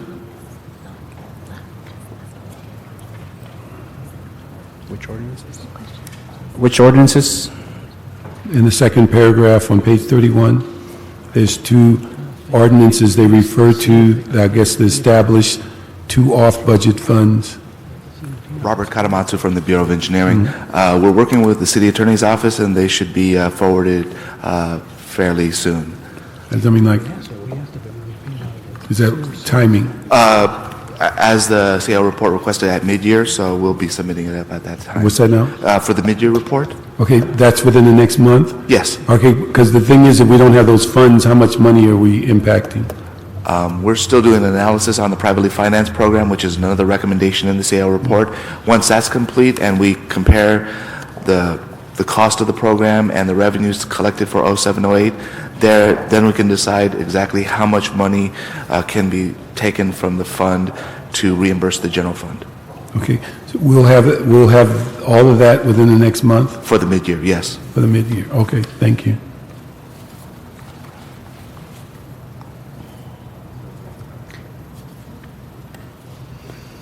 Moving on to the Bureau of Sanitation.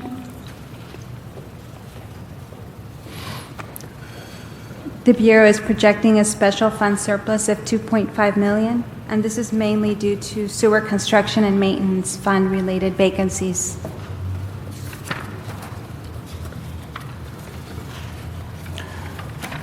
The Mayor's Office is proposing a reduction in contractual services account, public outreach, contractual services account for uniforms and program salaries to adding up to about $250,000.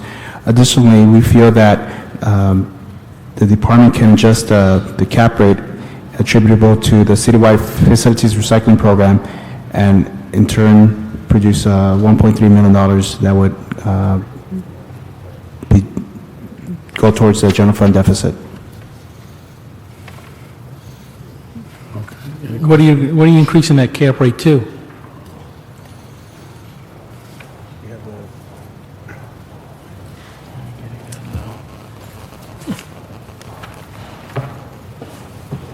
Good evening, Robert Tennis from Bureau of Sanitation. Currently, the recycling division is at a lower cap rate of the non-collection rate of about 100%, 85%. The collection cap rate is about 185%. The group that we're talking about are 19 individuals that came over under the GSD facilities recycling group, and we feel that because we agreed with the Mayor's Office with the fact that they're an operational, that they should be aligned with the operational cap rate. Okay, we'll move that item next. There's a related item. There's a related item for sanitation. 42. 42B, which has already been approved by council. Mr. Smith had introduced a verbal motion regarding that settlement, and the CAO report back on the implementation part of that in the mid-year FSR.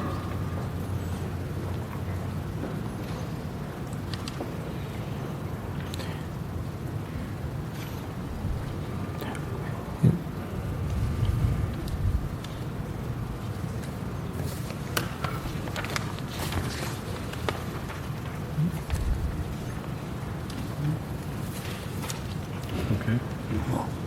You set on that? Okay, thank you. Next is the Bureau of Street Lighting. No deficit is projected at this time.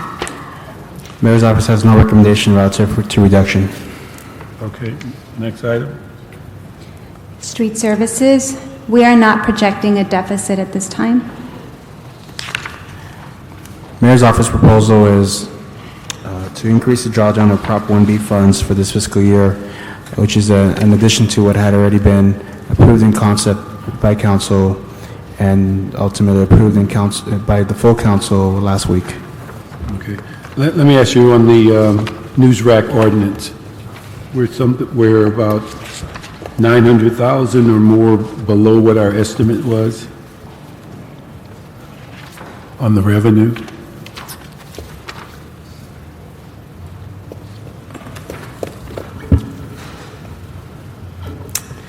Yes, basically right now through December, we are short there due to some delays in implementation. Joe Cruz with regard to street services. Our board report has just been released to our board. We expect that will be scheduled in the next few weeks if everything goes as planned. We should have an ordinance completed late February, maybe March. So the reason for the lower revenue is that we don't have the ordinance in place? On the new fees? The delay in receiving any fees is actually due to the fact that it's an all or nothing type of fee. There are 24,000 news racks in the city. We delayed the collection of the current fee because we did not want to incur the administrative cost of having to then collect the balance of the fee after the increase. Say that again? As it stands now, council member, the fee is approximately $22. We're proposing to increase that to $40, but rather than go twice to the publishing industry to collect the fees currently at 22, and then again, as a result of the increase to 40, we've deferred the collection of the $22 and we'll collect everything at one time. So we're not going to lose revenue? It's not anticipated that we will lose revenue. We will collect the entire amount of $900,000 once the fees increase to $40. Okay, and is this an annual fee? It is an annual fee. All right, but now you mentioned earlier ordinance. Where is the ordinance that's going to implement this? That the board report that's being moved forward now through our Board of Public Works will then ask the city attorney to prepare a ordinance that amends that fee from currently $22 to $40. Okay, but the issue is that this $943,000 fee, it's basically based on a year of collection? That's correct. All right, so as we get close to June 30th, you think we'll be able to collect the entire amount in the last 6 months of the year? Yes, because the 24,000, once the fee is increased, there are basically a handful of publishers, and either they're going to pay the fee or they're not going to pay the fee, and we should have everything before June 30th. Okay. If we can just make a note on page 33, HH, to request the city attorney on this one and all other ordinances that are revenue generating, that we get them back as soon as possible.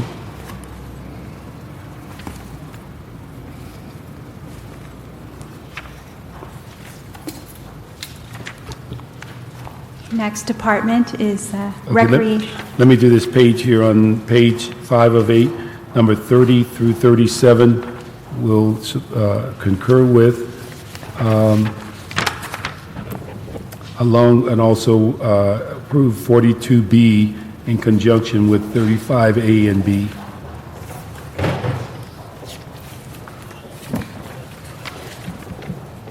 No, we took care of that by returning that money in the last time. Yes? Yeah, they don't want to hear about alleys. We've already taken care of alleys. The mayor's office not proposed any reduction to streets or alleys. Rec and Park, is that where we are? Recreation and Parks. We are projecting a deficit of approximately $3.2 million. And this includes the recent actions relative to the salaries general account. Deficit of $1.2 million is projected for that account, and salaries as needed, deficit of $2 million, total of $3.2 million deficit.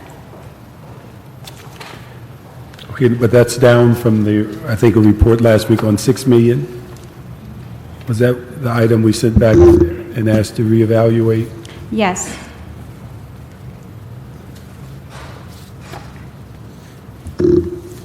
And so the mayor's report on the 1.2 is actually reducing a portion of the 6 million down to the current 3.2? It's 1.2. It's 1.2 of the 3.2 that have been identified. We feel that with this deficit, 1.2 of the 3.2? yes. Okay. How did we get from 6 to 3.2? How did we resolve that? What's driving the 6 is the revenue. There's an estimated revenue shortfall of approximately $2.8 million, plus you have your expenditure shortfalls of $3.2 million. Okay, so how did we correct that?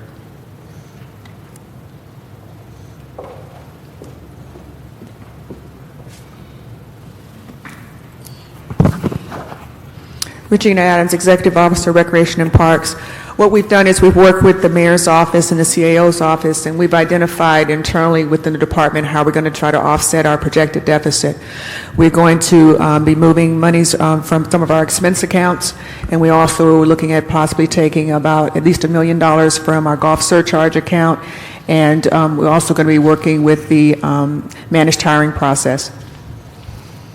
Okay, and so your 6 million is down to 3.2. The mayor's recommendation takes it down from another 1.2. So we're sitting with about $2 million. Well, actually, what we're saying is that if we identify the reduction, if we say that the department can handle the $1.2 million deficit through some internal savings and adjustments, that still leaves about $2 million that's counted as the bigger deficit that would require some additional review and action of the council and mayor. Okay.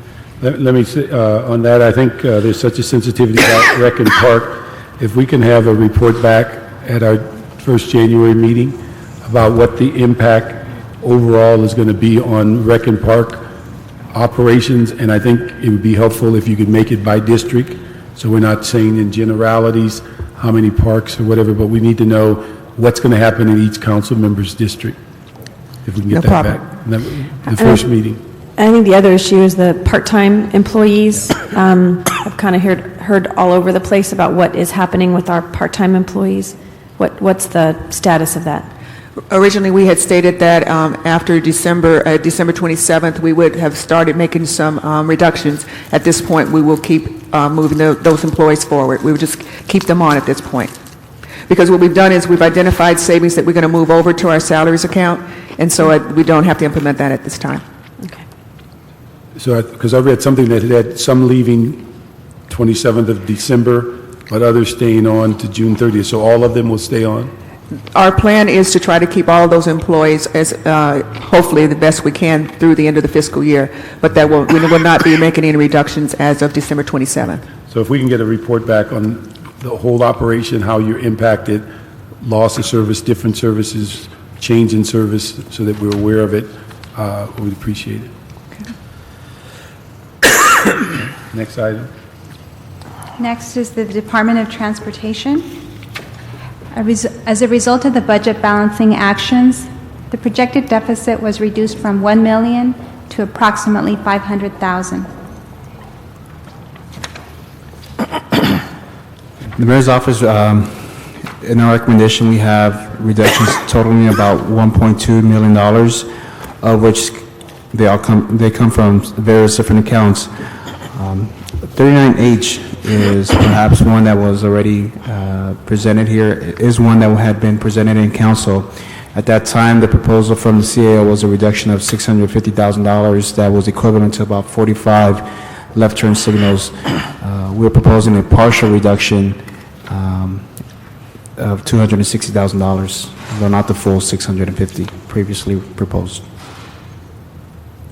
Do you have anything on that one? Just a question on what's the impact of the reduction of the paint and sign maintenance repairs?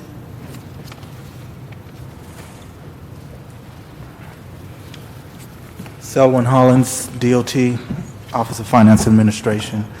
The reduction on the paint and sign, actually, we have identified a way to lower the grade of material that we buy.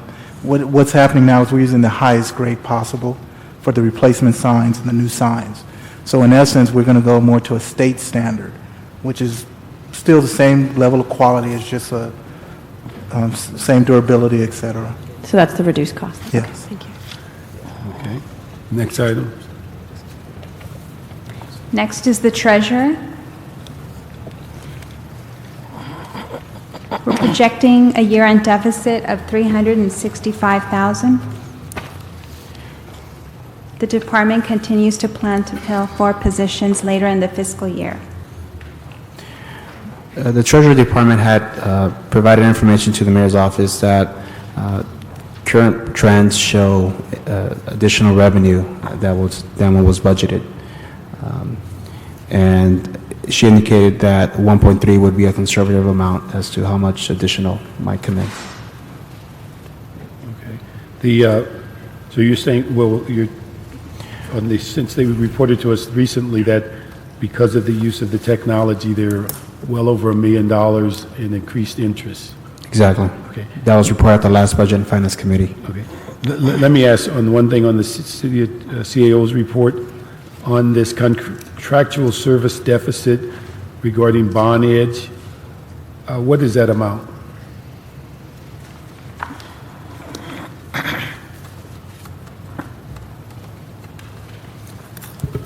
If I may ask our analyst to come on up. Because one of the things I'm concerned with, if I understand it, when they report to us, this is the piece of technology that's aided them in enhancing our interest return over the last year. And so I just didn't remember what the cost was. The cost of the actual bond edge investment system is about $136,600. Last fiscal year, they used bank service fees money to fund the system, and it was anticipated that this year they would be able to absorb it again. However, the treasurer has indicated they don't have any savings to cover the shortfall for this, which we will address in the next subsequent financial status report. Okay. And we need to address that because I don't think we'd be in good a shape as we are with the interest if we did not have access to this technology. So I would hope that we not continue to unfund it and lose access to it. I think that's something for next year's budget, yeah. Okay. All right. Next is the zoo. A year-end deficit is not reported for this department. Mayor's recommendation is a reduction in salaries general of $289,936. Okay. All right, on page 6, items 38 through 41, we'll have approved and moved those. I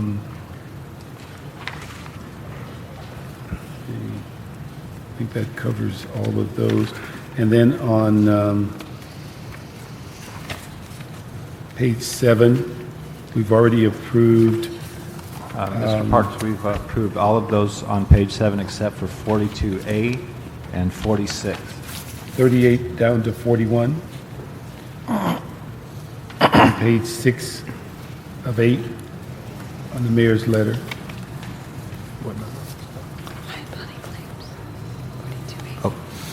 Okay. And then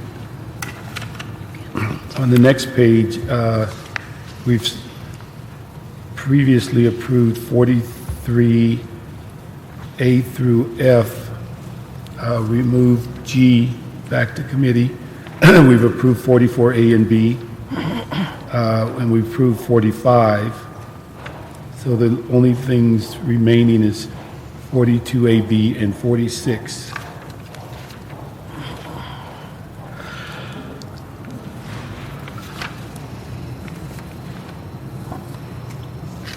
And 46 is our fee waiver policy, that 1.2, right? Yeah, we don't know if that is real.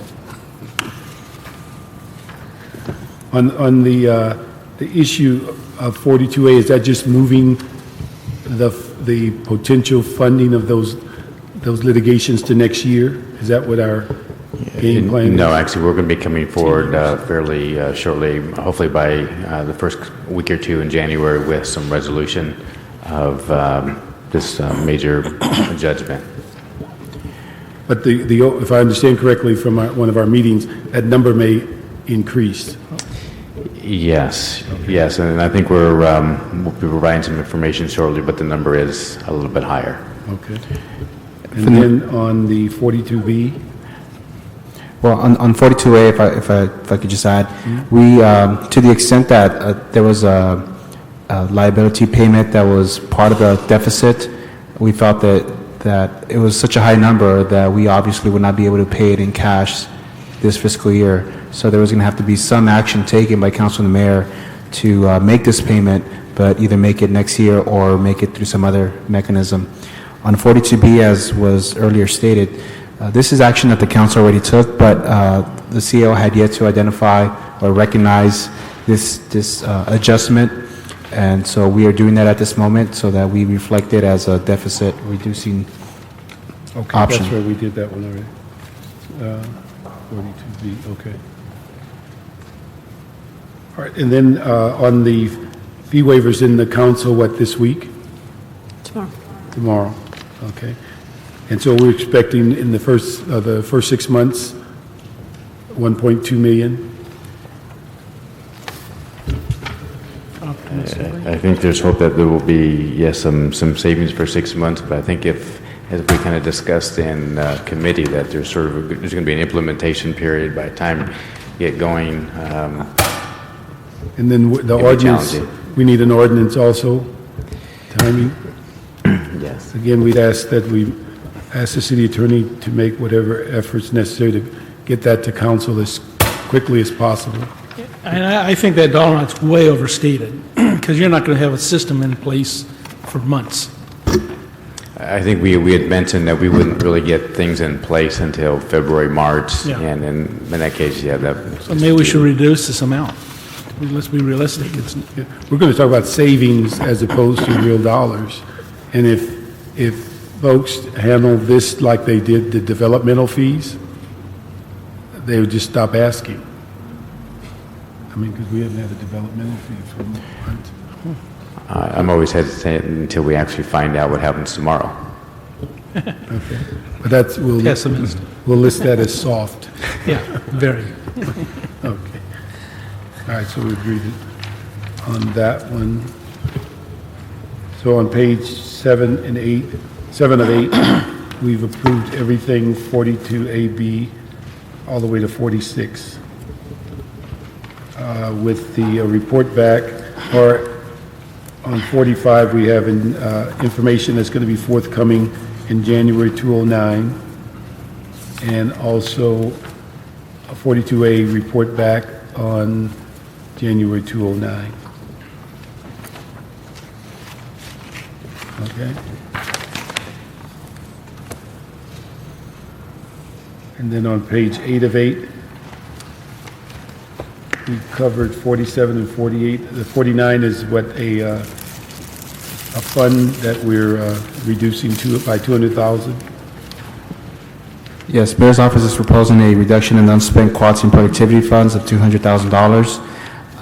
This is a fund that has been in the past used to host award ceremonies, to award departments that have shown to have innovative services or programs. We feel that in these tight times, this is one area where we could do without. Okay. All right, so we'll approve that. And then on page 8 of 8, we approve 47AB and 49, 47A, 48A, and 49. Also, we have that 48A is part of the report back with LA Fire Department.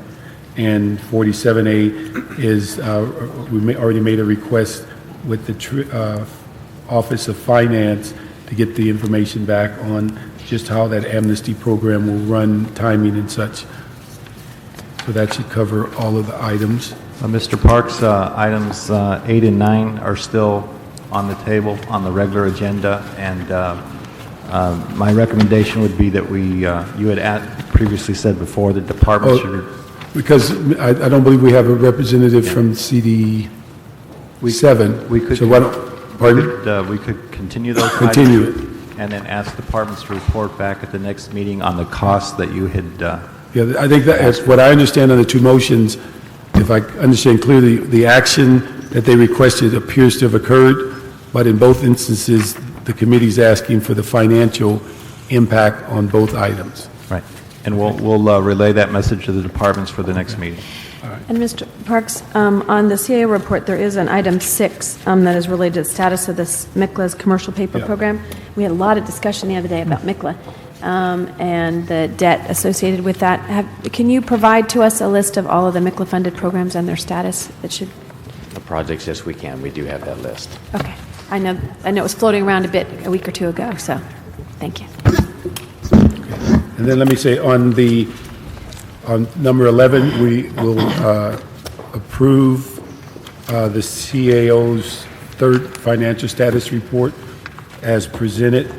And I would just ask that we ask the CAO for this year, and I guess we're looking into next year, what are some of the more permanent fixes that we need to be evaluating as a council to address the potential $430 million shortfall next year and the continued growing shortfall for this year.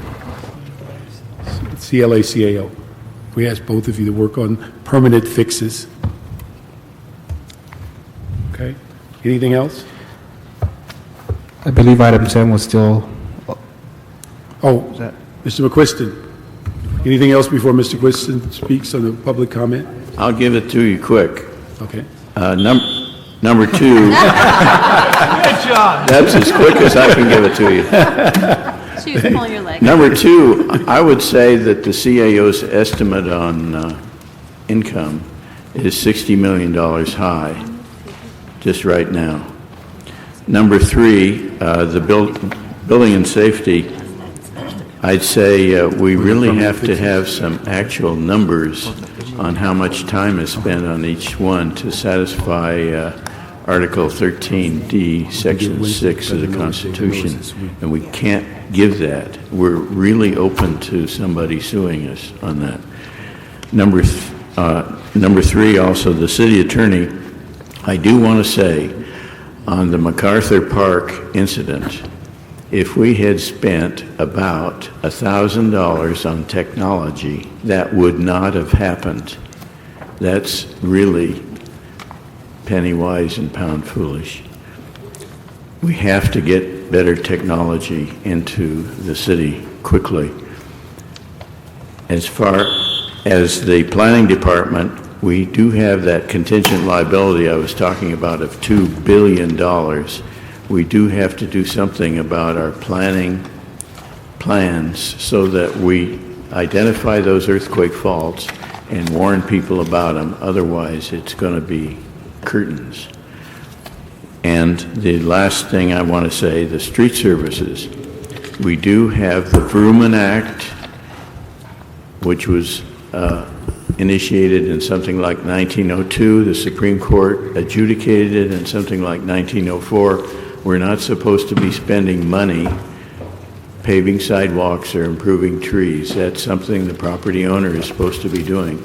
And we really need to observe that.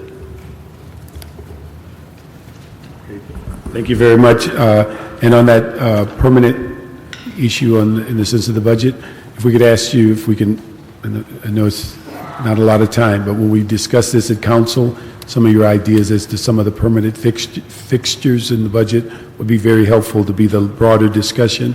And then I just have one request, CD6, during our 2008-09 budget, we had asked that in the future financial status reports, an accounting of all funds spent from the gang reduction and youth development allocation be included, including the amount authorized, encumbered, expended for the purpose of those expenditures to be detailed in future FSRs.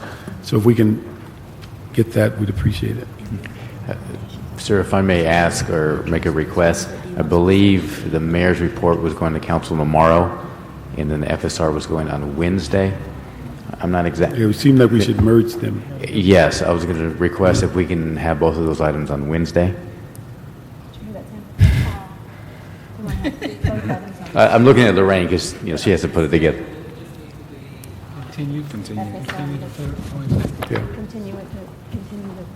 budget, the mayor's letter to Yeah. Let me just ask on, we've gone through the mayor's letter item by item.